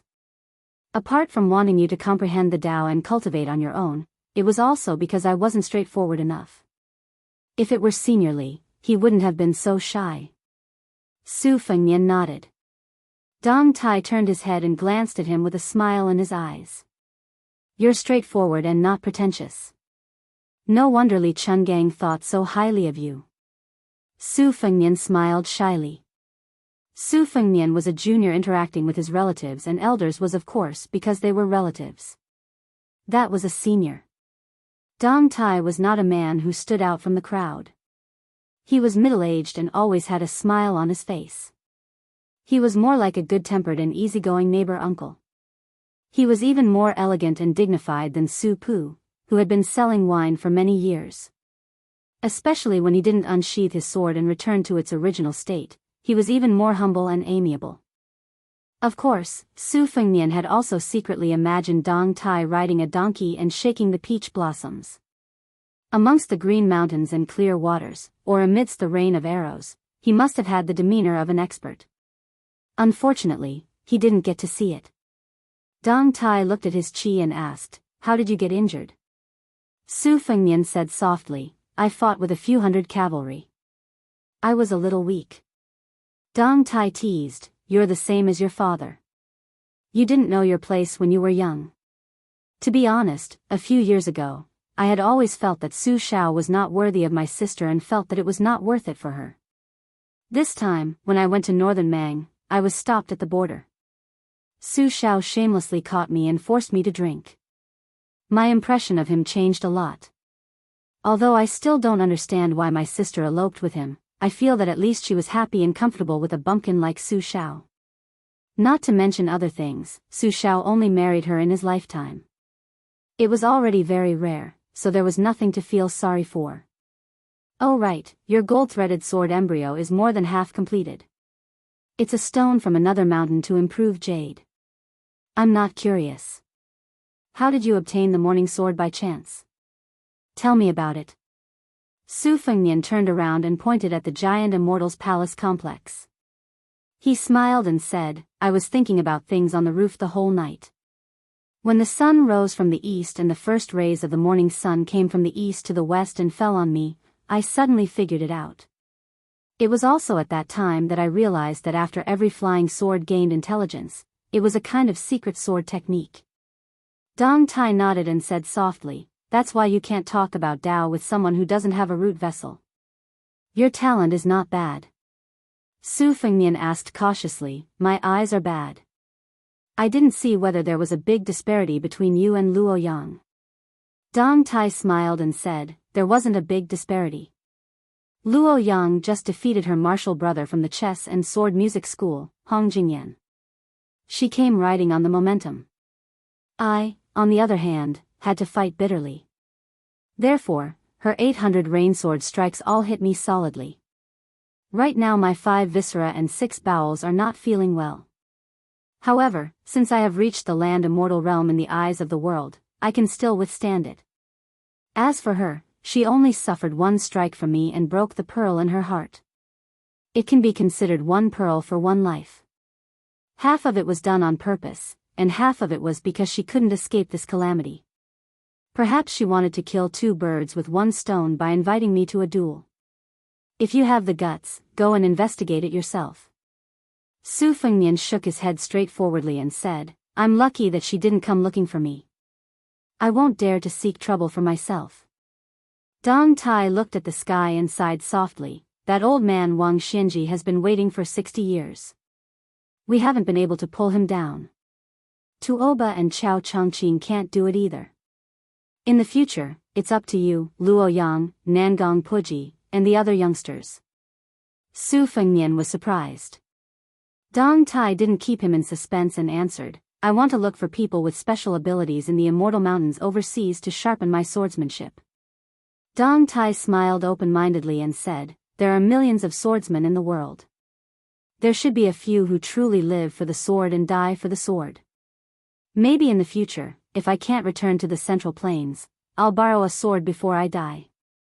Otherwise, the Jianghu will forget Dong Tai. Chapter 556. He then corrected himself, it's okay to forget Dong Tai, but you can't forget Dong Tai's sword. Before Dong Tai left, he pointed at the ruins in front of him. Seeing Su Fengnian nod, he said, Beimang's peaceful and blessed land has a foggy heavenly gate in the Tao Te sect. If you have the chance, you must go and take a look. Dong Tai carried his sword and chanted softly, drifting into the distance. A dream like a banana, a deer like a mayfly, with a sword on its back, climbing up the cliff. For the next 3 days, a young scholar could be seen at the southern gate, carefully examining every sword mark and every ravine. The whole of Dunhuang City did not have the heart to care about such trivial matters.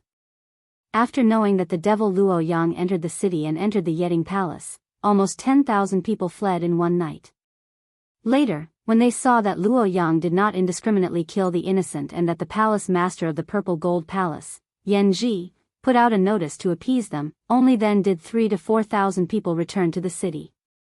Other than the white-clothed Luo Yang, who had recently become the 4th person on the martial arts roll, the most talked about was the wine seller Su Pu, who had become the deputy governor of Dunhuang City and climbed to a high position that was second only to the 2 of them. Some said that this person was the former governor's male companion, while others said that he was a devil who had hidden very deeply. Some of the customers who had visited the shop were complacent and said that they had long seen through Su Pu's ability.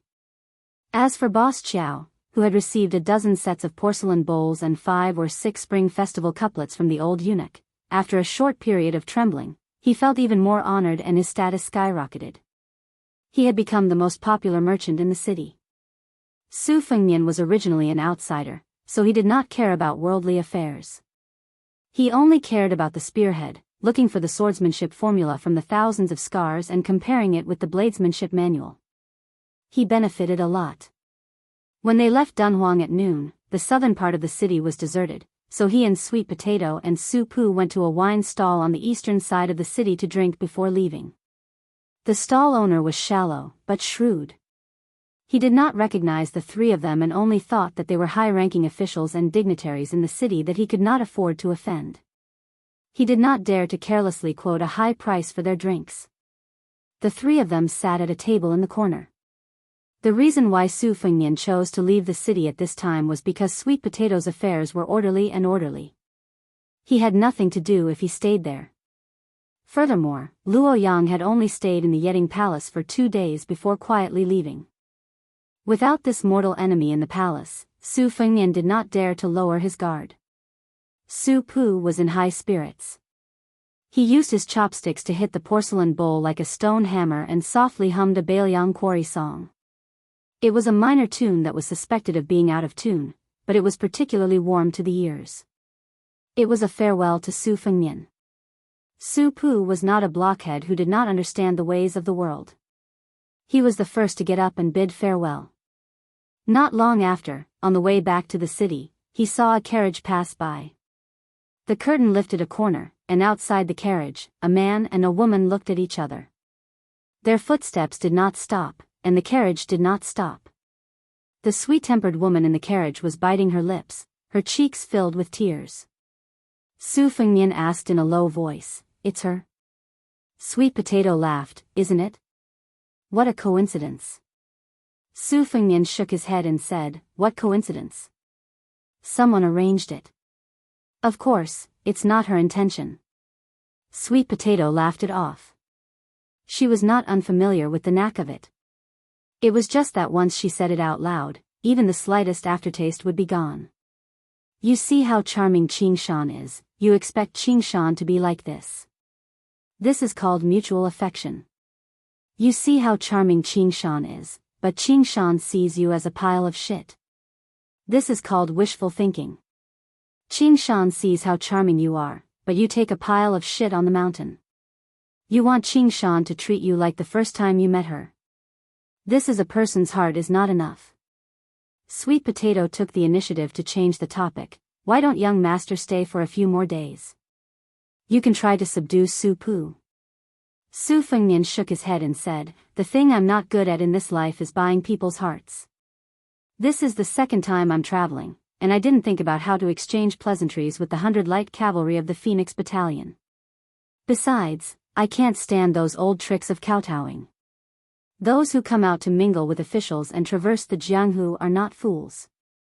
If they're lucky, they'll be able to hit it off, and they'll be suitable to be friends. You see, when I was His Royal Highness, other than a few bad friends who grew up with me, have I ever taken in any underlings? It's fun to be stabbed in the back." Sweet Potato rubbed Su Fengnian's forehead and said softly, "This has to be changed." Su Fengnian nodded and said, "I'm changing it diligently. Su Pu said just now that Su Xiao is gathering momentum, and I have to take advantage of it. It's very reasonable." After drinking a few bowls of wine, Su Fengnian got up and carried a new purple bamboo box. He said, "You don't have to send me off." Sweet Potato stood obediently in the same place and just stared blankly into the distance to send him off. Su Fengnian headed north toward Jinxi province. Before he reached the site of the Wu family's 9 swords defeating 10,000 cavalry, he encountered a huge land-based tornado that appeared out of nowhere. It was a magnificent sight. Su Fengnian fastened the string of the box and rushed over with a big laugh. He remembered the wooden sword of riding an ox on Mount Wudong and drawing a waterfall. The spring and autumn sword broke open a gap and penetrated the wall into the tornado. Generally speaking, land-based tornadoes were not as powerful as water-based tornadoes, but they were often mixed with sand and boulders, making them extremely dangerous. The land-based tornado sucked in the soil on a huge scale. After Su Fengnian entered, he had to suffer a lot. It was almost as if he was continuously being played by a blind female zither player. However, Su Fengnian was already mentally prepared. He pulled out the spring and autumn sword and used his sword chi to break apart the boulders. At the same time, he built a mirage of the great yellow courtyard and stepped on it. It was as if he was climbing a tall building, as if he was climbing the 5 sacred mountains. He closed his eyes and focused his mind. He pulled out the sword again and again, rising higher and higher until he was thousands of feet above the ground. Suddenly, the wind stopped and Su Fengnian rushed out. His figure rose above the sea of clouds as if he had entered the heavens. His whole body was bathed in the golden sunlight, like a golden Buddha. It was a pity that the world could not see this scene. Su Fengnian was above the 9 heavens. Looking at the vast golden sea of clouds, he laughed and said, "I have a sword called Fuyao." Chapter 557. After Su Fengnian rushed out of the huge whirlpool, he shouted and swung his sword. Using the force of the throw, his body continued to climb up to the sky. When he reached the highest point, he sat down cross-legged like a celestial sitting still at the heavenly gate, watching the clouds rise and fall. This was probably the most carefree scene in the mortal world. Su Fengnian looked up and saw a sea of clouds that stretched as far as the eye could see. After being in high spirits, his body fell straight down, breaking through the golden clouds that were bathed in the Buddha aura. In just a few breaths, the land whirlpool was already half a mile away. Su Fengnian finally stopped pretending to be a Buddha. With his mind directed, the morning dew flew out of his sleeves. Su Fengnian stretched out his limbs and tapped lightly on the flying sword with the tip of his toes, slightly slowing down the speed of his fall. If he took the lead to use the remaining flying swords that still needed to be guided by qi, the momentum of his fall would be unstoppable. He repeatedly tapped on the flying swords to slow down the speed of his fall. When he was about 100 feet above the ground, Su Fengnian, who fell from the sea of clouds, suddenly pulled out the spring and autumn sword. The sword stirred up a gust of wind, and after 500 feet, the 11 flying swords flew out at the same time, forming a slanted staircase in the sky. He stepped on the sword step by step. At the same time, the abundant qi of the great yellow courtyard surged throughout his body. His headscarf and sleeves fluttered together, making him look like an immortal. The essence of the great yellow courtyard was that it could fill a granary with a single seed. Every time his qi stopped, he would be able to generate new qi, which allowed him to draw out the spring and autumn sword. If an ordinary Vajra realm expert fell like this, even if they didn't die, they would be heavily smashed into the ground and suffer internal injuries. Within 100 feet, Su Fengnian was already at his wit's end. He tried his best to raise his qi and almost instantly stomped on the ground, bending his legs to reduce the momentum. The dust on the ground flew up, and Su Fengnian, who was still carrying a book box, rolled out, causing dust to splatter everywhere. Looking up at the sea of clouds in the sky, heavenly earth. After a few breaths, his qi was full. Su Fengnian took to his heels and rushed toward the land dragon that connected heaven and earth. Like before, he used the spring and autumn sword to split open a crack in the wall. After entering, he still chopped countless boulders with his sword, stepped on the rocks, and floated up. Once again, he rushed out of the dark and dim land dragon's mouth. This time, Su Fengnian did not hover above the sea of clouds like an immortal looking into the distance. He purposely inhaled and exhaled, and his body was sucked into the whirlpool. The spring and autumn sword continuously chopped. This time, he was going against the flow downwards. The devil Luo Yang killed every immortal and Buddha she met. Dong Tai also said that Li Chuangong's way of swordsmanship was like meeting mountains and rivers. Su Fengnian did not believe that he could not chop a rootless land dragon. Although there were flying boulders like flying locusts and arrows, most of them were traceable. As he walked downwards, the boulders rolling on the jade plate became countless swift and fierce hidden weapons. Fortunately, Su Fengnian had personally experienced the dense killing caused by the blind lady Shues Songguan zither controlling the raindrops. He walked to the middle of the land dragon with great difficulty. After taking a few breaths, he still felt that he could not withstand it. He gritted his teeth and held on for a while. Finally, he stopped joking around with his life. He turned around and flew out of the mouth of the pot before falling back down. It was as if he was once again in the situation outside the gate of Dunhuang where the 500 cavalry took turns to attack. During this time, he was scraped by the debris until he was covered in blood. Fortunately, he was still able to raise his sword when he was thrown out of the pot for the third time. Since he had lost a lot of blood, he did not want to waste it. In this way, Su Fengnian followed the land tornado to the north. In the world, there were people who rode on horses or boats and drifted along with a tornado. It was not known if this was unprecedented. However, after entering Beimang, in Flying Fox City, he heard that the Qilin immortal of the Daoist sect had once crossed a reed to reach the 13th peak, and Tuoba, who used the Arctic ice field as a place to temper his body and soul, had once stood on the whale-floating sea. Compared to these two, Su Fengnian was not too far behind. Everything has life and death. After the shabbily dressed Su Fengnian had cultivated 6 swords, he noticed that the tornado had begun to weaken.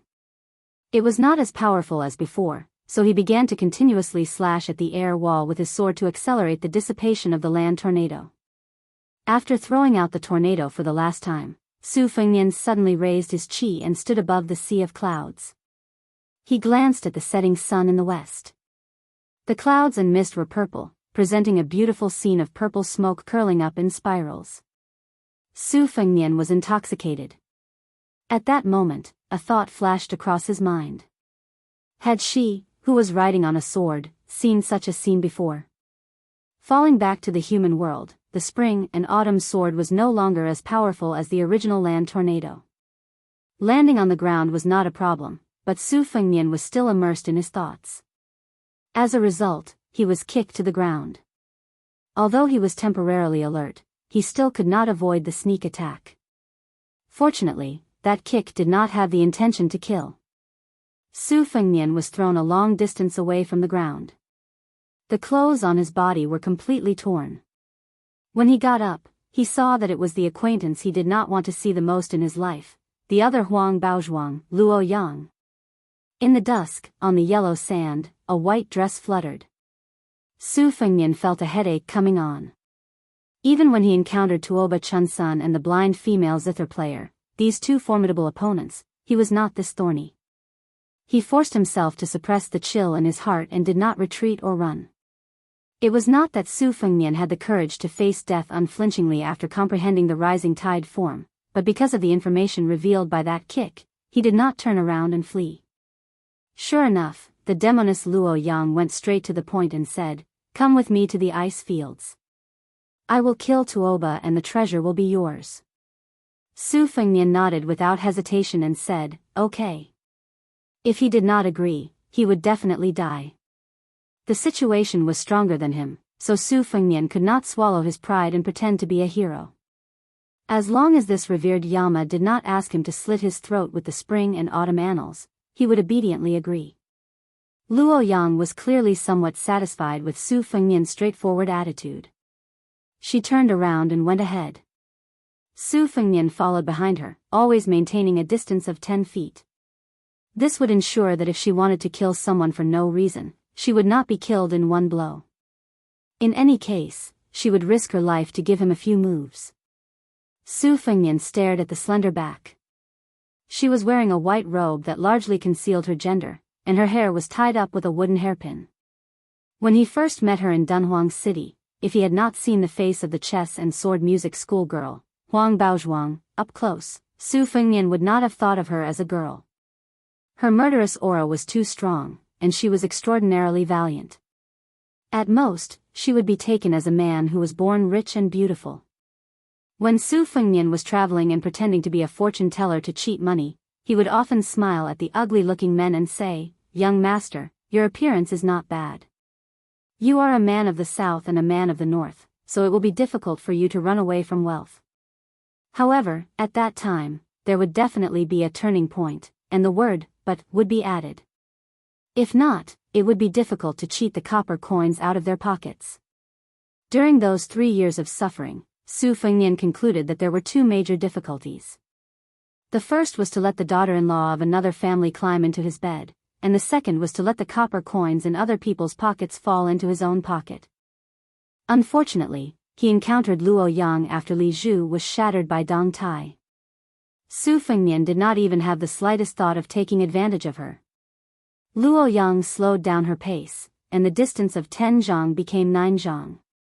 Su Fengnian quietly pulled back to 10 zhang, and when the distance became 9 zhang, Su Fengnian did not make any unnecessary moves, and allowed her to slowly close the distance to 3 zhang. This woman moved from Beimang to the top 10 of the martial ranking, and after defeating Hong Jingyan, she became the 4th in the world. Although she lost to Dong Tai in the 3rd match, and stopped at the 4th place, since she had the determination to wrestle with Tuoba, then presumably the battle with Dong Tai that destroyed the city might not have been an all-out battle, because she had used her rain sword against Dong Tai's sword. Before this battle, the world knew that the demon Luo Yang killed people like picking up grass, but she had never used a sword. It was easy to imagine that the most frightening thing about Luo Yang was not her high ranking, but her rapid improvement at such a young age. She was clearly walking the same path as Wang Xianji and Tuoba, which was to use battle to nurture battle. With her back to Su Fengnian, Luo Yang said calmly, "You want to go to the site where the Wu swordsmen were buried?" Su Fengnian said softly, "That's right." Luo Yang said calmly, "Then you and I will meet in 20 days at Tai City in the state of Aquarius." With that, she swept away. Chapter 558. Su Fengnian, who had met Luo Yang and had made an agreement with her, felt a heavy weight weighing down on his heart. He stood where he was and looked at the graceful figure disappearing into the distance. With a gloomy expression, he sighed. On the way to the Wu family's 9 swords break 10,000 cavalry, he had already encountered a devil.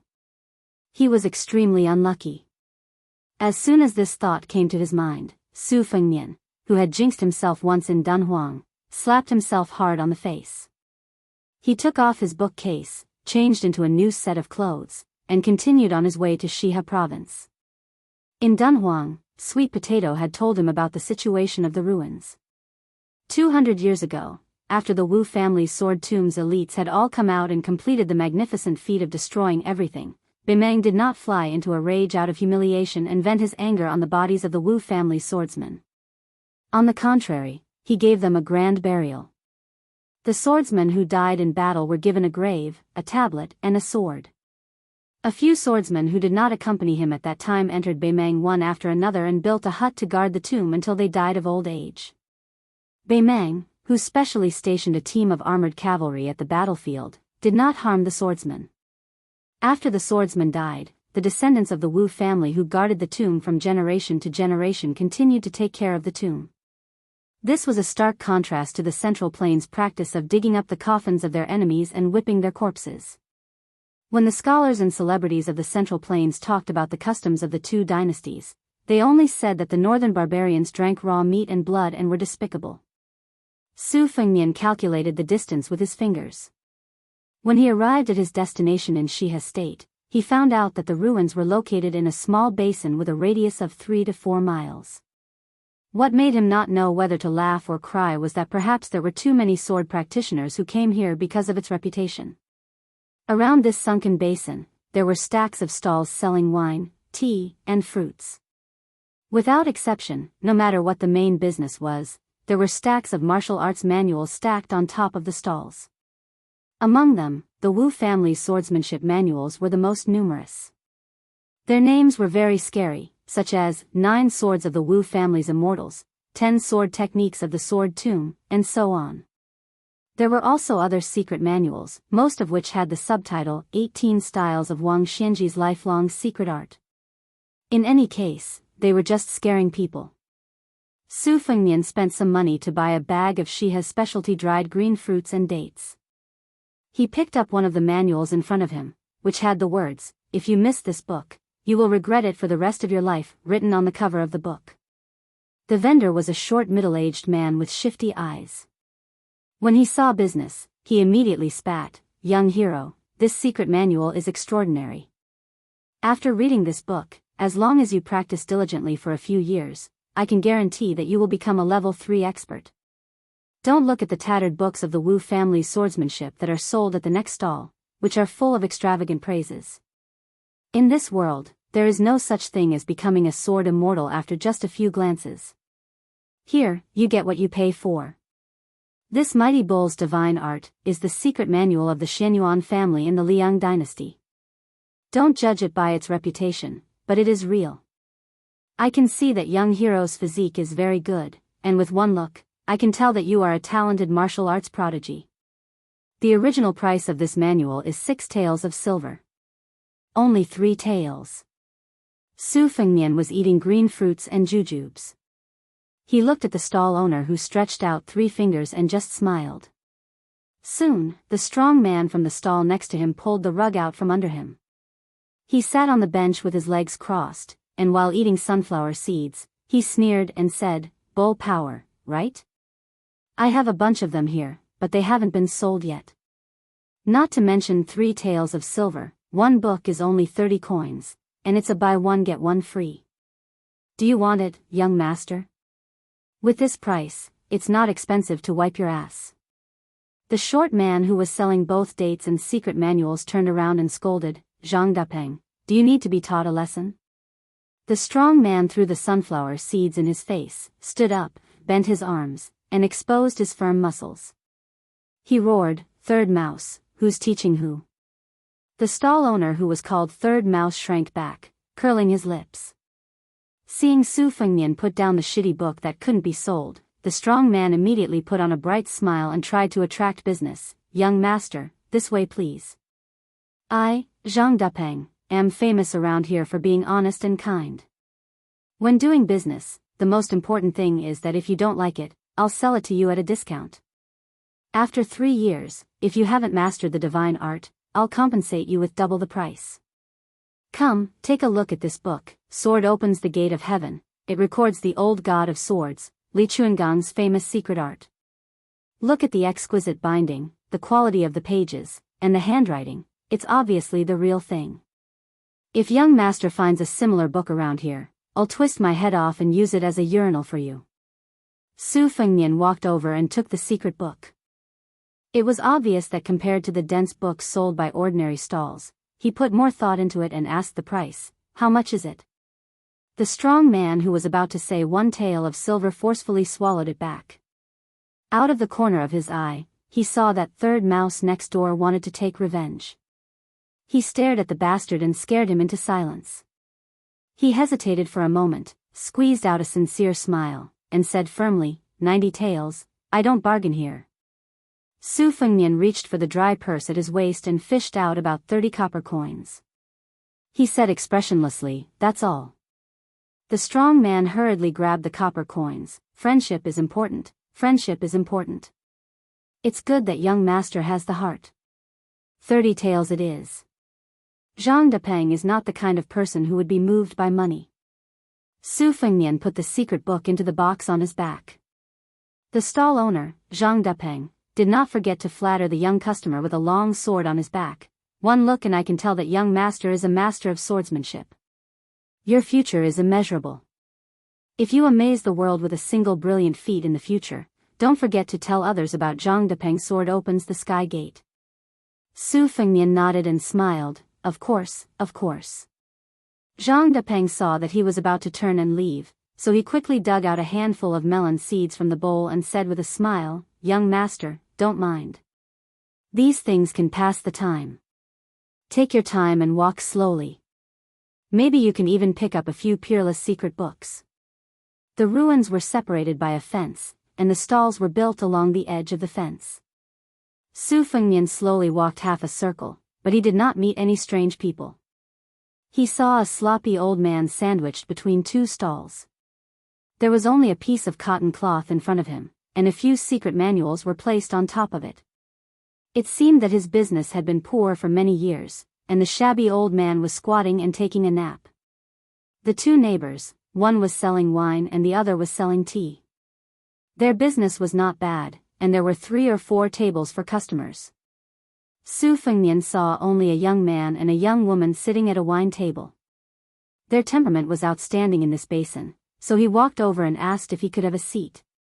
The man in satin clothes frowned and was about to refuse, but the woman with a golden hairpin pressed on the back of his hand and said softly, "Young master, please help yourself."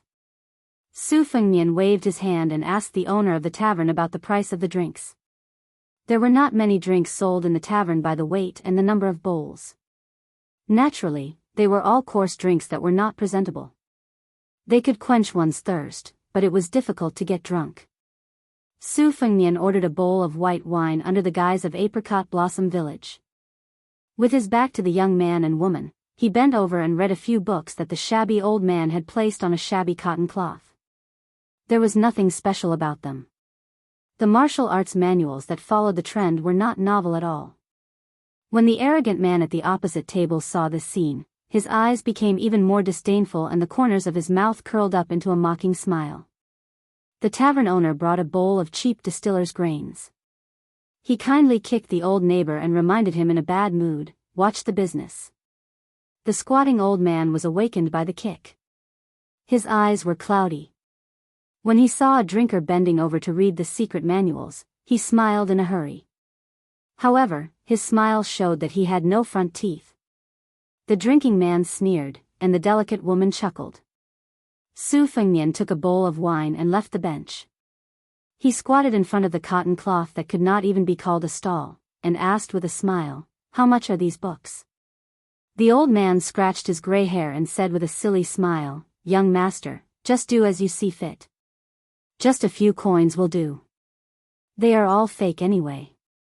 Su Fengnian took out the last 6 or 7 copper coins from his money bag and handed them to the old man with no front teeth. The old man did not think it was cheap. He took it with a smile, folded 4 or 5 secret books, and handed them to the young master in front of him with both hands. Seeing that he was so stingy, the man at the same table looked at him with disdain. The woman also seemed to think that the young scholar's face was a bit tacky, and it was a waste of his elegant appearance. She drank half of the wine and left the tavern with the man who accompanied her. Su Fengnian, who was indifferent to this, sat back at the table. He opened the book box and put the secret books inside. After fiddling with it for a while, he seemed to be happy that he had found treasures. He waved at the tavern owner and said with a smile, "Boss, do you have any good yellow wine? It doesn't matter if it is expensive. Give me 2 bowls." The tavern owner smiled brightly and became more attentive. "Yes, yes. I will give you 2 bowls." Su Fengnian waited for a moment and took 2 bowls of yellow wine from the tavern owner. He squatted in front of the old man with no front teeth again and handed him a bowl. He asked with an authentic Dongyue accent, "Judging from your accent, you used to be from Dongyue, right?" The old man didn't dare to take the bowl at first, but when he heard the familiar accent, he took it and said with surprise, "Yes." Su Fengnian put down the bowl and went to the book box to take a secret book with a 50-tael banknote inside. He sat cross-legged facing the old man and said with a smile, "You can keep one for yourself." The old man didn't stand on ceremony and accepted it with a smile. He thought that this handsome young man was really a good person. People came and went, and it was bustling. An old man and a young man sat facing each other. They didn't talk much and just drank slowly. After finishing the wine, Su Fengnian paid the tavern owner and left with the book box. The old man was in a good mood and had nothing to do.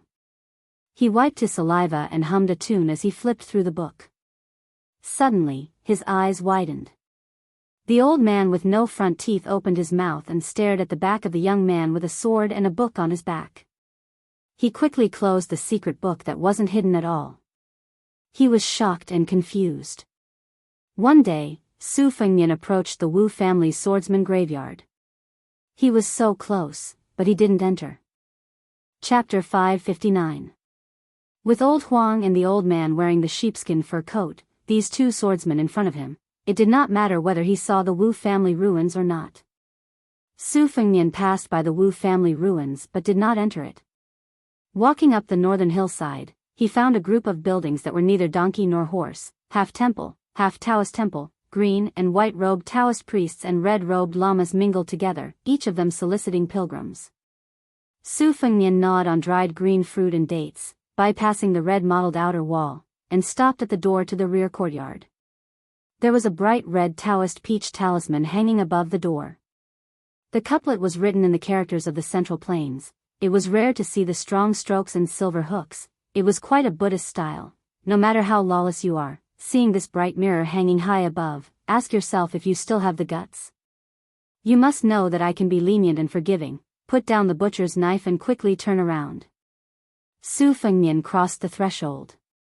It was dusk. A group of lamas wearing red robes had finished their evening classes and were sitting on the floor of the corridor outside the main hall, discussing sutras. The older lamas were already 70 or 60 years old, the younger ones were only 7 or 8 years old. They were all wearing red velvet robes. Some of the more lively young lamas simply sat on the railing. They had not been cultivating for a long time, making a string of squeaking noise. The older lamas held the Buddhist prayer beads in front of their chests. Their expressions varied. Some of the debaters were in high spirits, some had knitted brows, while the spectators were either deep in thought or cheerful. Su Fengnian did not approach. He stood quietly in the distance, listening with some difficulty to those Bimang Gatha debating with each other. The last rays of twilight scattered. Several of the young lamas, who were absent-minded during the debate, saw the pilgrim Su Fengnian. They grinned and turned their heads to whisper to each other. It was not clear whether they were talking about the new sutras and Buddhist doctrine, or the appearance of a certain elder sister who burned incense the day before. The inside and outside of the courtyard were only a few feet high, a small threshold that could be crossed in one step. But to be out of the secular world was the big threshold. Su Fengnian walked along the wall. Along the way, a middle-aged monk came toward him with a wooden basin in his hand. His expression was calm. He gently saluted with one hand. Su Fengnian returned the salute and went to burn 3 incense sticks outside the main hall to worship the Buddha, the Dharma, and the monks. For some reason, he thought of the impending catastrophe of the 2 dynasties, as well as the dragon tree monks saying that one must have the Buddha's heart even without the Buddha's image and Buddhist scriptures. He sighed with emotion. Could an old monk of the 2 Zen temples withstand it? Su Fengnian shook his shoulders, tightened the belt, and slightly hung the bookcase. He was about to find a way to leave through the main entrance when he saw a familiar man and woman coming out of the hall. They were the diners sitting at the same table at the wine stall. The man wore a silk robe, his face was like jade, and he had an elegant demeanor. Around his waist hung a string of golden chains, which was very popular among the scholars of the Southern Dynasty. The woman was delicate and virtuous, wearing a golden hairpin, and her hair was swaying. She had the appearance of a pretty girl from a humble family, but she had the air of a lady from a noble family. The young, handsome man was talking to his companion about the 32 forms of Buddhism, and conveniently explained the difference between the golden body form of Buddhism and the Vajra realm of first-grade martial artists. His words were profound and simple, and it was obvious that he was familiar with the classical classics of Buddhism. The woman nodded her head gently. Su Fengnian did not want to speed up and overtake the 2. His original intention was not to disturb this outstanding man and woman who were only a little bit less than a couple. Unexpectedly, after a while, the man turned his head and glared fiercely at him, as if he felt that Su Fengnian was staring at the woman's graceful figure with ill intentions. However, because of the man's upbringing, he did not say any malicious words. Su Fengnian could only stop and wait until they were far away before he continued forward. With his hearing, he heard the man angrily say, "My dynasty's dharma is already at the end of the world, and it should have been completely cleansed. Take these temples for example. If someone obstructs a monk from becoming a monk, even if you are the abbot, you will be cursed to be blind for generations to come. As a result, most of the monks in these temples are heretical liars who rely on Buddhism. If they don't do shady business, they don't understand what Dharma is. Buddhism is a pure land, so how can it be pure?